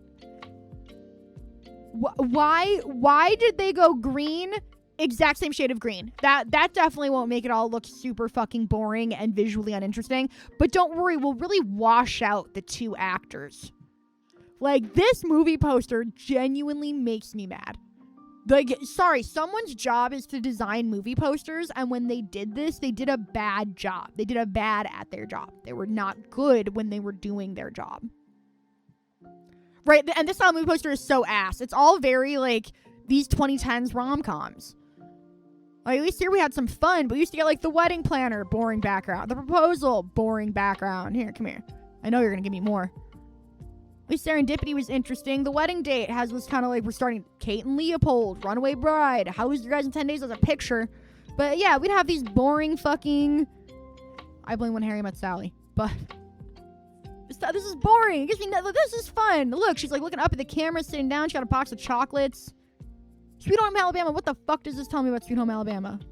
So mad. This one's cute. Look, they're like barefoot fun. There's a bright yellow car with all their suitcase on it. It tells you something. Is that Lindsay Lohan? Oh, that's so fun. Look, I don't know. I haven't heard anything bad enough about Lindsay Lohan for me to be like, I'm not rooting for her. I'm rooting for all child stars. Like, if you were a child star and then went through the, like, drugs, alcohol, partying, I am always hoping that you just come out the other side. If Robert Downey Jr. can do it, why the fuck can't any of these women? I, every single day, am waiting for a new Amanda Bynes movie because I will be the first one in that fucking theater. Like, I want nothing. But that's the other thing. Apparently she's doing makeup now. Good for her. Like, if you don't want to do movies, don't. But the second they show any interest in getting back into Hollywood, I'm always like, here, take my money. I'll watch your horrible stripper movie. I don't give a fuck. Right? Like, may Amanda Bynes be okay. I cannot imagine what they put her through on those sets with fucking Dan Schneider for a decade of her youngest years. Like, no. Amanda Bynes can do literally whatever she wants. I forgive her for those manic tweets when she was on drugs. I don't care. So yeah, I don't know. I found out Paris Hilton said a bunch of racist shit, and I was like, I no longer care about the Paris Hilton redemption arc we're all going on. And then she did the NFT stuff, and I was like, yep, turns out. So I don't know. If Lindsay Lohan had some sort of weird racist tirade, I'd be very interested to hear about it. She was publicly bisexual and dating a woman in like 2008, and you couldn't do that back then. Like, I know most of us are the same age, but I don't think we really remember.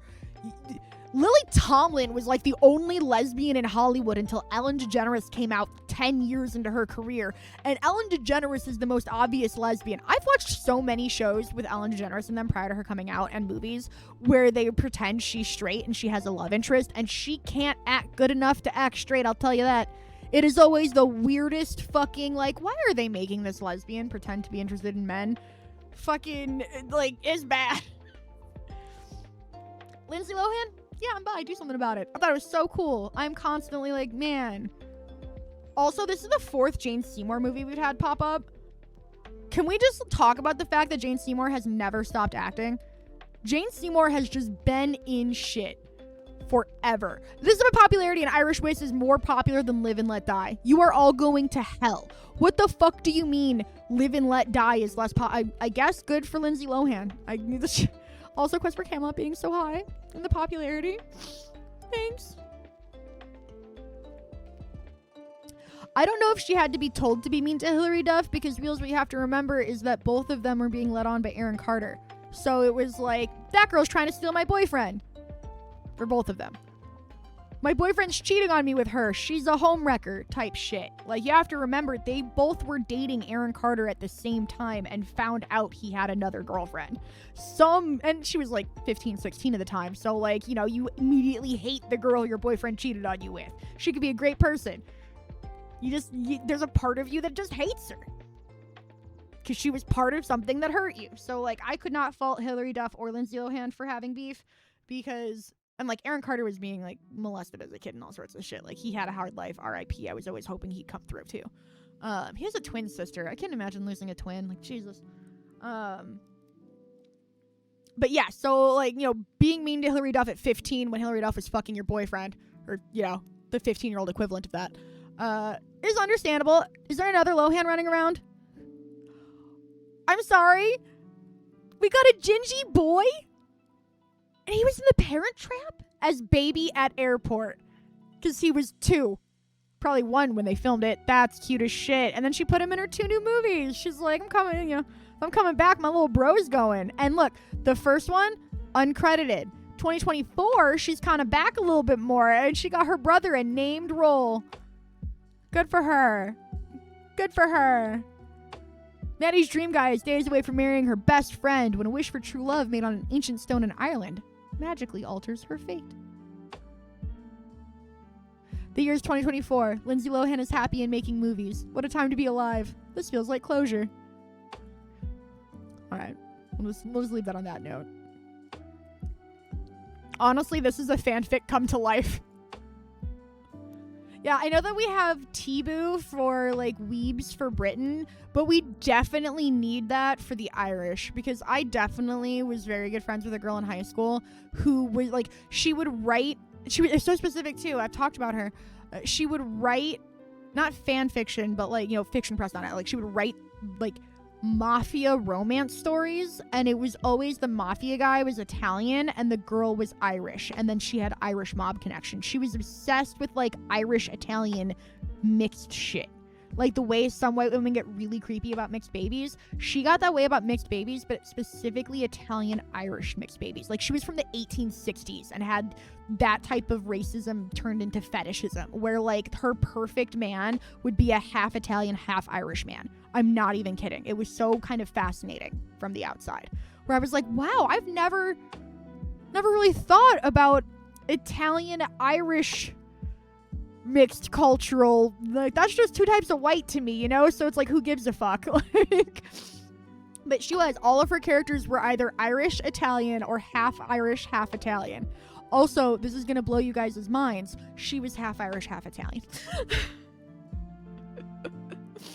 So, yeah, I think about it all. Whenever I see shit like Leap Year or that Lindsay Lohan Ireland movie, I'm like, yeah, there's those girls who are, like, weirdly obsessed with Irish guys. And honestly, after hearing the way Scottish men talk, I get it, but with Scotland. Oh, man.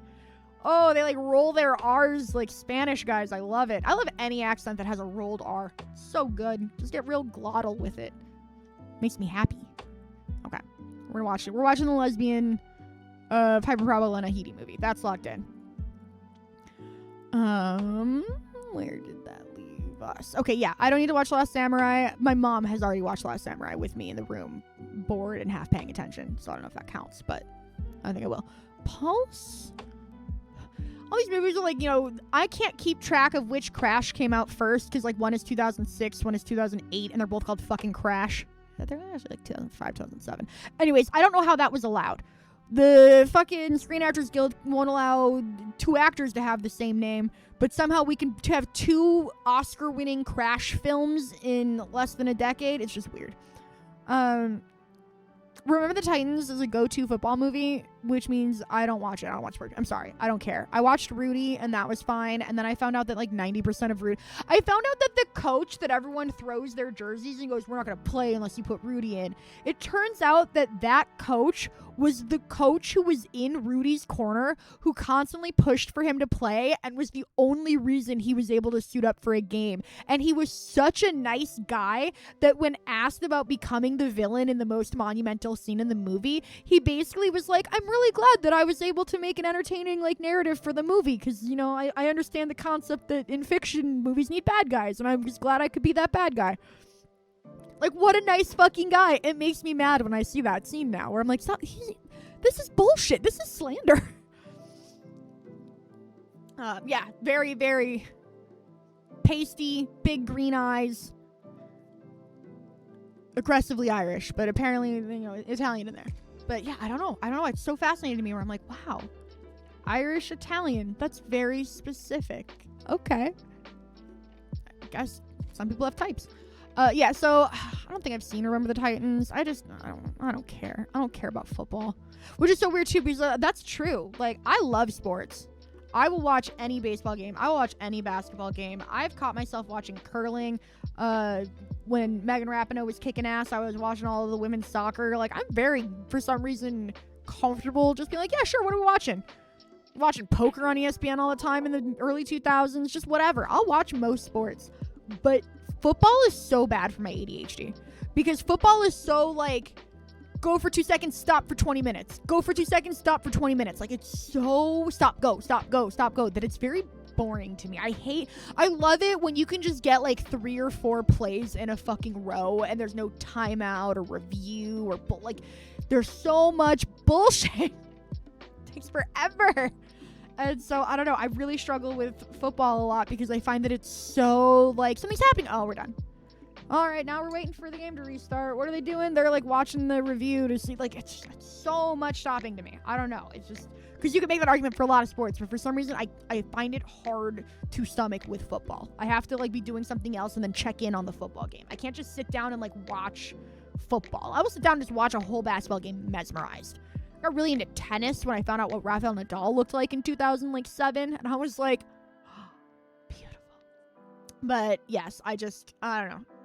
Football's always been very boring to me, and I think the culture around football has always been really rough too. Like, you want to talk about, like, not that other sports are less toxically masculine, but like the pinnacle of toxic masculinity is like a football locker room, right? Like, just the worst fucking jocks are the football guys. Like, the quarterback of the football team is the person who you probably can't trust the most as a woman. I think that's a huge part too culturally, is that, like, basketball players can be chill. Football players are scary. I haven't seen him. I also haven't seen this really long. Like, I get it. I get that it's based on the thing, and that's what it's called, and blah, blah, blah. And it has Sam Rockwell in it. But one, if I can ever avoid watching a movie with Casey Affleck in it, I will. I have seen Good Will Hunting. I have seen Ocean's 13. I have seen...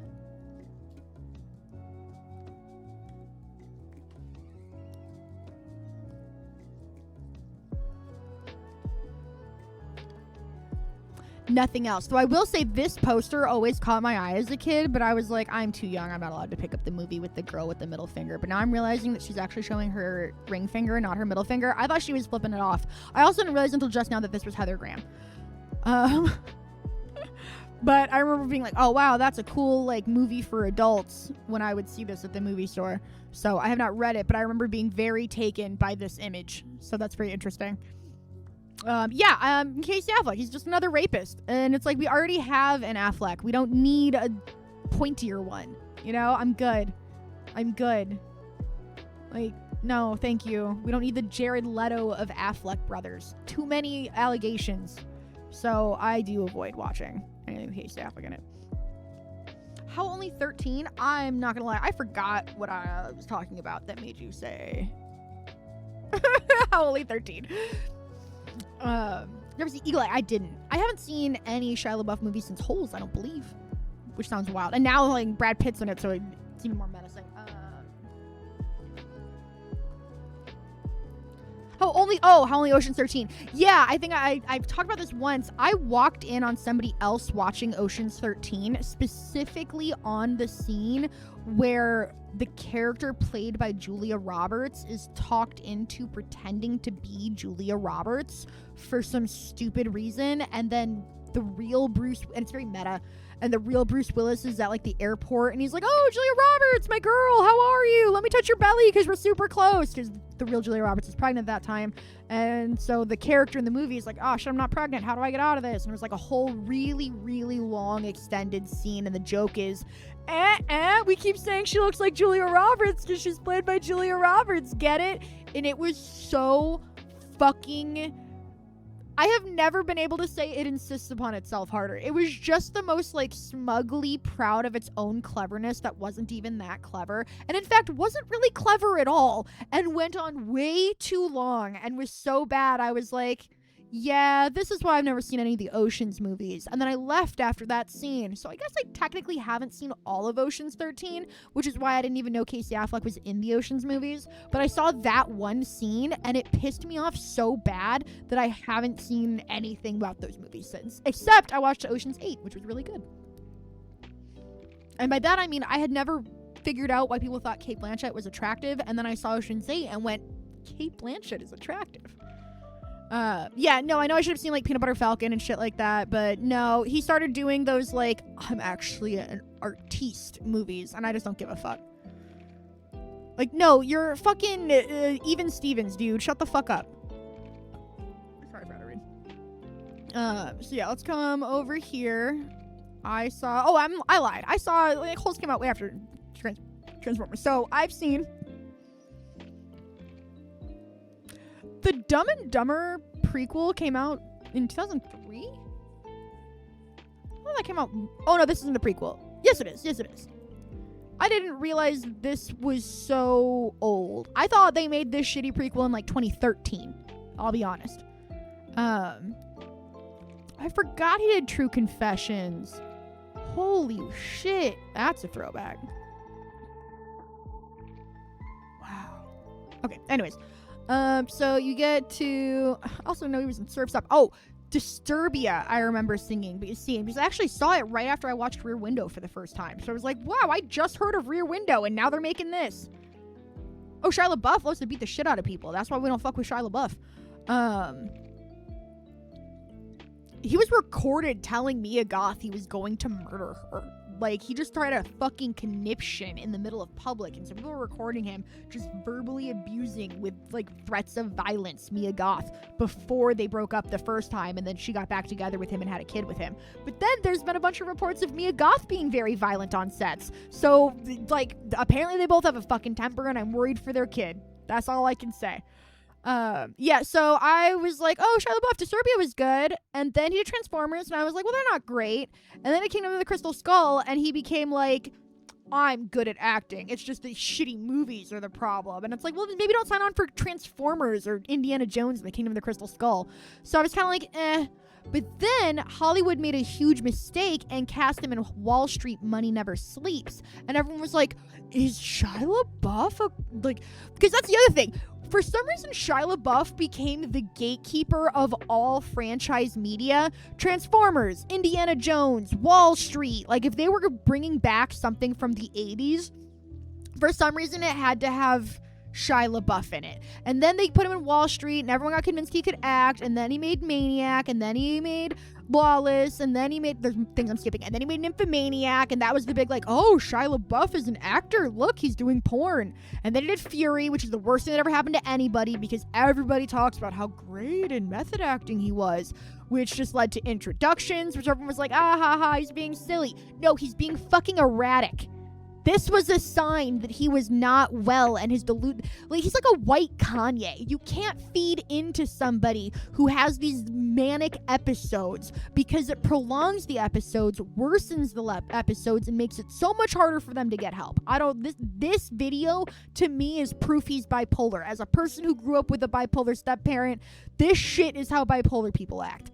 And they had Honey Boy and Peanut Butter Falcon and all these, and everyone was like, oh my god, he really is an artiste. Padre Pio, all this fucking shit. And then it was like, oh, by the way, he loves beating women. And so somewhere along the lines, you know, it kind of slowed down. But then, just kidding, he's going to be in Megalopolis. Fuck Francis Ford Coppola. Like, fuck him. He made The Godfather 3. He's a hack. How about that? I don't give a fuck. I think if you make a movie as bad as Dracula, it should cross off Apocalypse Now. And if you make a movie as bad as The Godfather Part 3, and one of the huge reasons the plot has a ton of holes is because you didn't want to pay a man the money that you owe him, I think that should cancel out the first 2 Godfathers. I think Jack should cancel out The Outsiders. I think this man's a fucking... Dimension 13's a bad movie. I've watched it 6 times because it's public domain and has a big name attached to it. This movie is a vapid nothingness of unsettling sounds. It's horrible. It's fucking stupid. The best thing this man has done is Captain EO. Alright, sorry. I'll calm down a little bit. But I'm not. Anyways. A hack, I say. Yeah, Shia LaBeouf is so, like... This is why you can't encourage Daniel Day-Lewis, because then you create Shia LaBeouf. Does that make sense? Like, he does nothing. He has a fucking oxygen mask on permanently, but instead of an oxygen tank, it's just his own farts. That's how hard he's up his own ass. And so it makes me think, I hope all of his movies fail. So obviously I can't watch them or else I will be complicit in them not failing. So no, Shia LaBeouf movies are a pretty hard line for me too. And again, that's like, wow, Kaylee, there are so many movies you just won't watch. And yet look at all of these movies I need to watch still. Like, I love being able to cross off huge swaths of movies. Thank you, Wales. This was really funny. I was proud of that. Yeah, there's a reason he was kicked from Transformers. I have never seen Ginger Snaps, and I have always wanted to watch Ginger Snaps because I love the name so much. And I don't like the fact that you can't tell they're gingers here, because they are definitely 2 gingers turning into werewolves. That's all I know about this movie, is that it's gingers and werewolves. And I just love the name Ginger Snaps. So I have not watched it, because I'm just dumb. I haven't sat down and done it. If this is prove anything, it's that there's a lot of times I will just not watch a movie, even if I want to, because I'm just stupid. I also remember when I know I'm skipping. I remember when A Serious Man came out. And I think this movie, because I was 2009, so I was like a junior in high school. I hadn't seen Fargo, Burn After Reading. I hadn't seen any other Coen Brothers movie. And I remember commercials for A Serious Man. And I remember just being like, I don't get this. I don't get what we're doing here. Why would I watch this? You're trying to, like, pitch me the movie with the trailer, and this trailer almost feels like an anti-pitch to watch a movie. This is weird. That's what I remember about A Serious Man. Now, in hindsight, as a more media literate adult who has seen Coen Brothers movies, I would be intrigued to give A Serious Man a second try. Because I remember being like, I don't get whatever I'm supposed to be getting out of this. I don't get what I'm supposed to get. Not that I'm not, I'm not getting what I'm supposed to get. I don't understand what I'm supposed to get out of this. You say it less confusingly. Too young, too little, too dumb. All right, look. I've seen a Hellboy. I'm pretty sure it was this one, but there is a chance it was the Golden Army. I remember being in my yellow house in Rockford, Illinois in 2011, and my boyfriend at the time finding out I hadn't seen the Hellboy movies, because he was like, oh yeah, I'm watching this movie, and I'm like, I haven't seen that. It was also when I learned who Doug Jones was, fun fact. And I was like, oh, and I didn't learn it from this movie. It's actually a very funny coincidence. Around the same time we had that conversation, and this is ironic now because I don't fuck with him, because I thought that this was written by a fucking Asian man. And it turns out that this was written by a white man who was using David Wong as a pen name, and I find that repulsive. But I was a huge fan of John Dies at the End, the book. This is 100% true. I kept getting banner ads on fanfiction.net for a book called John Dies at the End. And I was like, what the fuck is this? And then I found out that a friend of mine was reading it, or had just read it, was like, oh, it's so good, you have to read it. So I got the book and I was like, oh fuck, this is so good, I love it. And then within like and he was like, the movie just got announced.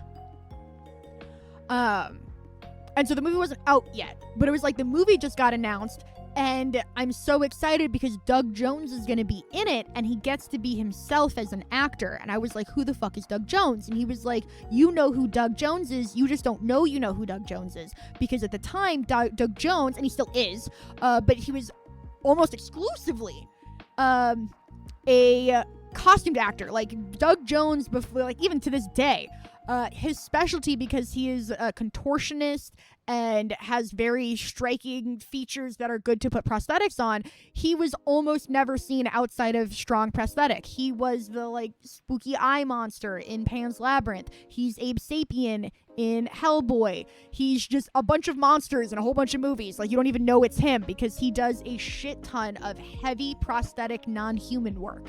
And so when Doug Jones was cast in John Dies at the End, he didn't have to wear any prosthetics. And so my friend was like, yeah, Doug Jones, he was Abe Sapien in Hellboy. And I was like, I haven't seen Hellboy. And so within like 2 weeks, my boyfriend at the time is like, you haven't seen Hellboy? And I'm like, no, but apparently it's got Doug Jones in it. And I'm talking about the fish guy from Hellboy. Yeah, plot twist, he's a fucking liar. So here's the thing. I know I saw one of these movies, and I don't know why he would have shown me the second one. But I know that Hellboy and Selma Blair were already boyfriend-girlfriend in it. And I think the first movie, they're meeting and getting together. Because I'm pretty sure she's like pregnant or something. And I don't remember her having long hair and being super hot like this. I remember her having like shorter hair and being homelier like they had her in Legally Blonde. So I think I've only actually seen Hellboy 2: The Golden Army. And I don't know why he would have shown me the second movie unless the first movie isn't considered that great, but the second movie is considered really good. Then he would pull some shit like that. Also, this looks adorable. I have no idea what the fuck this is. It looks kind of sad. Tony Collette and Philip Seymour Hoffman. God, I have great taste. Okay, I'm gonna lock that in. I have seen this poster before, I swear. This is the most early 2000s thing. Also, Megan Good, R.I.P. She's not dead, she's just dead to me. And Jimmy Simpson. I love Jimmy Simpson and Rose Red. He can do no wrong. He can probably do a lot of wrong. He's a man. But it also has Devin Aoki in it. Just a crazy random cast of beautiful people. Oh, man. I really liked Michael Clark Duncan, and then he died dating Omarosa, and I'm just like, I just can't believe she was nice. Like, maybe he's the one person she was ever nice to, but, like, Michael Clark Duncan had to die with Omarosa as a girlfriend. That's, like, the meanest thing I can think of. So, I have not seen this, but it looks so aggressively 2000s. I don't know, like this is so aggressively 2000s. We're gonna put it on the watch list. We're gonna put it in the aggressively 2000s category. Inside Man. I don't know how to say it any other way. I just don't care about movies like this. Like, I don't care about movies with, like,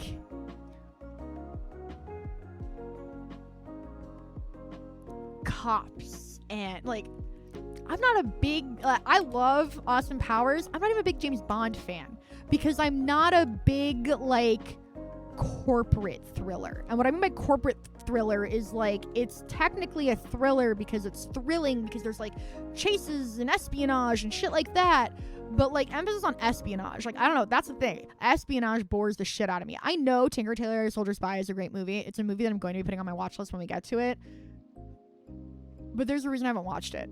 Does that make sense? Like, I'm just not good at watching very, like, the movie version of an episode of Criminal Minds style movies.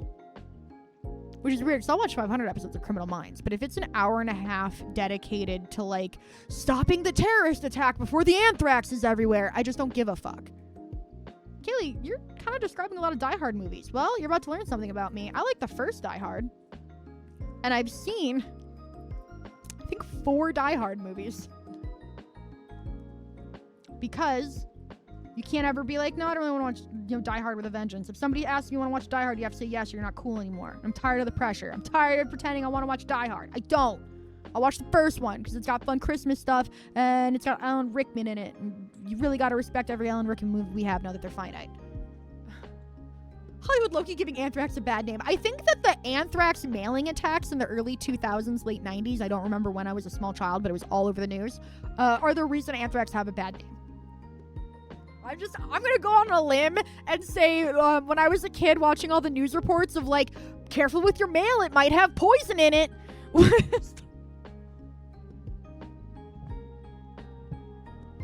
Was more of a deciding factor.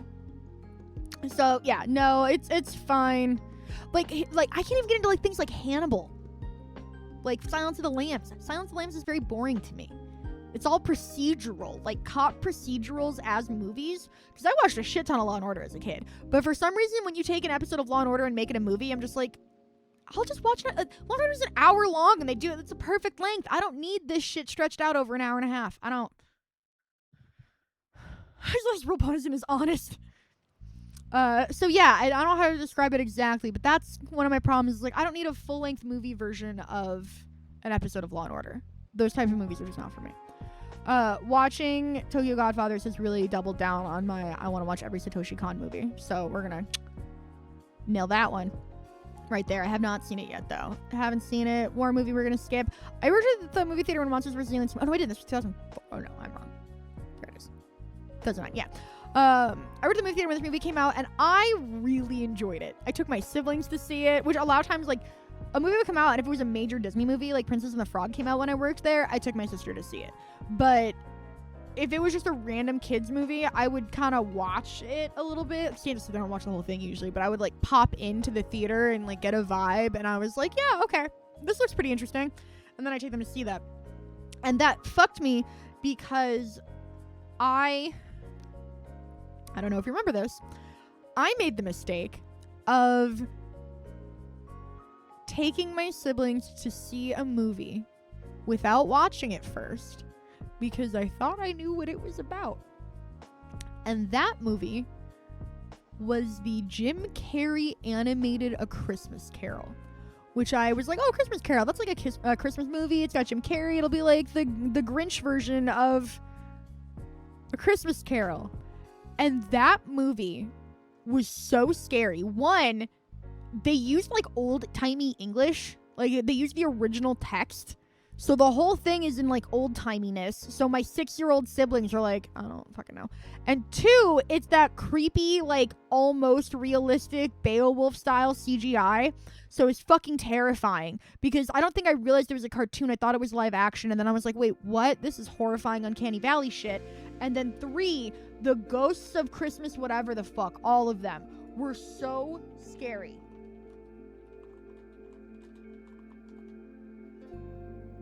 No, I knew it was a thing.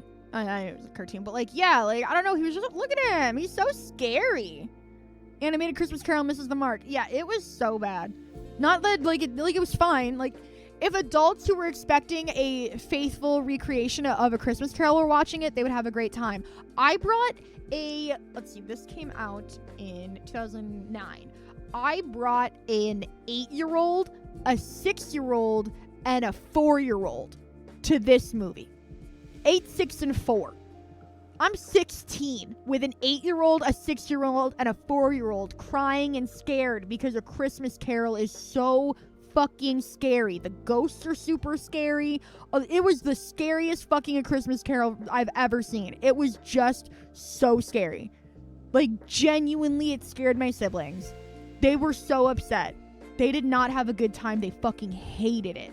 And I felt really bad because I was like, damn it, now I'm not the cool older sister. Now I'm the traumatizing them young older sister. Yeah, fuck those Uncanny Valley ass 3D movies. I can't do it. But I watched Monsters vs. Aliens, and I was like, this is so fun. I'm bringing my siblings, and I took them, and I just thought it was so fun. I wanted sequels. I wanted more of all of these guys. I love the Seth Rogen Blob. I love the really smart roach scientist. I love the Abe Sapien. Doing that again. The voice acting was great. The original Suicide Squad. Tall girl. Love that she was from like Modesto, California. I'm finding out there's a Netflix. Oh yeah, they did make a TV series. I didn't find out about the TV series until in the last couple of years when something brought me to the Monsters vs. Aliens page. So I didn't learn about it until too recently to have watched. Wow, I keep biting my cheek lately. I don't know what the fuck is going on. My cheek on this side has been swollen for so long that I just have been in like Colin Zeiger can tell you when I first started bitching about having bit my cheek, it was like 2.5 weeks ago. And I just keep constantly rebiting it so it just stays swollen, and then I just keep rebiting it more. and my very back molar, I've learned, flares out just a little bit, which isn't a big deal, except that now that my cheek is swollen right there, my cheek constantly brushes up. Right here. Brushes up against just this little corner of my tooth that sticks out just enough that now that it's swollen, it's just constantly rubbing against it, keeping it irritated and inflamed, and I feel like I'm in hell. Ow. Like, ow, god damn, it fucking hurts. It's really annoying. I have to be like careful when I talk. I have to like talk like this. I don't like it. Okay. But yeah, I wish this like blew up more. Look at this. Reese Witherspoon, Seth Rogen, Hugh Laurie, Rainn Wilson, Will Arnett, Kiefer Sutherland, Paul Rudd, Stephen Colbert, Julie White, who I probably know, Jeffrey Tambor, Amy Poehler, Ed Helms, Renee Zellweger. Oh, I know this guy from the B movie. No, get out of here with the B movie. Just a crazy cast. Just an absolutely fucking crazy cast. I don't learn after the fact that the cockroach was Dr. House. Yeah, one of the rare occasions where I heard Hugh Laurie actually British. It was so trippy. All right. I saw Star Trek and I saw Star Trek Into Darkness, but I don't think I ever saw Star Trek Beyond. They started taking way too much time between movies and I got distracted. So I know I saw the first two, but I'm almost certain I didn't see the third one that I'm really hoping exists. I didn't see Mona Lisa Smile. We actually talked about Mona Lisa Smile. Any movie that's got Julia Roberts in this beanie, I'm good on. Any movie that has Julia Roberts as the like manic pixie dream woman who solves everyone's problems, I'm good on. Any movie that casts Julia Roberts in a good light, I'm pretty good on. Did someone call for an all-female Dead Poets Society? That's the other thing. Is Mona Lisa Smile is just, what if we did Dead Poets Society but gender flip it? Which makes it, you know, technically as good as Dead Poets Society. They're both good movies. I find them all both the exact type of, like, how do I describe this? I can tell exactly how they're trying to make me feel. And it's like they're trying too hard and too on the nosedly to cultivate certain emotions, which makes it feel like almost artificial and cheap. Like, to me, there are movies that are the Oscar equivalent of a jump scare. Like, a jump scare is to horror what, and then a queer person goes through bad times is to Oscars. You know, right? Like, and then this really inspirational person helps poor kids do good. Like, The Blind Side. That, like, inspiration porn, like, you're supposed to be, like, moved to tears because it's just so beautiful. That type of like, I don't know how to describe it, but, like, that is, like, the dramatic equivalent of jump scares. Salty, that's a great question, because I was like, Star Trek definitely had an animated cartoon in the 60s that went, I think, 2 seasons and was pretty fun. And then Lower Decks ran, honestly, it should still be running. The fact that they closed the Lower Decks was stupid to me. I think Lower Decks was fantastic. Lower Decks is the only Star Trek content I've watched that's new in like a decade. I'm gonna confess to you guys right now, I haven't watched the new Paramount Plus Star Trek. I haven't watched the other new fucking,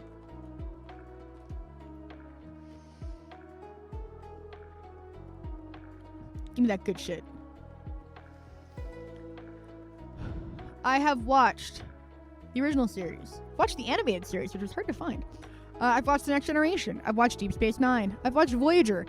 I watched Enterprise. I have not watched Discovery. I have not watched Short Treks. I have not watched Picard. I have not watched Prodigy. I have not watched Strange New Worlds. I have not watched Starfleet Academy. But I did watch all 5 seasons of Lower Decks. Like, I'm gonna be so dead ass with you guys. What does that say? I've watched everything through Enterprise, including all the fucking movies. And then Discovery was on a streaming platform I didn't have, because I didn't have a CBS All Access. I actually have Paramount Plus, so now I can watch it. But when it launched on CBS All Access, and I wasn't paying for that shit. So, and then seasons went by, and I'm like, no, I don't gotta catch up, and I'm behind. Fuck it. So I didn't watch Discovery, and then Picard came out, and I was just like, this is the opposite of what I want. Why? I don't want any prequel based on one dude who they're gonna do weird CGI de-aging shit, whatever. Or even worse, which I believe is what they did. Here's Patrick Stewart. He's really old, trying to do Star Trek stuff still. I don't know. I just wanted new stuff. I didn't want...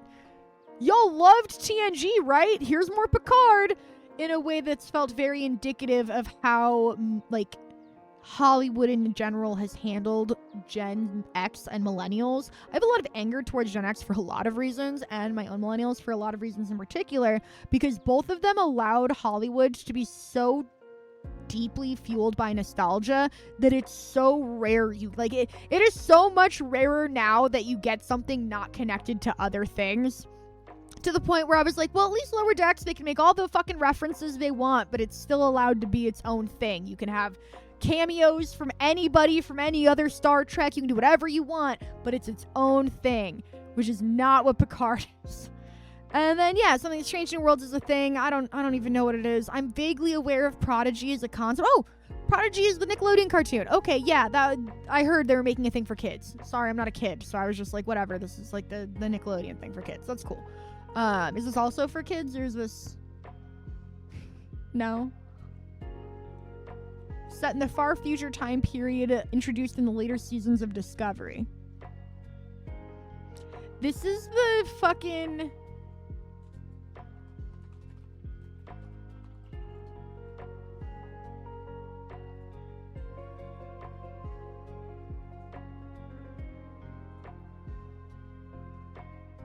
This is the How to Train Your Dragon, the 9 realms of TV, of Star Trek shows. What the fuck do you mean that this new one is set in the far-flung future at some lame fucking school? Am I a joke to you? Don't worry, the doctor's back, because we can't have anything new. So, yeah, I don't know. Lower Decks was the only thing that I was really interested in, and that Star Wars has done, or that Star Trek has done since 2005, and then they got rid of it, so... I used to really like Star Wars and Star Trek. Now I barely interact with either. Changing Worlds is directly pre-Kirk. Thank you, Salty. I liked Picard. Yeah, and I've heard not bad things. I haven't heard much. I'm not pretend I've heard much, but I have not heard bad things. I know, in fact, that the Discovery fans have been like, yeah, it took a little bit to figure itself out, but it had been making a lot of really good choices. So maybe one day I'll watch that. This is not that day.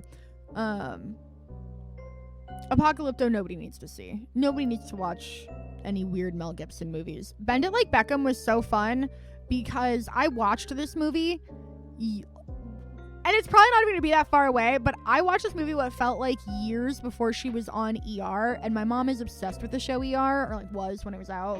When ER got canceled, the announcement it was going to be the final season, she was so sad.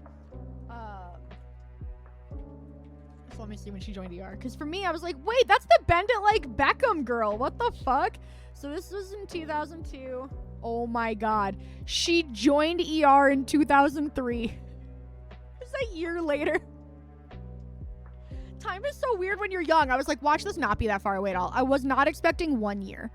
So literally I remember when I was like, Bend It Like Beckham's on ER. That is how I think of her to this day. I'm like, the soccer star turned doctor. Jump forward. Is there a reason they jump forward so that they could distance themselves from Strange New Worlds? Or, anyways, yeah, fun. I gotta say, this might shock you. I grew up white. Didn't grow up any sort of, Indian anything.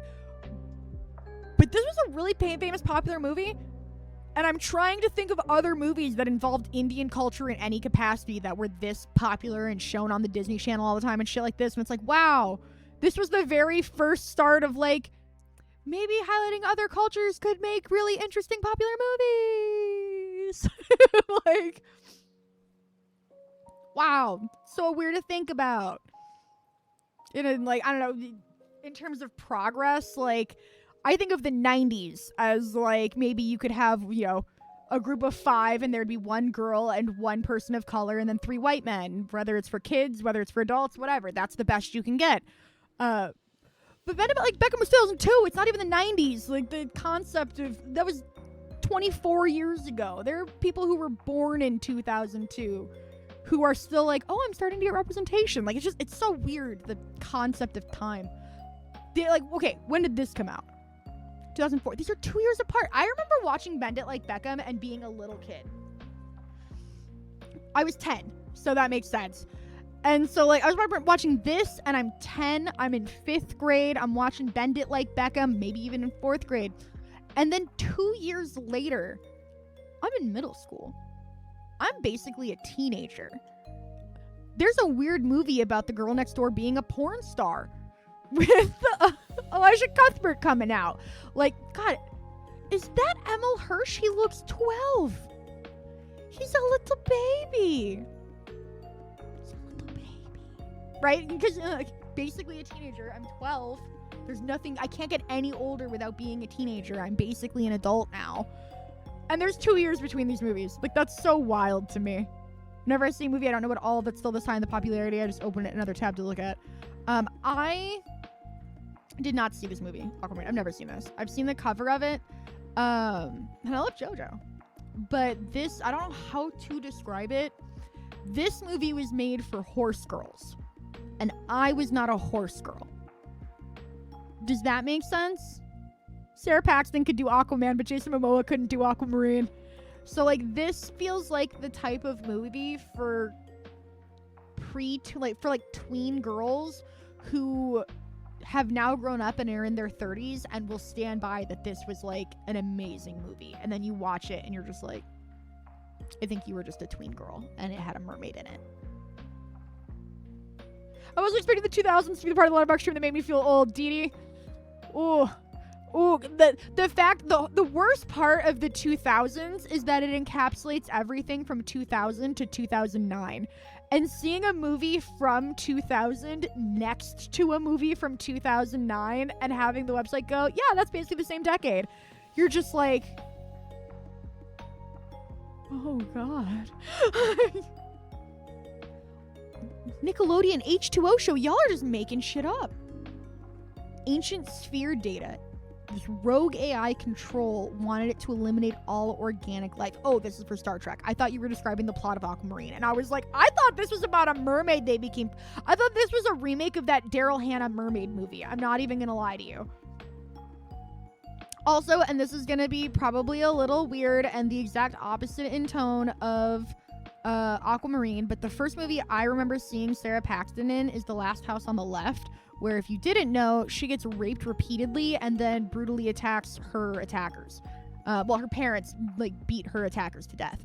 And so when I think of Sarah Paxton, I think of The Last House on the Left and watching Sarah Paxton be 15 getting raped in the woods. And so whenever I see movies like Sleepover and Aquamarine and Sydney White, like, I cannot watch a movie with Sarah Paxton in it. She was in Mary-Kate and Ashley's Christmas Party. Oh, we talked about this already. We already knew that. I can't. I'm just waiting for her to be raped. It was too dark. It was really intense. There she is. And the crazy part is one of the rapists is played by Riki Lindholm, who I knew not to trust before she got married to that fucking sociopath.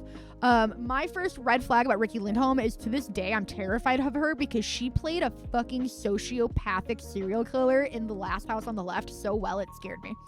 It scared me so bad. I do not fuck with Riki Lindholm because she looks like the Joker. Like, when she just takes those a little too far apart eyes and that way too wide smile, she looks like a fucking creepypasta character. It's too scary. Is she related to Bill Paxton is a great question. I don't believe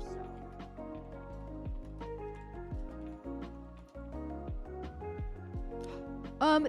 He is the great nephew of Mary Paxton Keeley, and they are distant relatives from different family trees, but they share a surname. They've never met. I guess they had never met, R.I.P. But yes, technically, they are both related to, they have a common ancestor, but the tree is so far down, it just so happens that they both have retained the same surname on both sides of the family for so long. Which is fun. Zyger, I also couldn't watch Aquamarine because I was like, this shit is for, like, dumb girls, and I'm a cool girl. I'm not a dumb watch Aquamarine girl. I'm, like, a cool girl. Wait, was she in 2 movies with JoJo? Who the fuck is... Oh, no, that's Alexa Pena Vega. This dress was, like, the dress for homecoming and shit. I would try on this dress so many times, and it had these little straps so you couldn't wear a bra, and my titties were huge, so I could never wear this dress, and I was always so sad. I remember one of my friends went to homecoming in this dress, but instead of light pink, it was, like, teal underneath, but with the overlay of that black polka dot lace. This was, like, that girl dress for 12-year-olds in 2004, and I could not fit it because of my weird body shape, and I remember being so upset as a kid. Oh, my mom wouldn't let me get the dress. Let me put it that way. My mom was like, yeah, you're not wearing that. But only 70% of my titties are out. You are 12. Yeah, but I have triple Ds. Yeah, that's the problem. They don't make clothes for 12-year-olds with triple Ds.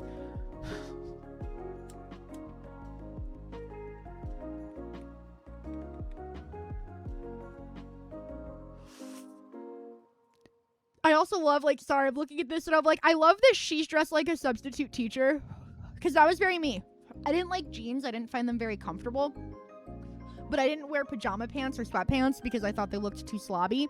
So I loved dress pants. Because they're made out of a softer material. They're more like cottons and stuff like that.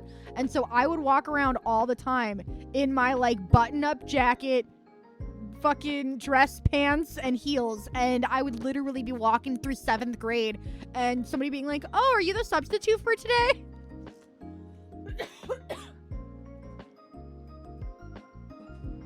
Yeah, now I can get away with it. That's the other thing is the problem is, like, I don't know if you guys understand the problem with big boobs is, and you're like, yes, I reject the promise. The problem with trying to put something on that is supposed to go here when you have big titties, you can kind of see it because I'm wearing a sports bra, which I usually wear as a shirt, so it's not weird. This sports bra is the slightest bit too small. Do you see how I have 4 boobies? This is the bane of my existence. Most clothing, if it's tight enough around the waist, I get these, like, quad titties.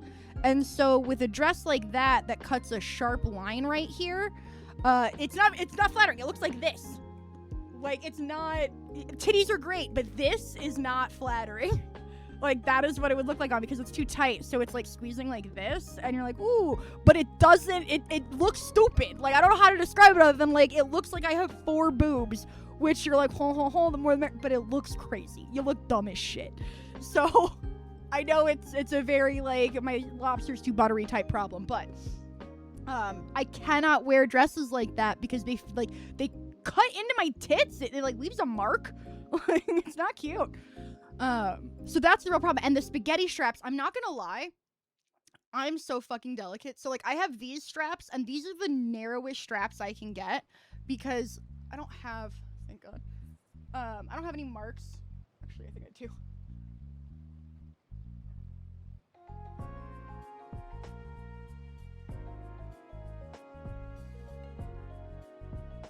You see those 2 lines? That's because my boobs are really heavy. I'm not even kidding. Like, this is not cute.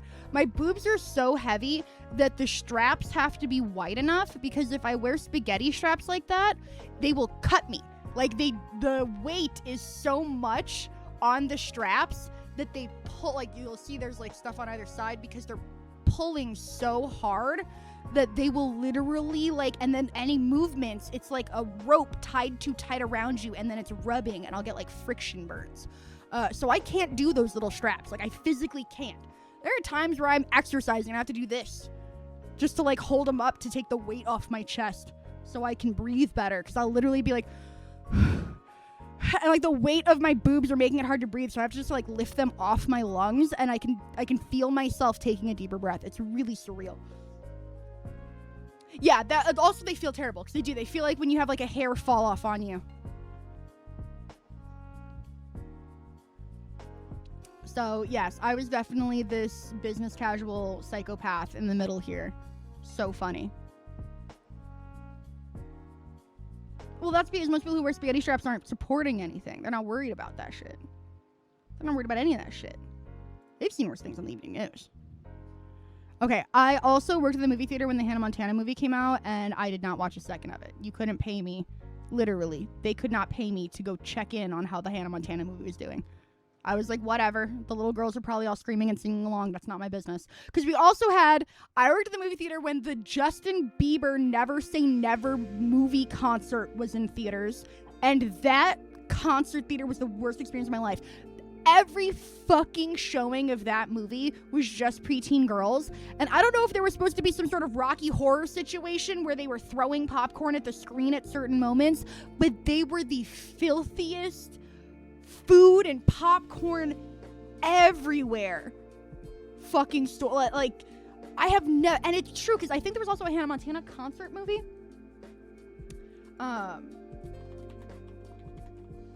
Because there were at least two. Maybe it was Jonas Brothers, but yes, I was right. It's the Hannah Montana Miley Cyrus Best of Both Worlds concert. But did they film it and air it? I think this is why I don't fuck with Miley Cyrus. She ruined my fucking life. Because these theaters were the most disgusting fucking theaters to try to clean. It was a disaster. It was so bad. So I was miserable. No me gusta. I have nothing but bad memories of Hannah Montana the movie. Whenever I think of Hannah Montana the movie, I just think of like filth, just chaos. I'm talking spilled drinks, popcorn everywhere, candy everywhere, just a fucking mess. And that's not even like, that's saying something, because I had a guy who would come to the movie theater. I swear I would just assume it was the same guy, and there were multiple of this guy living on Earth. But there was a guy who would come to the movie theater like once a month, and he would bring in, because we didn't fucking sell them, he would bring in sunflower seeds, and then there would just, you could tell where he sat because there would be an empty bag of sunflower seeds in the cup holder thing, and then an arc all over of spit out sunflower seeds, like the big ones that you spit out. He would literally be, she, I guess, I don't fucking know. They would literally be eating sunflower seeds and then just spitting the seed casings onto the floor of the movie theater. Disgusting. Just gross. So gross. Anyways, we got another page done. This will only take approximately 40 years. Well, if we do one page a week, and we're going to page like 100, which we're probably going to more, but like page like 200. So we're going to page like 200, and we're doing one page a week. So that means we have 199 more weeks of this, which is like only 4 years. So that's fine.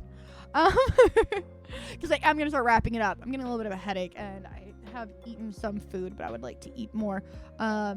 I cannot stress enough how excited I am for tomorrow's stream. We will be streaming Paralives tomorrow and Friday. And I have made a character in Paralives. I've made one character because I want to test it out. And then I went to go build a house, and there's so many options, and it's all so cool. I don't know how it works yet, and I've gotten really overwhelmed and scared. So I haven't actually made a house. So I'm thinking tomorrow and Friday we'll we'll stream Paralives both days. I'm thinking the first day we'll build a character, and the second day we'll build their house. And then next week we'll play with them.